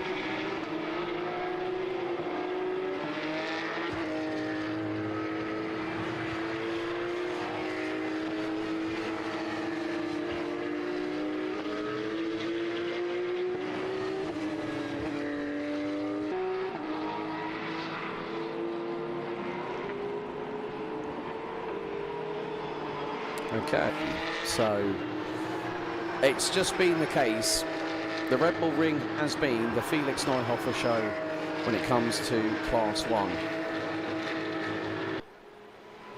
But a resurgence of form, like they say, if something doesn't go quite your way, you pick yourself back up, you dust yourself off, and look not at what's just happened, but look to the here and the now. And that is exactly what Greg Burkhardt has done. I thought there was an outside or maybe a possibility he could pick up his first win, but there's still another, after this, 4 more races to go in the championship season for him to maybe get that all-elusive race victory under his belt. He's got some stiff competition to do it against, but nevertheless, doesn't matter who you are as a race driver. There you see the Styrian Hills in the background,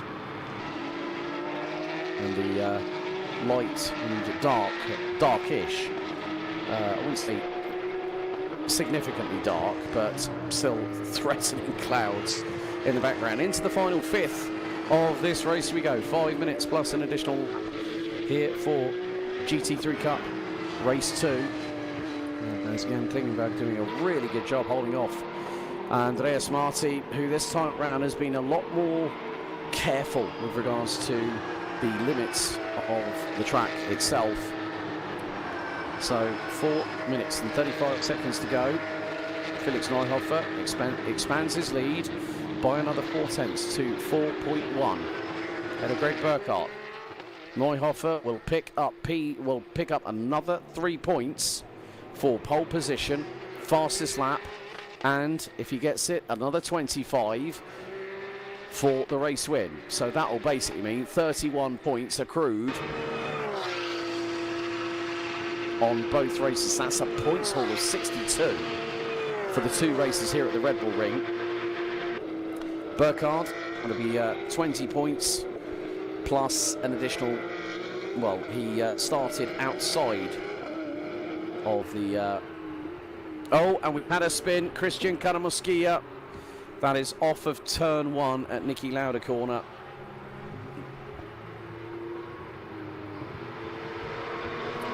So what was a podium for the young Italian in race 1, now he finds himself a little bit further back the order than he would like, right into the clutches of teammate Ilario Introna.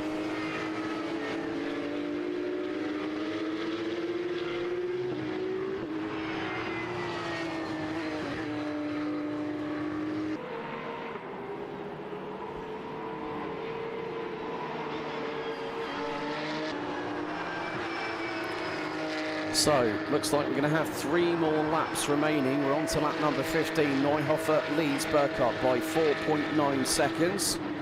Sherwood, P3. After that, it'll be Heglin, who is starting to improve. Oh, he's starting to improve his paces, Peter Heglin. So maybe Fach have said to him, right, you've got an opportunity to close in. You've got to find another 2 seconds, at least. Greg Burkhardt now gets his first track limit warning. Turn 10, final corner.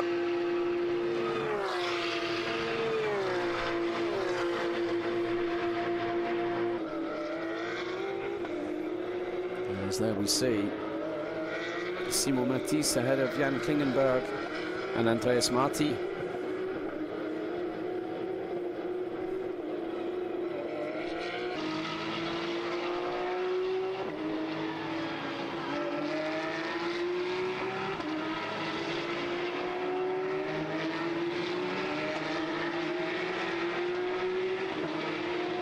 And Eladio Introna hasn't been his day with regards to track limits.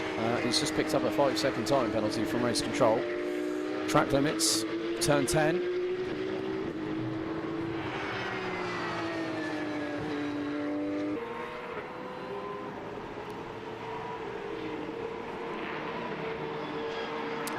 But very shortly, Felix Neuhofer will be bringing us on to... Yep, he's just crossed the line. 2 more laps to go. So we're looking at a total of 16 laps. He's got nearly a 5-second advantage over Greg Burkhardt. Jack Sherwood a further 5.8 seconds back in P3. What is the distance between him and Peter Heglin? Oh, right. This is getting interesting. Peter Heglin is 6.463 seconds behind Jack Sherwood. So that's basically a second and a half that Peter Heglin needs to find over the next 8.6 kilometres of racing. Warning for Andreas Marti, track limits turn 10. Burkhardt now starting to respond. Maybe just to see if he can maybe get the fastest lap off of Felix Neuhofer, and that would give him 3 points and demote Felix down to 2. And he went 0.41 of a second quicker in the opening sector, but it's Neuhofer that seems to really get things going well in sector 2, and yeah, half a second pendulum swing to Neuhofer. There's Jack Sherwood. He did a 23 on. Greg Burkhardt making sure he restarts what he did back at Portimao in the second weekend of April. Started a 6-race podium streak that unfortunately came to an abrupt end. We did have a nice little conversation, but we did at lunch, myself and Greg, but we did not talk about the opening race. And I said to him, well, maybe I'll come and speak to you on the grid walk. So maybe be your good luck charm. Well, it looks like it might have worked. However, Felix Neuhofer on home soil for Team Neuhofer Rennsport, down through out of turn 5, into the double left complex through turns 6 and 7 at Graz. 3 more corners, and he will have done a brilliant display of a double victory from pole position, lights out to checkered flag.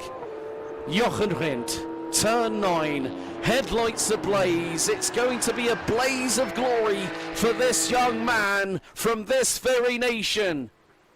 And out of the final corner, it's back-to-back race wins. Gratuliere! Felix Neuhofer, Rennsieger Nummer 2, dieses Wochenende in Österreich. Felix Neuhofer wins race 2, back-to-back. Lights out to checkered flag from pole position, and with it, the fastest lap of the race beats Greg. Oh, sorry, apologies there. I got a bit too overzealous. I thought it was. It's been a long day, folks. It's been a long day. Well, Felix Neuhofer is quite significantly ahead, but I'm just getting a bit worried now. Felix Neuhofer is now going down into turn 4, so sorry to the... Jack Sherwood has just picked up a 5-second time penalty for track limits. Now, is that a total of 10? I think that is 2 on the bounce for the Brit, so that is more than likely going to promote Peter Heglin to a podium. But sorry about this, I got a bit, I went a little bit too early. But like I say, it's a long day. We've been going since 8:30 this morning. Yes, we did have a nice little extended lunch break, but nevertheless, it does go to show us commentators, we do get caught up in the moment. But it has been a dominant display. Felix Neuhofer has literally, I'm not at all surprised that he has ruled the roost. The headlights are ablaze, the DRLs are on. He's through Jochen Rindt. He's just got turn 10.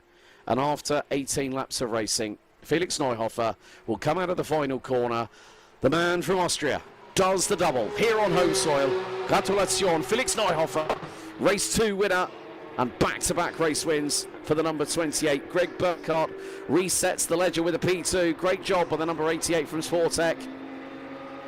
Jack Sherwood will cross the line in P3, but obviously that will depend on how close the gap is between him and Peter Heglin. Heglin crosses the line. What is the differential? 4.8 seconds. And Jack Sherwood has just been demoted. And it means that Peter Heglin is going to get a podium in race 2.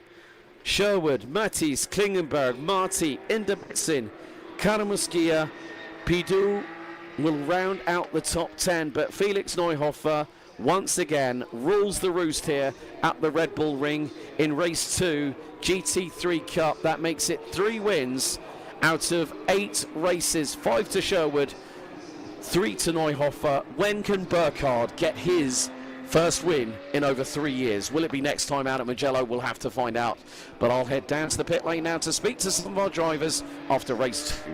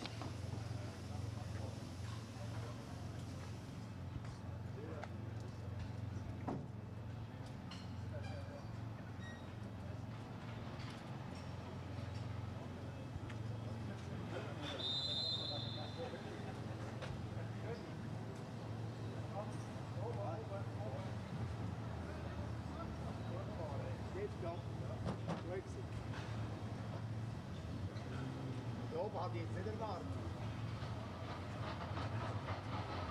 Heute kannst du alles machen.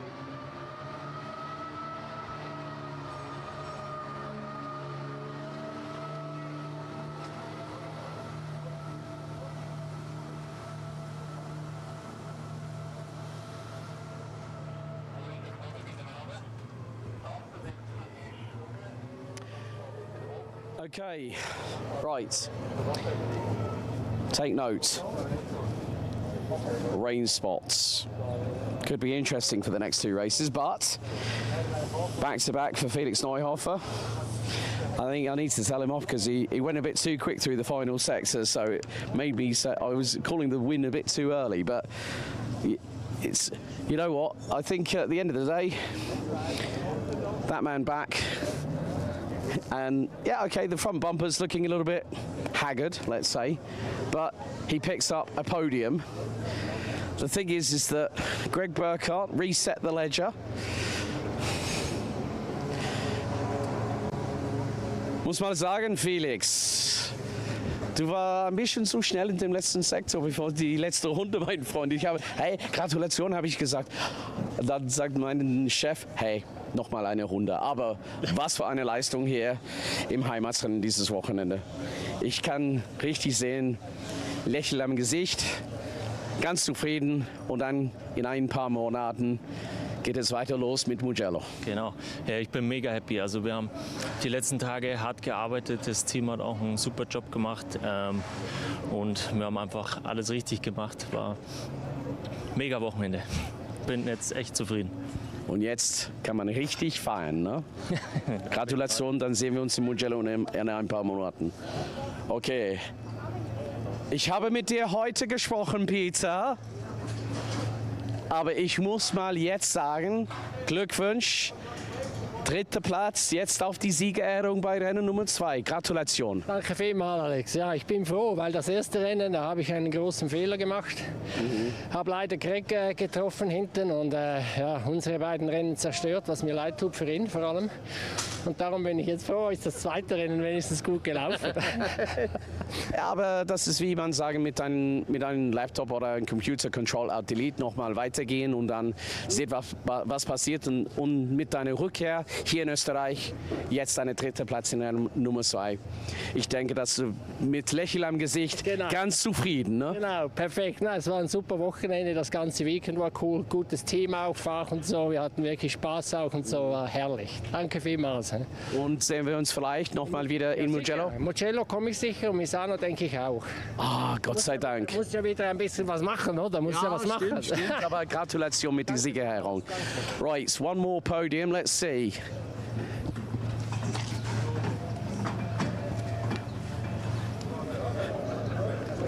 Greg? Back to a podium, well done. Yeah, finally. Now, there is one question. I was looking through the records during the race of when you last picked up your race win, a last race win. Imola to Mugello. What, last year or? No. I looked, and as far as I could see, it was Imola 2023. Really? I think. Okay, well. But look. Long time. I know. But the thing is, the consistency you've had this year speaks volumes. And they're still last year, definitely. I mean, yesterday was definitely not exactly. I think we can say water under the bridge. A new Greg Burkhardt has emerged in 2026, but there's still 4 more races to get a win under your belt, buddy. Yeah, and Mugello is coming, which I do love very much. Indeed. Congratulations, mate. There we go. That's it for the wrap-up for GT3 Cup. We'll see them at the end of September in Mugello. Next up, it's GT4 and Classic Race 2.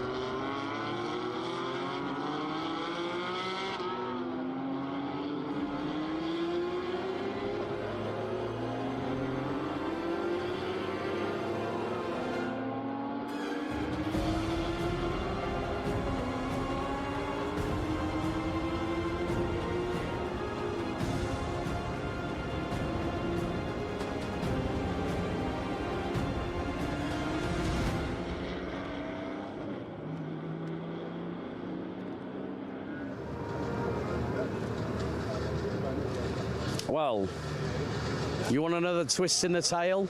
We've got one for you. Rain is starting to fall. Look at the clouds.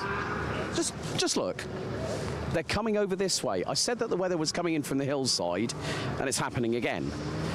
So I think I'm playing the law of averages when it comes to whether I need my body warmer, whether I need my rain jacket, and I think the rain jacket this time was the sensible option. So Kevin Latillon could take 2 wins, but that depends on David Diaz. Now, the big question. We are going to have a look at the tyres. The rear tyres tell the story.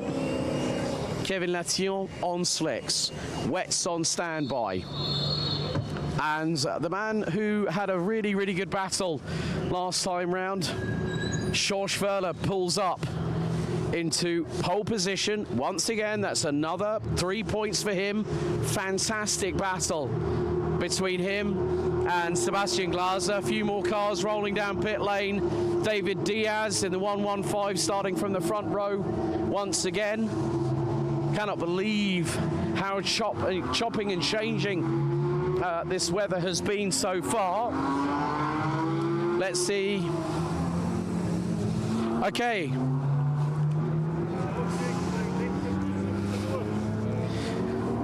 Okay, dann Schorsch, nochmal wieder dir zu sehen hier in Österreich. Wie geht's dir? Gut, gut. Das Wetter ist sehr spannend. Also bin ich mal gespannt, wie es jetzt die nächsten 10 Minuten hier aussieht. Besonders mit dem Zweikampf an Spitze zwischen dir und der Sebastian Glaser, ne? Ja, das ist die besondere Würze in der Mischung, ja. Aber dieses Geräusch von den Auspuff von diesen Autos bei der 993 ist wirklich von meinen Wenigkeiten absolut wahnsinnig. Ja. Das, und auch mit Manuellgetriebe, nicht Pedal-Shift. Das ist wie ich auf den Live-Übertragung gesagt habe, das ist richtig old school, ne? Ja, es ist tatsächlich, also ich bin ja auch schon moderne Autos gefahren und dementsprechend der Unterschied zwischen dem alten ohne Helferlein, du hast nur ein bisschen ABS und dem manuellen Getriebe in Verbindung hier mit diesen besonderen Witterungsbedingungen und dann noch mit dem Zweikampf, das ist tatsächlich schon ja, Oldschool Racing. Ja. Ja, ich muss mal sagen, gibt es eine Möglichkeit, nochmal 6. Gang an dieser Strecke hier in Red Bull Ring benutzen, aber am höchsten 5. Gang. Genau, richtig. Von 2 bis 5 ist alles dabei. Manchmal reicht der eine Gang nicht, da muss kurz der Begrenzer herhalten, aber sonst macht er das ganz brav. Dann drücken wir die Daumen. Okay, Schorsch, dann wünsche ich dir viel Glück für dieses letzte Rennen hier in Österreich. Danke, danke. Yeah, he really loves the old school stuff, does Schorsch. We're going to leave him to it because the rain is starting to come down a little bit more. Let's see if we might be able to have a chat. Okay. Herr Glaser, guten Nachmittag. Guten Nachmittag. Wie geht's dir? Gut. Es regnet schon wieder. Und was für ein spannendes Zweikampf zwischen du und der Herr Wörler. Ja, war mega. Hat so viel Spaß gemacht. Super fairer Zweikampf und echt toll, ja. Ja, dieses mein zweites Jahr über diesen richtigen klassisches Autorennfahrzeug darüber zu kommentieren mit der 993 besonders ist ein Highlight für mich persönlich und den Zweikampf zwischen dir und der Schorsch war absolut mega spannend und was könnte man sehen in dieses zweites Rennen, nur 25 Minuten plus eine Runde auf dem Uhr? Ja, also es wird spannend. Jetzt schauen wir mal, ob es noch mehr regnet, ja, ob es ähnlich wird. Vorhin, als es richtig nass war, in der Mitte hatte ich einen Vorteil am Anfang und am Ende, als es etwas trockener wurde, hatte der Schorsch einen Vorteil. Ja. Ein Tick schneller, also spannend, ja, ein bisschen unterschiedlich sicherlich vom Setup die Autos. Jetzt schauen wir mal. Also es ist Gambling hier, ja. Wie Blackjack, ne? Ja, absolut. Ja, vielleicht hat man die Karte mit der Nummer 21 damit in Total, ne? Ja, schauen wir mal. Dann Sebastian wünsche ich, ja, dann wünsche ich dir viel Glück für den letzten Rennen hier in Österreich. Danke. Really, really. Now look at this name, Harald Kors, part of the BMW. That is the livery that man drove back in the period when this car was here, racing. But what can you say? Great to hear from George, great to hear from Sebastian. A 6-speed manual gearbox, 3.8 litre flat six, and I can see the glint in the eyes. And you know, you see all these lovely period machines. As I said, the attention to have these cars here. And now this is actually really quite funny. Look at the sticker on the top there. I'm going to make this so, yeah, just look behind you. I'm over 50. Thank you. Sebastian is a man that lives vicariously through racing. Wishing all these drivers the best of luck, because it's GT4 in Classics. Race 2, and after that, one more to go.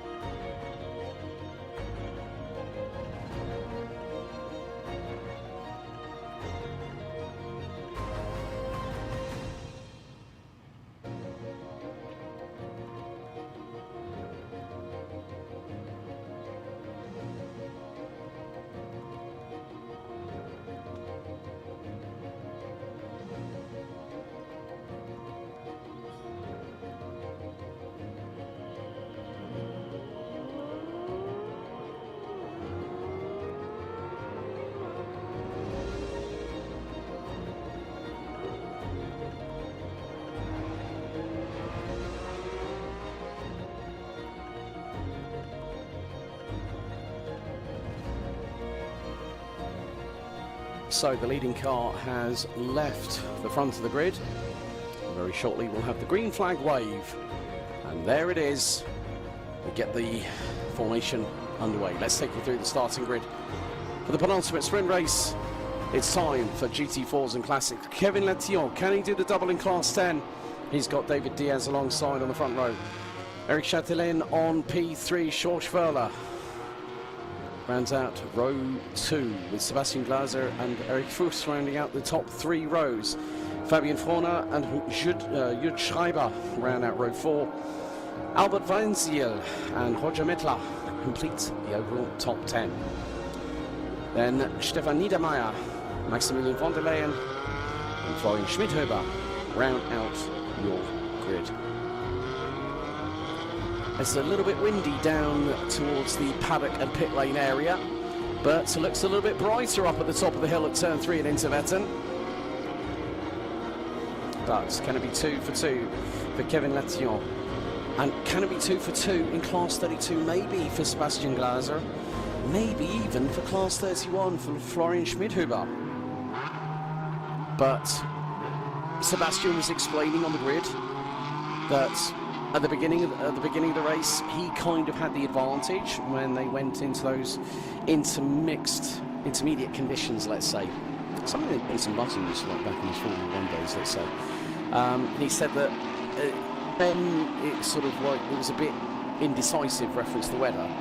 He would have a little bit more of the advantage, and as the race proceeded, George had the better of him, but Sebastian Glaser able to do what he could. After this, we will go into battle for one more time before we head to Mugello at the tail end of September. But now the drivers will be showing the grid sign coming out of turn 7 and turn 8, turn 7 being Graz. Look at that for a little bit of cheeky signage advertisement in the background there.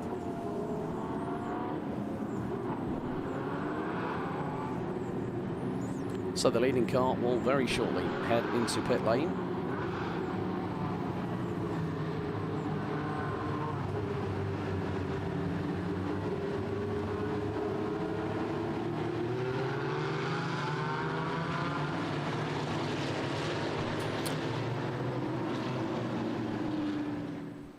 So, red lights on the gantry for the penultimate time this weekend here at round 4 of Porsche Sprint Challenge Suisse 2026.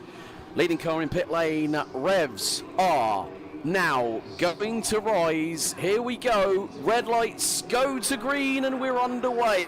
Side-by-side drag race between Latillon and Diaz up into turn 1 here at Niki Lauda. And once again, as we saw last time, Diaz went to the outside.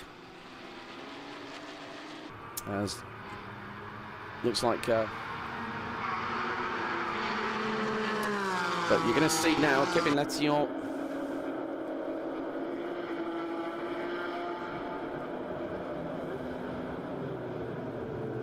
trying to do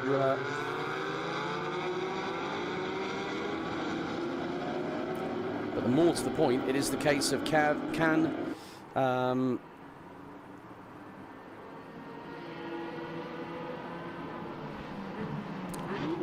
so it is going to be a bit more of a sprint, so to speak.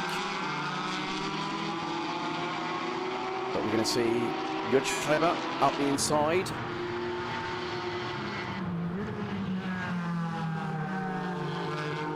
With David Diaz leading the way as the sunshine is over at the top part of the circuit. Here we are on board with the man from Orchid Racing Team. And he's really starting to wrestle with the steering wheel. Diaz has got to go defensive. And look at the amount of sun that is beating down, coming over the crest into turn number 9.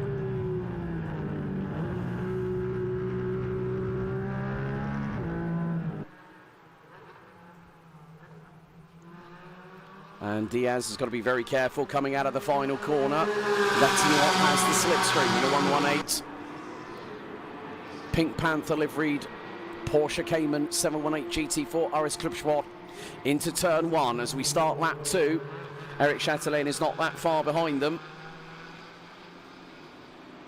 So the opening 2 minutes are done and dusted. In time, Sebastian Glaser has lost the position. Here comes Kevin Latillon, 2 wheels on the paintwork. Coming through Monza in at turn 2.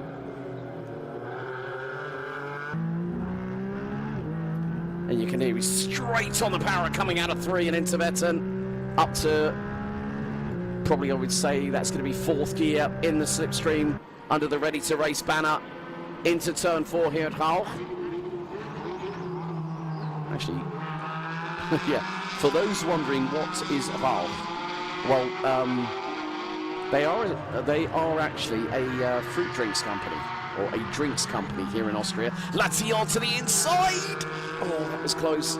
Diaz just kept the momentum around the outside of that corner and managed to do a very, very close, or lastminute.com sweep around the outside.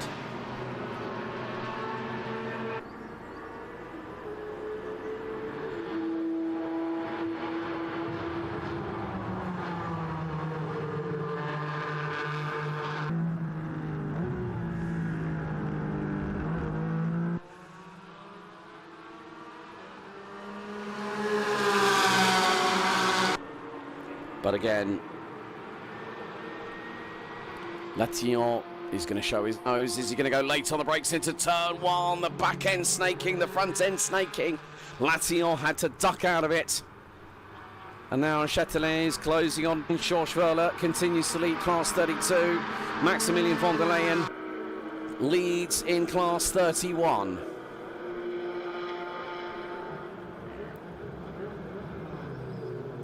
But Schorschwerler has opened up after the opening 2 laps a comfortable lead. It's 3 seconds and climbing.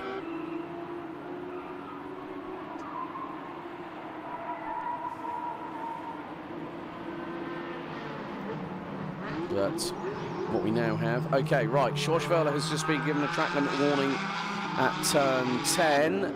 Kevin Latillon has just been hit before the 5-minute mark, a drive-through penalty. And he's not the only one, because Eric Chatelain has also circumvented the start procedure. Both of them have a drive-through penalty from race control. So that means that David Diaz, as he's not the only one, well, they're not the only ones. Florian Schmidhuber also gets a drive-through penalty for circumvention of the start procedure.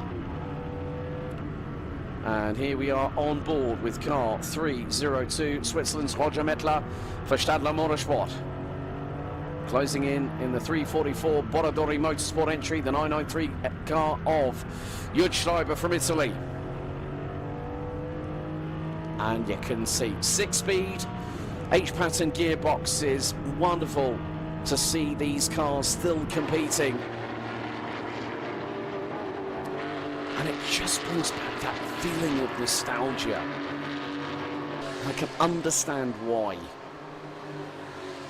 I can understand why now, that when you look at the more than 6 decades worth of history since the Porsche 911 was introduced, it followed in the footsteps of the likes of the 356, but has evolved still into that shining beacon. As David Diaz is ahead of Kevin Latillon, let's not forget. Latillon has to serve a penalty, Chatelain has to serve a penalty. They're not the only ones, because Schmidhuber in 13th, down at the back end of the field, also has to serve that drive-through penalty. They've got to do it within 3 laps. Otherwise, further ramifications will be inbound.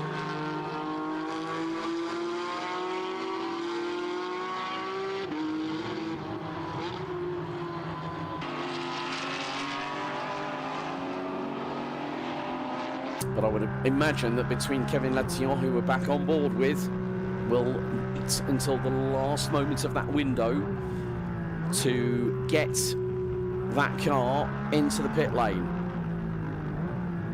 They're about to go through. I think he's going to carry on for another lap, but he's got to be very, very mindful. The team will be on the radio saying, Kevin, you're probably going to need to box next lap, or they will know that information to hand.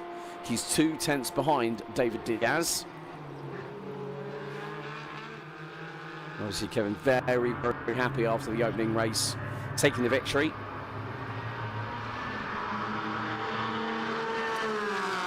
But more to the point, he is closing in. This is a big rate of speed up the hill through Munza.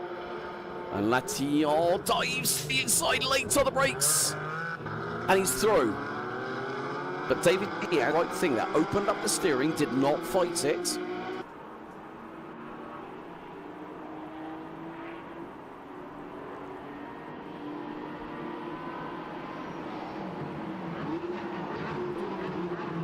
And David Diaz to the inside of this contact! Oh no, the two Allied First French Sport cars have come together. And that is really going to be a bit of a touching point, a sore point for the two teammates to discuss post-race. But you can understand that there are times when drivers will go for a move, and sometimes it does work the right way. It's kind of like, you know, doing a coin toss and seeing whether it's going to be heads or tails. In this consideration, unfortunately for David Diaz and Eric Chatelain, who unfortunately got the wrong end, who got the short end of the stick in that exchange. You know, in some respects, Chatelain probably had the benefit of the doubt when it came to the corner, but unfortunately at that point, David Diaz went for the move and might not have been far enough alongside. So that is down to Kevin Kaltenegger and his race control team to investigate and then make a judgment based on the facts that they have. And they have a variety of cameras from various different angles to pick apart things that will happen, as Eric Chatelain, a little bit of damage to the right side of that car.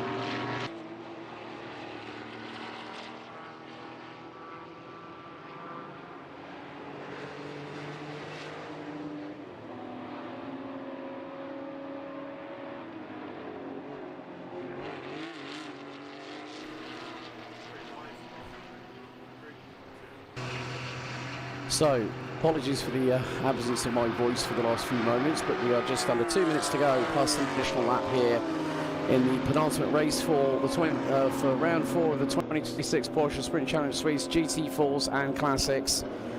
And, well, there has been some developments. Eric Chatelain has pitted. Kevin Latillon is quite a way up the road from David Diaz. George Verler is being reeled in by Sebastian Glaser for the race lead in class 32, but we've got a little bit of a dice here, and that is Albert Weinziel and Fabian Frohner in the 307 and 330. That is the battle for P3. Frohner to the outside with just over a minute to go. We're going to head into the left-hander here at turn 6. Weinziel remains ahead of the number 330, and there's one car not that far behind them. 340, I believe, a very course from Germany. And this is it's somebody else. No, it's Roger Mettler. My apologies there. It's a second behind them. But we are heading down towards the last few moments of this race. Frohner trying to get through for a podium. Switches to the outside, trying to cut through as Weinziel carries the momentum through. Jochen Rindt. And now it's going to be the case of when these drivers will cross the line. Latillon might be very close on time. We go on board with Roger Mettler. Latillon might be very shortly. There he is. And with 7 seconds to go, he crosses the line. That gives us 2 racing laps before we head into our final tour. So just over 8.6 kilometres of racing left to go.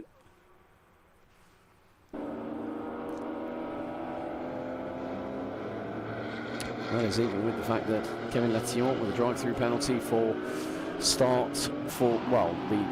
the rolling start. Looks like they have thrown it as last lap, to be honest with you. But we'll wait to see when Kevin Latillon crosses the line, whether that is a confirmed checkered flag. I don't want to jump the gun like I did last time, and I had to tell off Felix Milfer in the post-race interview saying went too quickly by a couple of seconds in that final sector. But Latillon making his way down the hill, turn 4 into 5, through into the left-hander at turn 6. And then it's down through into turn 7 at Graz. Roger Mettler's just been given a track limit warning for turn 3. And that's at Interwetten at the top of the hill. So timer has officially hit 0. And he's actually closing in on the battle for P3 for class 32. So let's see, Latillon is trying to get through on Fabian Frohner. Let's see, is it checkered flag? No, it is one more lap. I thought it might be the case. I think it was because of the fact that when Kevin Latillon crossed the line, they knew it was going to be last lap next time around. So that's why I just erred on the side of caution. Forgive me for doing so, but I don't want to I want to have lightning strike twice. That's for sure. But however, it has been a wonderful day to see these GT4s, 993s and 964s in action here at the Red Bull Ring for this penultimate round, well, this 4th round out of 6.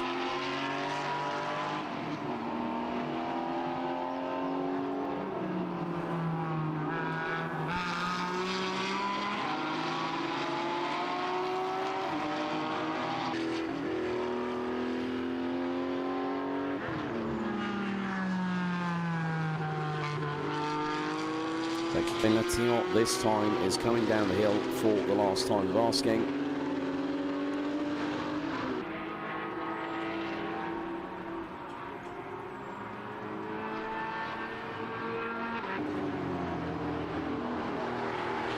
And the headlights are ablaze on the 118 from Orchid Racing Team Genève. It is 2 for 2 in Class 10 for Kevin Latillon out of the final corner, and he strides his way to victory here in race 2. Checkered flag waves. Lation does the double in Spielberg. And it's going to be very, very close indeed. Albert Weinziel takes P3 in class 32, head of Mettler and Frohner. Eric Chatelain and Schreiber unfortunately retiring a little bit before, Chatelain after lap 5 after the contact with David Diaz. Jörg Schreiber on lap 9, but Lation wins class 10.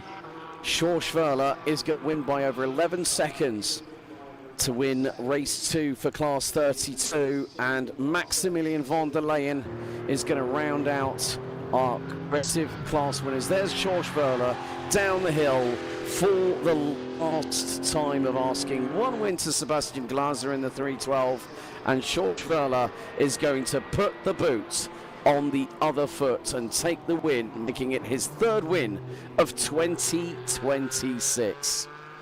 Well, it's going to be time for me to make my way down towards pit lane for the penultimate set of interviews before our final grid walk here in the land of the Steiermark. I'll be with you very shortly.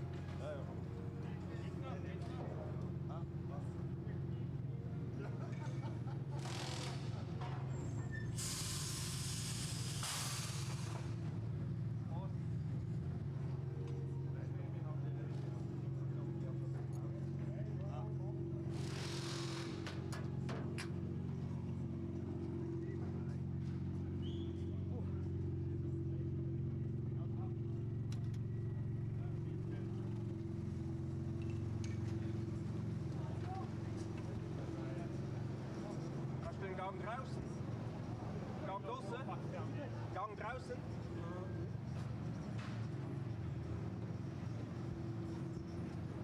Schieben wir etwas zurück.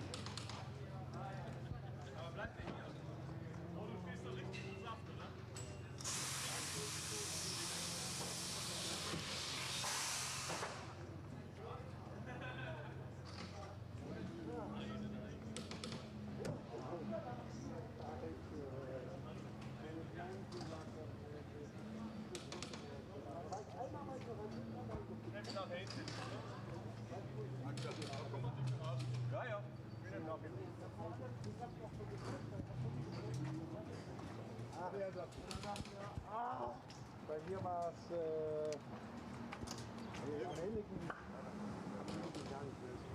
ich muss 5-mal gucken. Gratulation. Ehrlich, danke.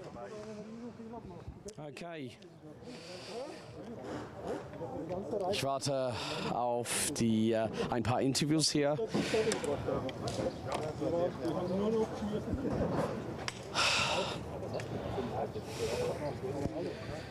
Okay, ich muss erstens Mir ist voll durchgefallen. nochmal mit der Sebastian sprechen. Nochmal ein ganz spannendes Zweikampf zwischen ihr beiden. Nochmal wieder hier in Österreich. Was kann man sagen? Mit der 993 immer Spaß am Steuer. Ja, mega, mega. Also ich meine, es gibt kein cooleres Rennen fahren. Ja, vor allem, wenn du natürlich so eng fightest, die Autos sind so ähnlich. Ja, Wahnsinnsspaß. Leider ist mir am Ende, habe ich Bremse verloren und dann musste ich abreißen lassen. Und ja, aber super. Also ich meine, ich glaube, man sieht's. Ja, wir waren teilweise wirklich 20 Zentimeter hintereinander am Fighten und super fair, auch mit dem Porsche. Das ist halt cool. Also ich meine, deswegen machen wir das.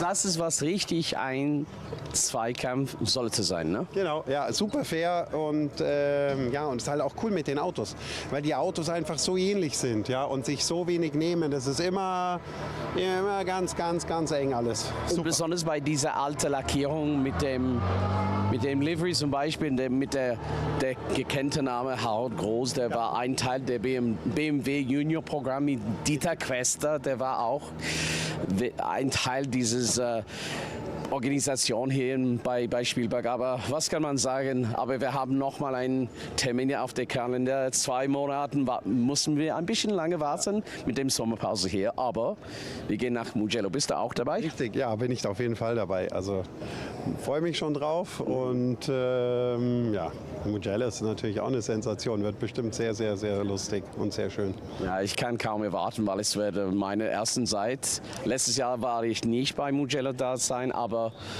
etwas auf dem Bucketlist, etwas daraus zu streichen. Aber viel Glück, Gratulation mit einem Rennsieg, 2. Platz. Mega. Jetzt kann man feiern, ne? Jetzt kann man feiern, absolut. Jetzt gibt's Glückwunsch. Danke. Bitte. Danke. Well, you know what? I think on that note, speaking with Sebastian says it all about the 993s and the 964s. That's it for GT4 and Classic. Next up, the roller coaster to end all roller coasters here in Spielberg. It's going to be Open GT. Race 2 coming up shortly.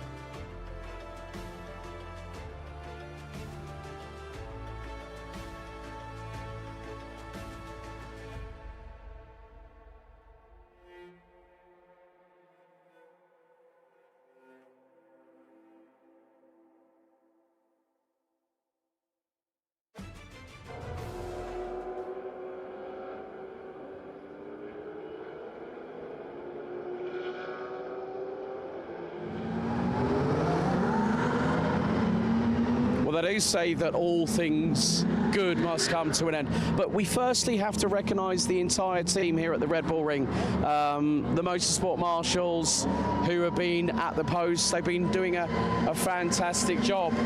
But we've got one more race to go, and then it's all said and done until we go back to racing the 25th and 26th of September at Autodromo Internazionale del Mugello. Normally a home for MotoGP, but it's a home for us here at Porsche Sprint Challenge Suisse.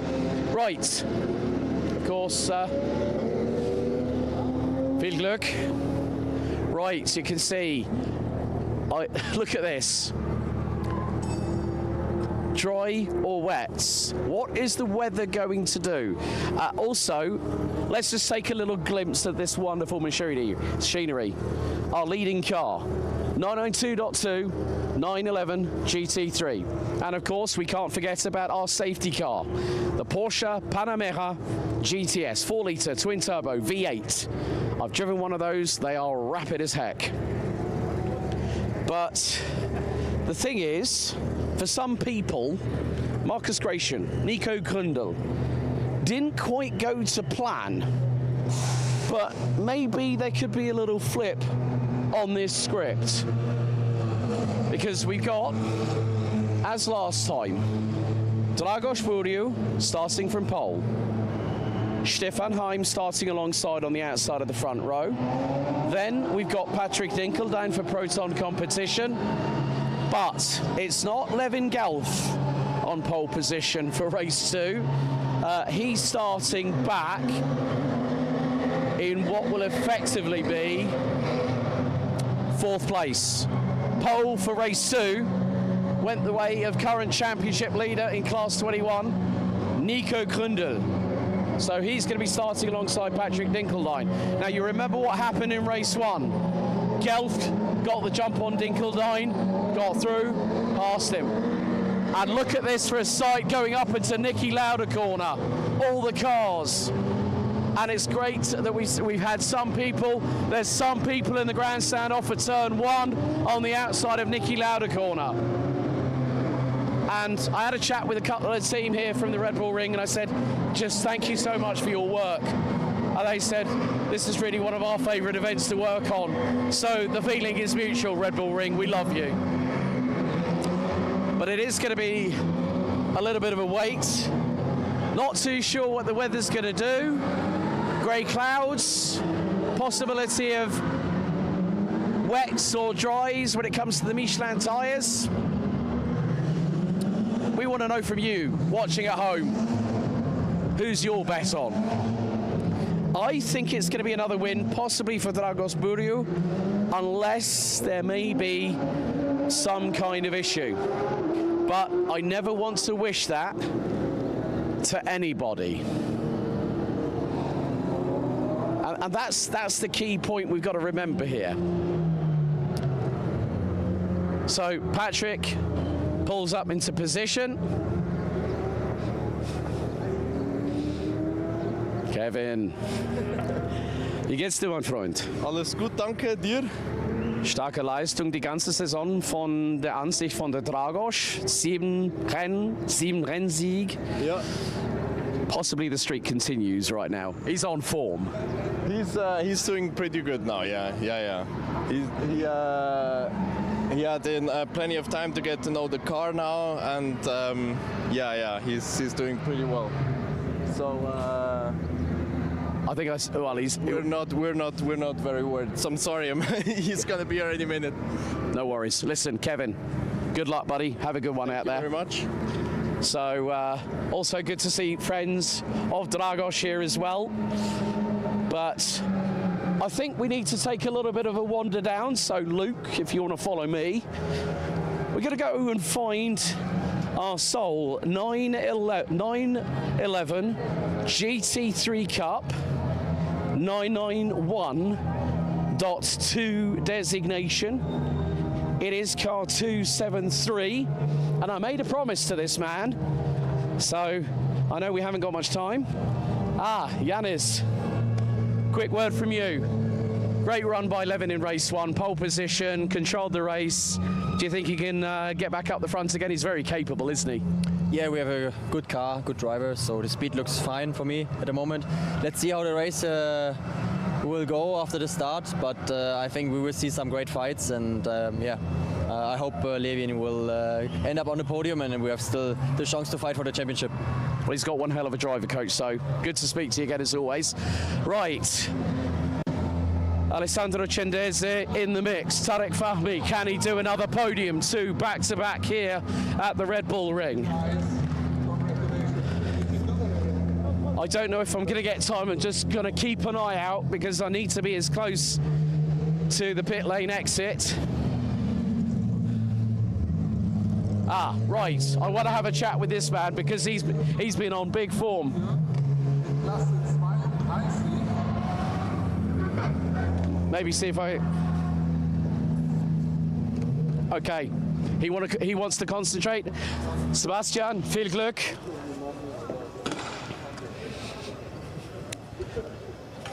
Herr Neuhofer. Hallo. Wie geht's dir? Sehr gut, sehr gut. Aber was für eine Leistung für Felix und auch die Leistung für der Max und der David sind sehr stark hier in Österreich, aber das ist Heimatrennen für euch als Team. Ja. Das kann man nicht richtig sagen, ne? Nee, wir haben eine starke Teamleistung das Wochenende. Wir haben uns echt alle bemüht, das Beste rausgeholt und bin eigentlich sehr, sehr zufrieden. Dann wünsche ich dir und den ganzen Mannschaft von Neuhofer Rennsport viel Erfolg in dieses letztes Rennen hier bei OpenGT. Vielen lieben Dank. Bitte. Right, let's see. Right, Darshan. How does it feel that your boy Tarek has got another podium in race 1? A bit of a shame for Alessandro, but drivers were told in drivers' briefing track limits were being policed quite significantly, weren't they? Yeah, I mean it's okay. It's learning days for him. He's pretty young. He's new to the racing in GT, so it's okay. It's all right. For Tarek, we are super happy from P8 to P3. So he was really happy on radio. So that's good. That's good for us. Let's see if it can be 2 maybe on the podium this time for B driver. Huh? Fingers crossed. Thank you. Complimenti. Right, one more race to go. And as they say, we've got a long way to go, but a short time to get there. 5-minute board is out. One more race at the Red Bull Ring before we have a break until the 26th of September at Mugello. Time for Open GT, race 2. Hold on, grab your popcorn of choice and your soft drink and stick with us.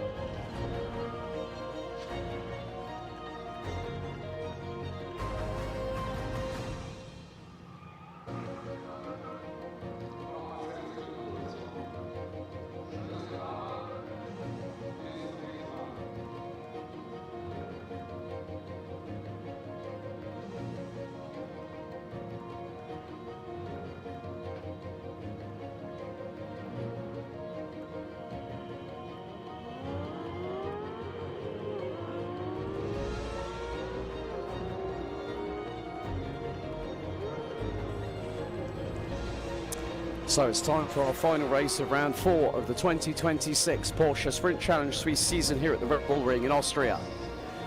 25 minutes on the timer, just approaching 10 past 5 local time. A big thank you to everyone that's joined us on the live stream all the way through the day as we are set and ready for our final hurrah here in the land of the Steiermark. Here's the starting grid. Dragos Burju and Stefan Heim on the front row of the grid, followed by Patrick Dinkeldine and Class 21 pole sitter for race 2, Nico Grundl. Can Alessandro Cendese take his second win in a very small, short space of time? He rounds out the inside of row number 3 and will be joined by Marcus Gratian, also looking for a second win this year. Levin Gelf and Harold Huber round out row number 4 ahead of Tarek Fahmy and Max von Rosen rounding out the top 10. Sebastian Schmidt joined by Johann Frisch on row 6. Helmut Rödig and Gunther Kaus, row 7. Eric Santos and David von Rosen round out your overall top, top 16. John Jastrzębski, Stefan Kracht, Marco Galassi, Fakhreddin Mirzor and at the top 20 with Marabi Mekvabishvili, Marco Premoli, Alexander Vola and Alejandro Candia from Chile rounds out the grid.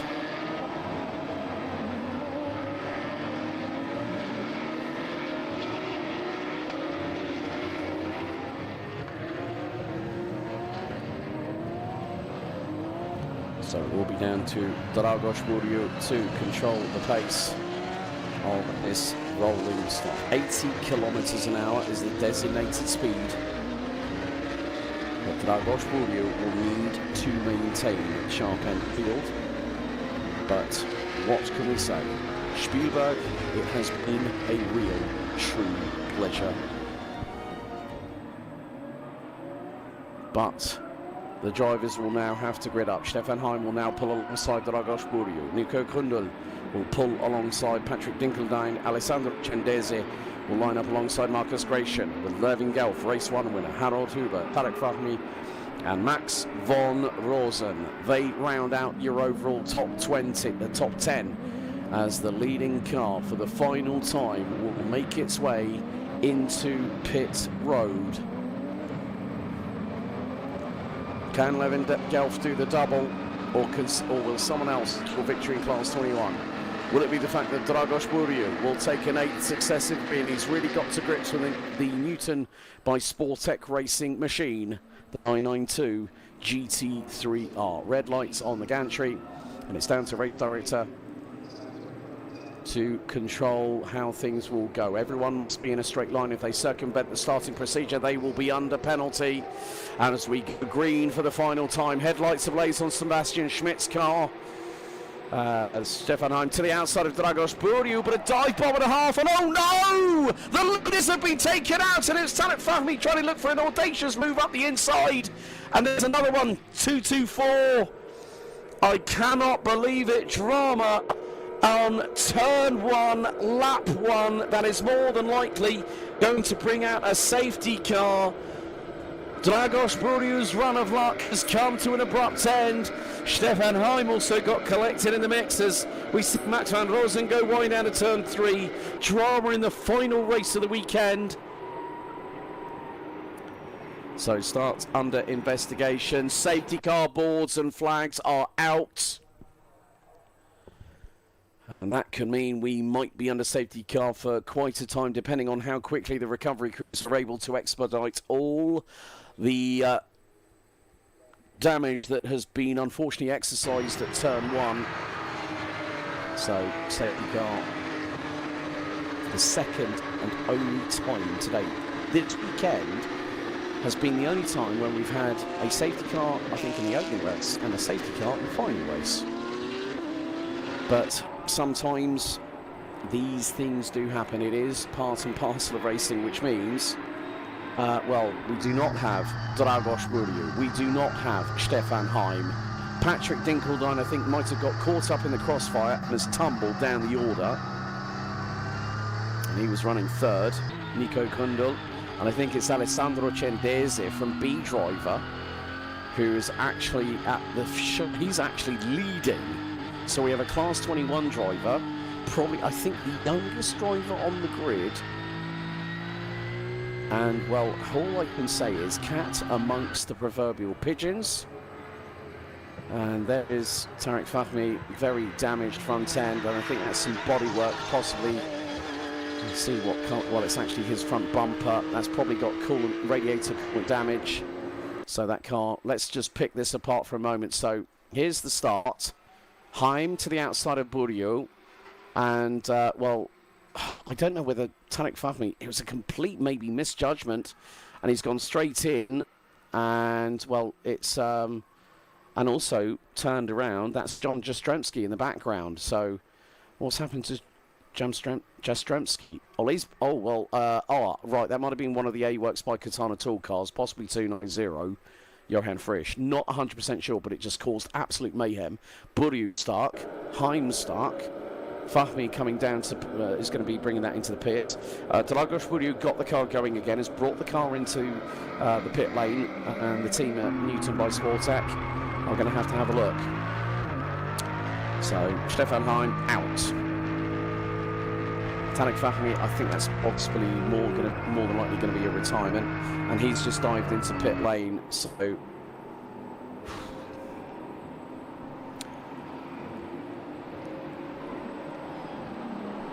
Sometimes there are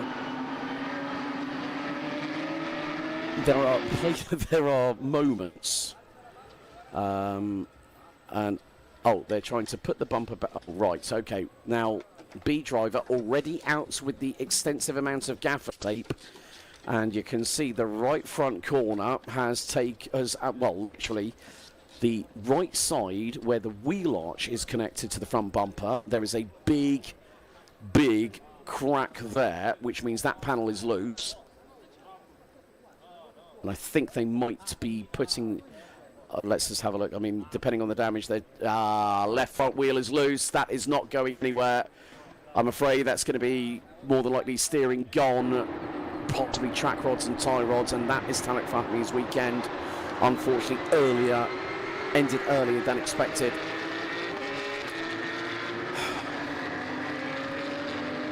It is not nice to see that kind of thing, but this is racing. They know the risks. But that left front tyre, Tarek was I think he did a really good job of getting that to the pit lane. Obviously, with regards to the incident, that is not for me to comment on. But I'm not too sure whether he just might have misjudged his braking point. And if it's considered a racing incident, that is down to race control. However, we are 5 minutes through this 25 minute plus an additional lap race, so unfortunately Stefan Heim is not going to pick up. Well, he effectively will probably end up on the top step of the podium for Class 23, being the only competitor in that class. But at the moment, well, we are down to effectively 21 out of 24 competitors. And how's about this for a little bit of a story? Alexander Voller in the 273 Class 40 Sportec 991.2 is now 15th overall, and it's the only car in its class. Safety car is now coming in this lap, so having just crossed the 5 minutes mark completed. And here we are on board with the third of the B driver cars. Marco Primoli, his first race weekend with the team, also part of the B Driver Academy. But Sebastian Schmidt, now we have, I think last year we were very close to having a Class 21 vehicle win the overall race. But I don't think as close as we've been to that point or juncture since right here, right now.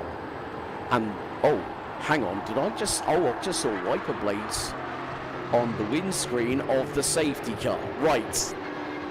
We're going to go back to green, and it is down to, this is Alessandro Cendese's first time at the lead of a race overall, that he's going to bring us back to green as the 243 from B Driver brings us back to green flag racing conditions here at Spielberg. Headlights ablaze, full beam engaged with the 203 of Sebastian Schmidt, Harald Huber, and then it's going to be Nico Kundel and Markus Kreischen side by side for the briefest of moments.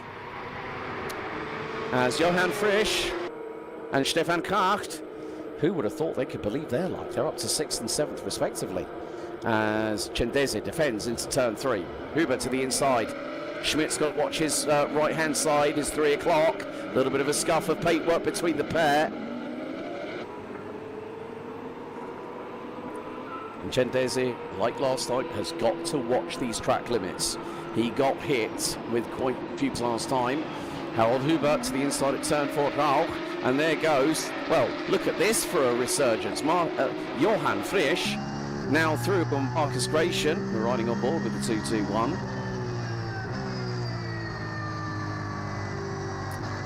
So a couple of cars. Now, the person with the fastest lap of the race so far, John Jastrzemski, the man from San Diego, California, in the 224, 1:59.767. Eric Santos has put in a personal best. So the Brazilian now up into 8th. And that is a genuine 8th overall. Patrick Dinkeldine on the restart is down all the way into 12th position.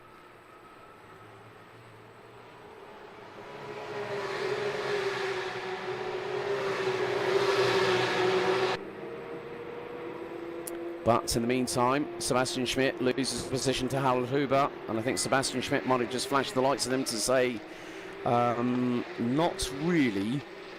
I'm not really happy with probably how that overtake was carried out, but that is at this moment in time. Oh dear, what's happened to Eric Santos again?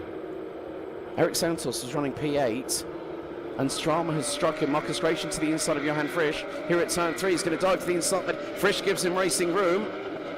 And then you've got Stefan Kracht to the outside of David von Rolton in the 253, riding on board with the A-Works by Katana Tools car.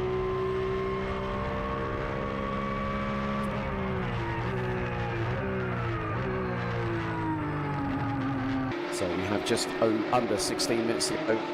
Stefan Kracht, the man from, well, originally from Germany. His English fluency is so good. Like I said, you can't, he hasn't got an accent when he speaks English. Came over to me and I just thought, oh. I didn't recognise him. Like, there's so many people that I still have, in many respects. And you've got to understand this from my perspective that, oh, right, before I get on with my point, that was very, very close for Johann Frisch. And bearing in mind, him and Stefan Kraft, they were against each other at Portimao at round 1. As I was saying, I didn't know who he was. It was a face I didn't recognise. So I'm still meeting people in this paddock. But the good thing is that a lot of people know who I am. So that's not a bad thing. In the meantime, change for the overall race lead.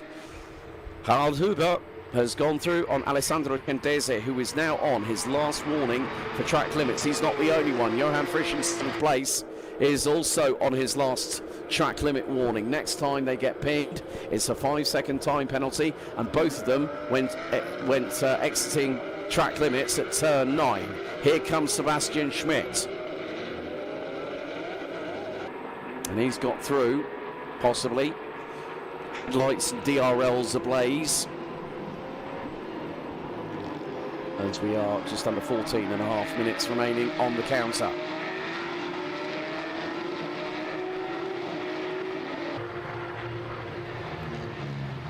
What Cendese has got to do now is just keep it on the black stuff and keep the car with at least 2 wheels within track limits. He's still learning as Darshan Daya, the team manager, who from B Driver, well, effectively head of motorsports at B Driver, a great character, speaks fluent Italian, so. But resurgence from Patrick Dinkeldine. I'm just thinking, is there going to be a possibility, and look at how dirty back end, the rear bumper of the 250 from Proton competition is. What can you say? Best lap at the moment, Marcus Gratian, 1:33.668. He's currently P5, as that is David von Rosen through on 290. Johann Frisch, no, that's Matt von Rosen. So Father David is a bit further up the road. And here is David through, trying to go through on Helmut Hordisch. And Hordisch is through on him.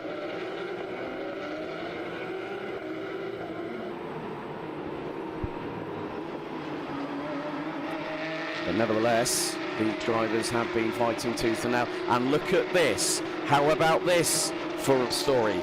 That is car 273, Alexander Vola, who's been running in GT3s over the past couple of seasons. It's great to see him and Richard Distel share driving duties in the sole 991.2 Class 40 car, and still that car is incredibly competitive.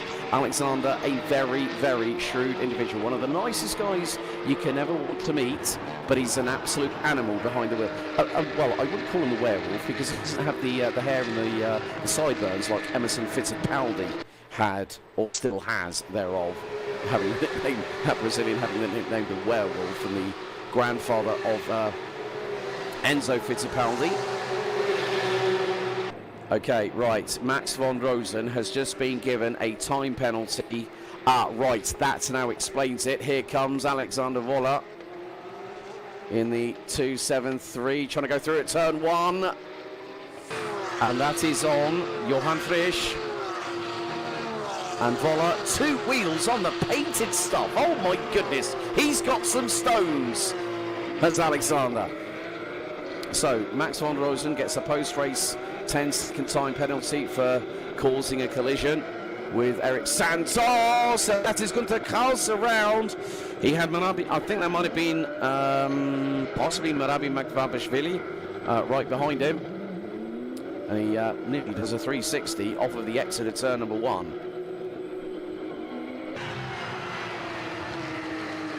But still, the battle for the overall race lead is being contested. Patrick Dinkelbein is now up to 8th and climbing, but it is 11 minutes plus an additional lap of this race still left to run until we have our final set of interviews, and then we say goodbye to Spielberg and say andiamo Mugello in just over 2 months' time, where we can declare that Porsche Sprint Challenge Suisse for 2026 school's out for the summer.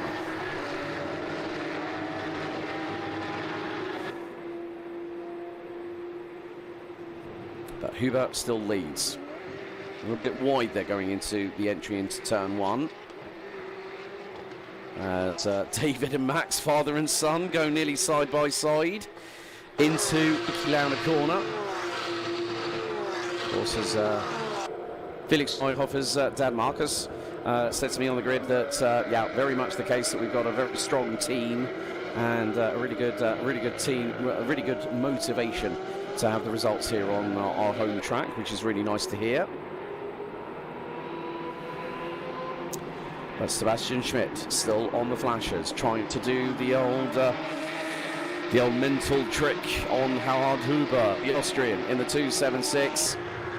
Huber doing a really good job. Again, on the flanks is Schmidt, man from Germany, runner-up in Class 21 for the last 2 years running. Chendese is about there. Gründel is right there with him. Gratian is about a further 1.4 seconds back. Dinkelbein has just put in the fastest lap of the race. A 1:32.231 in the 250 from Proton competition. We have got 9 minutes plus an additional lap of the racing action out on circuit still left to go. Huber's got to be very, very mindful in the next 9 minutes plus an additional lap, so I'd probably say 9 minutes plus an additional lap. There's 7 laps in total. Sebastian Schmidt to the inside at turn 1 and Niki Lauda. They can always 2 wheels on the curbs. And, well, Sebastian Schmidt, I have to give him a real good, I have to say chapeau to him, but look at this. Chendese is closing in on the man from Germany. Chendese to the outside. I'll run through 2 into 3. And Gründel is with them. This could give an opportunity. Chendese to the outside of Sebastian Schmidt through at turn number 3. On board with Nico Gründel, the young man from Germany, former GT4 racer with WS Racing.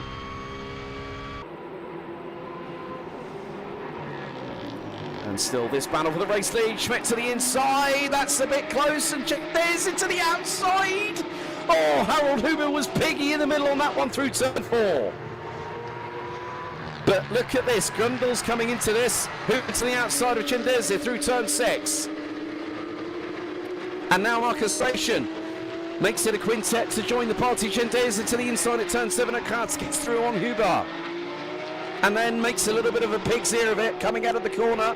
Huber gets the traction to the outside of the run down to turn 9 here at Jochen Rindt. Gendese might get the run to the inside, he's going to go for it. Kundl goes to try and make it 3 wide to the outside and he can't make it work. This could open the door for Marcus Gratian. Gratian is going to get through. That's a great move by Marcus Gratian. Great anticipation. And here comes 277, Stefan Kracht.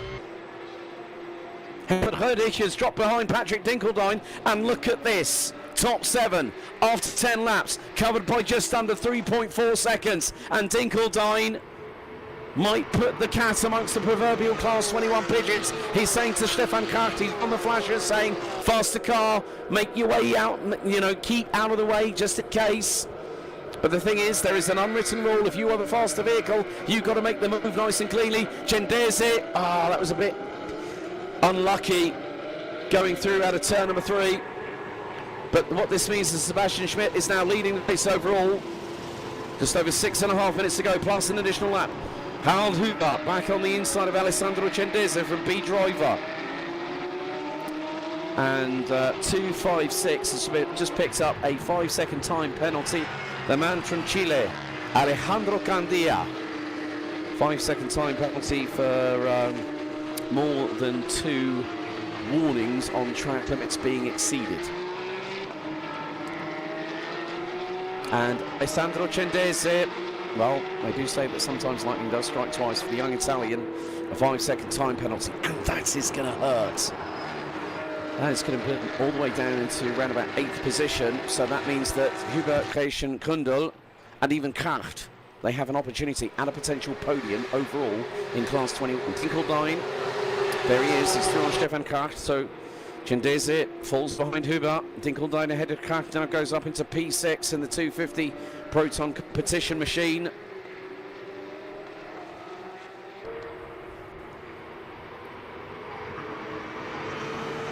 And again, with this 5.5 minutes to go, Patrick Dinkeldine will take his first overall win, and also in Class 24 this season.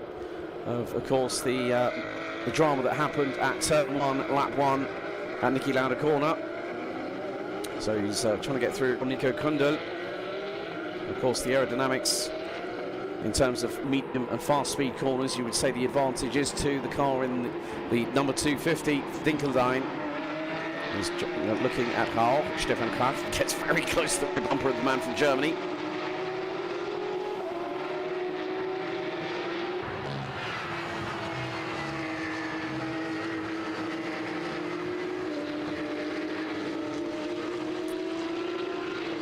So Helmut Rödig is on a final track limit warning. But at this point, it's going to be the case of how far can you push the limits of adhesion and the limits of the track.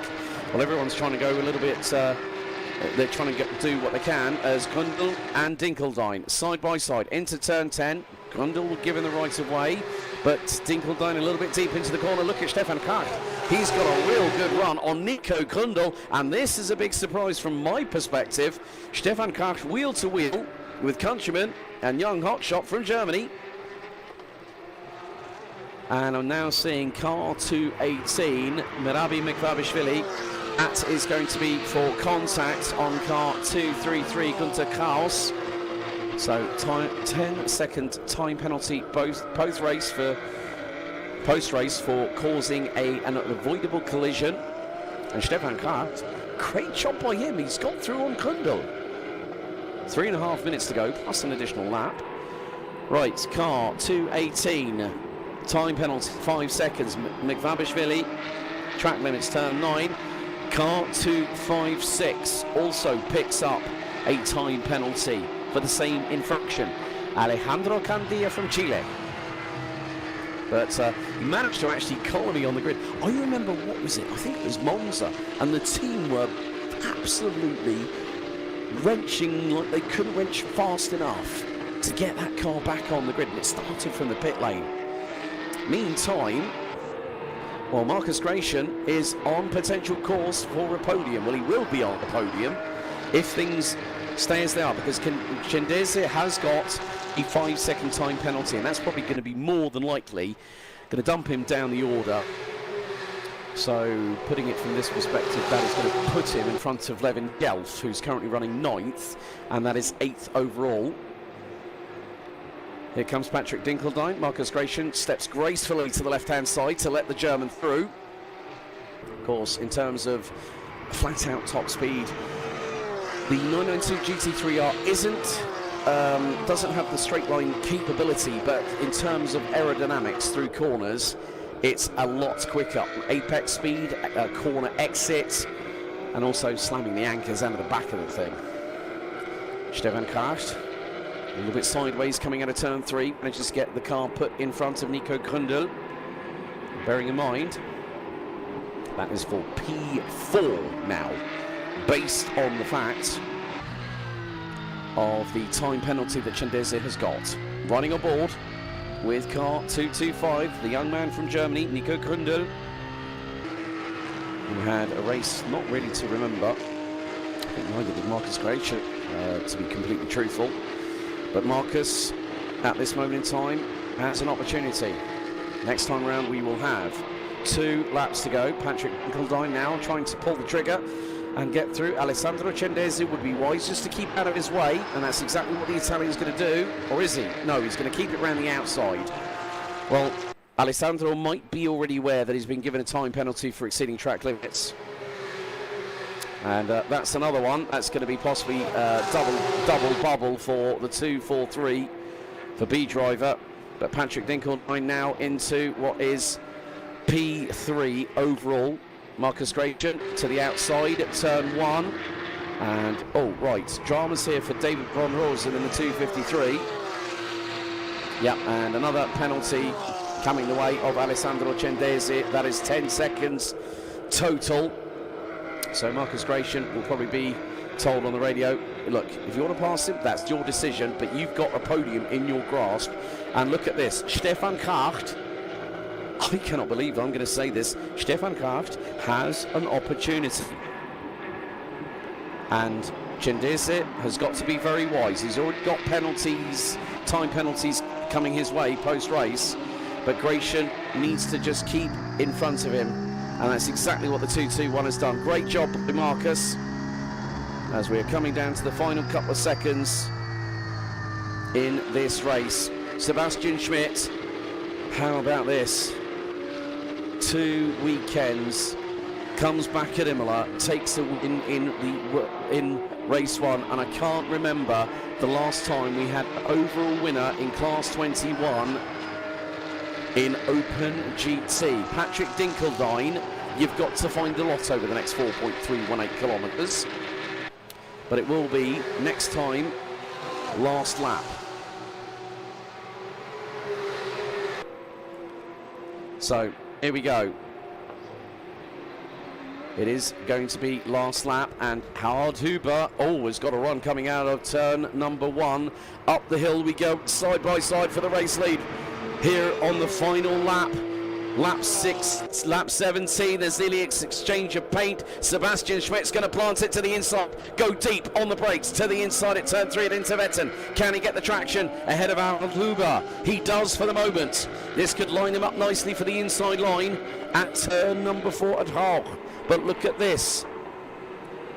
Patrick Dinkeldine will want to win the race overall. So I say, hey, I don't want any 911 G. I don't want any 992.1 GT3 Cup cars with ABS in front of me. But Huber is giving a significant amount of pressure onto the shoulders of Sebastian Schmidt. And already Dinkeldine is on the flashers. He needs to let this evolve, I think, in all honesty, because he might... I think at the end of the day, we've only got 2 corners to go. And at the meantime, Sebastian Schmidt is more concentrated on what Harald Huber is doing rather than what Patrick Dinkeldine is doing. Into turn 9 for the final time. This is going to be down to the wire.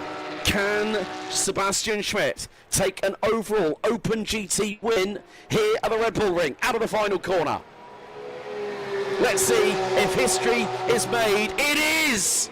Sebastian Schmidt wins race 2, Open GT, and it's an overall Class 21 victory to boot. Ah, USA. I cannot believe that Sebastian Schmidt has just taken an overall Open GT race win. Head of Harold Huber, Patrick Dinkeldine takes P3, but with it takes Class 24 victory. Marcus Gratian, it's another podium for the 2-2-1. Alessandro Cendese, Stefan Krach, Levin Galf, Nico Kundel, Max van Horsen and Helmut Hodich are the provisional top 10. Head of Vola, Manabishvili, Frisch, Jastremski, Mirzoev, Kraus, Candida, Santos, Galassi, Premoli and David van Rosen. Unfortunately, it was game over for Dragos Buriu, Tarek Fahmi and Stefan Heim early doors. But time for me to head down to pit lane one final time before we say Servus Spielberg.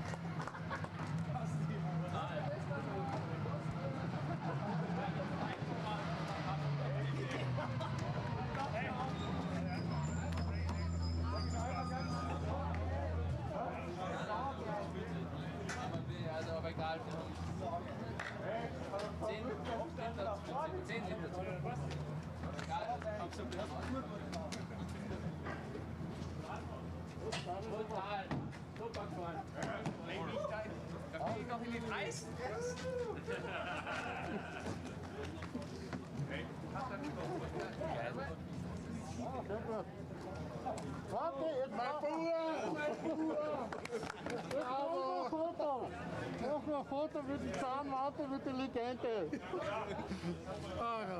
Mein Bruder, mein dritter Bruder. Okay, super. Gut gemacht. Gut vorne. Geil, oder? Ja,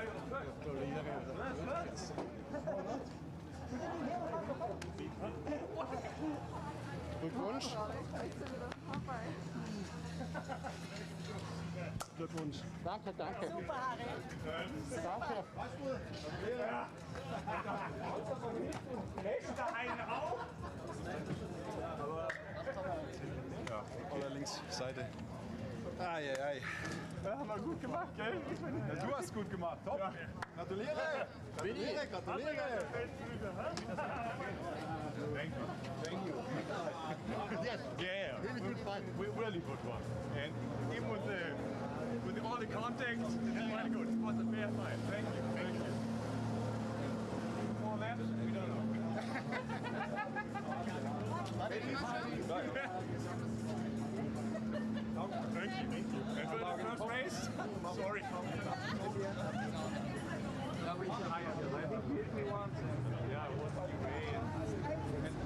Okay, zum letzten Mal. Hey, ich möchte mit beiden sprechen. Echtes Zweikampf für die letzten paar Runden. Aber ich muss dir gratulieren, Sebastian. Gesamtsieg, nicht nur Siege bei Klasse 21. Ne? Was kann man sagen? Ne? Ja, also damit ein bisschen Glück spielt anscheinend schon eine Rolle, dass man da Gesamtsieger wird und auch Gesamtzweiter. Da haben wir da haben wir das Beste aus der Situation gemacht. Also ich bin schon war erstaunt, dass plötzlich nichts mehr vor uns war und neben uns war. Aber Harald, muss mal sagen, echtes Zweikampf zwischen den beiden. Voller Respekt. Ja. Das ist wie Rennsport sollte sein, ne? Absolut, ja, hat sehr viel Spaß gemacht, ja. Und genau richtig, die Art der Kontakte, die Art der Berührung, so, das gehört dazu. Das ist genau... Ja, normalerweise Rubbing is Racing natürlich. Rubbing is Racing, that's it. Aber Glückwunsch bei dir beide. Danke. Sebastian Schmidt und Harald Hüber, Gratulation. Jetzt kann man richtig feiern. Ja. Have your heart in your mouth. Hey, no. Right, come here, you. Mate, you bloody did it. Another podium. Yeah. But you know what? It was, I think, obviously after race one, difficult pill to swallow. I didn't want to speak to you because I thought, let this man focus for race two. And you got the job done. Got the job done, and Chendesi had a penalty in front of me, but I just had to finish ahead of him on the road because there was too much pressure from behind. And more importantly, ahead of Nico, ahead of Levin, which for the championship matters. We'll challenge Sebastian another day. Be continued. Thank you. Be continued. Yeah. Just go and have fun. Go and enjoy yourself. You deserve it. Yeah, I have to go. But go on. Right, that's it. I think we're going to wrap it up here. Servus al Spielberg. Round 4 in the books. But don't forget, 26th of September, it's going to be Andiamo Autodromo Internazionale Mugello for round 5. Championship wide open and Open GT Class 21. Who knows what chapters will be written, but don't forget to join us here on the Alpha Live YouTube channel. Auch muss man sagen, unsere Kollegen von Motorsport Television Deutschland and also to our Italian colleagues at Parfumi Televisione. Vielen lieben Dank für eure Unterstützung. Grazie a te.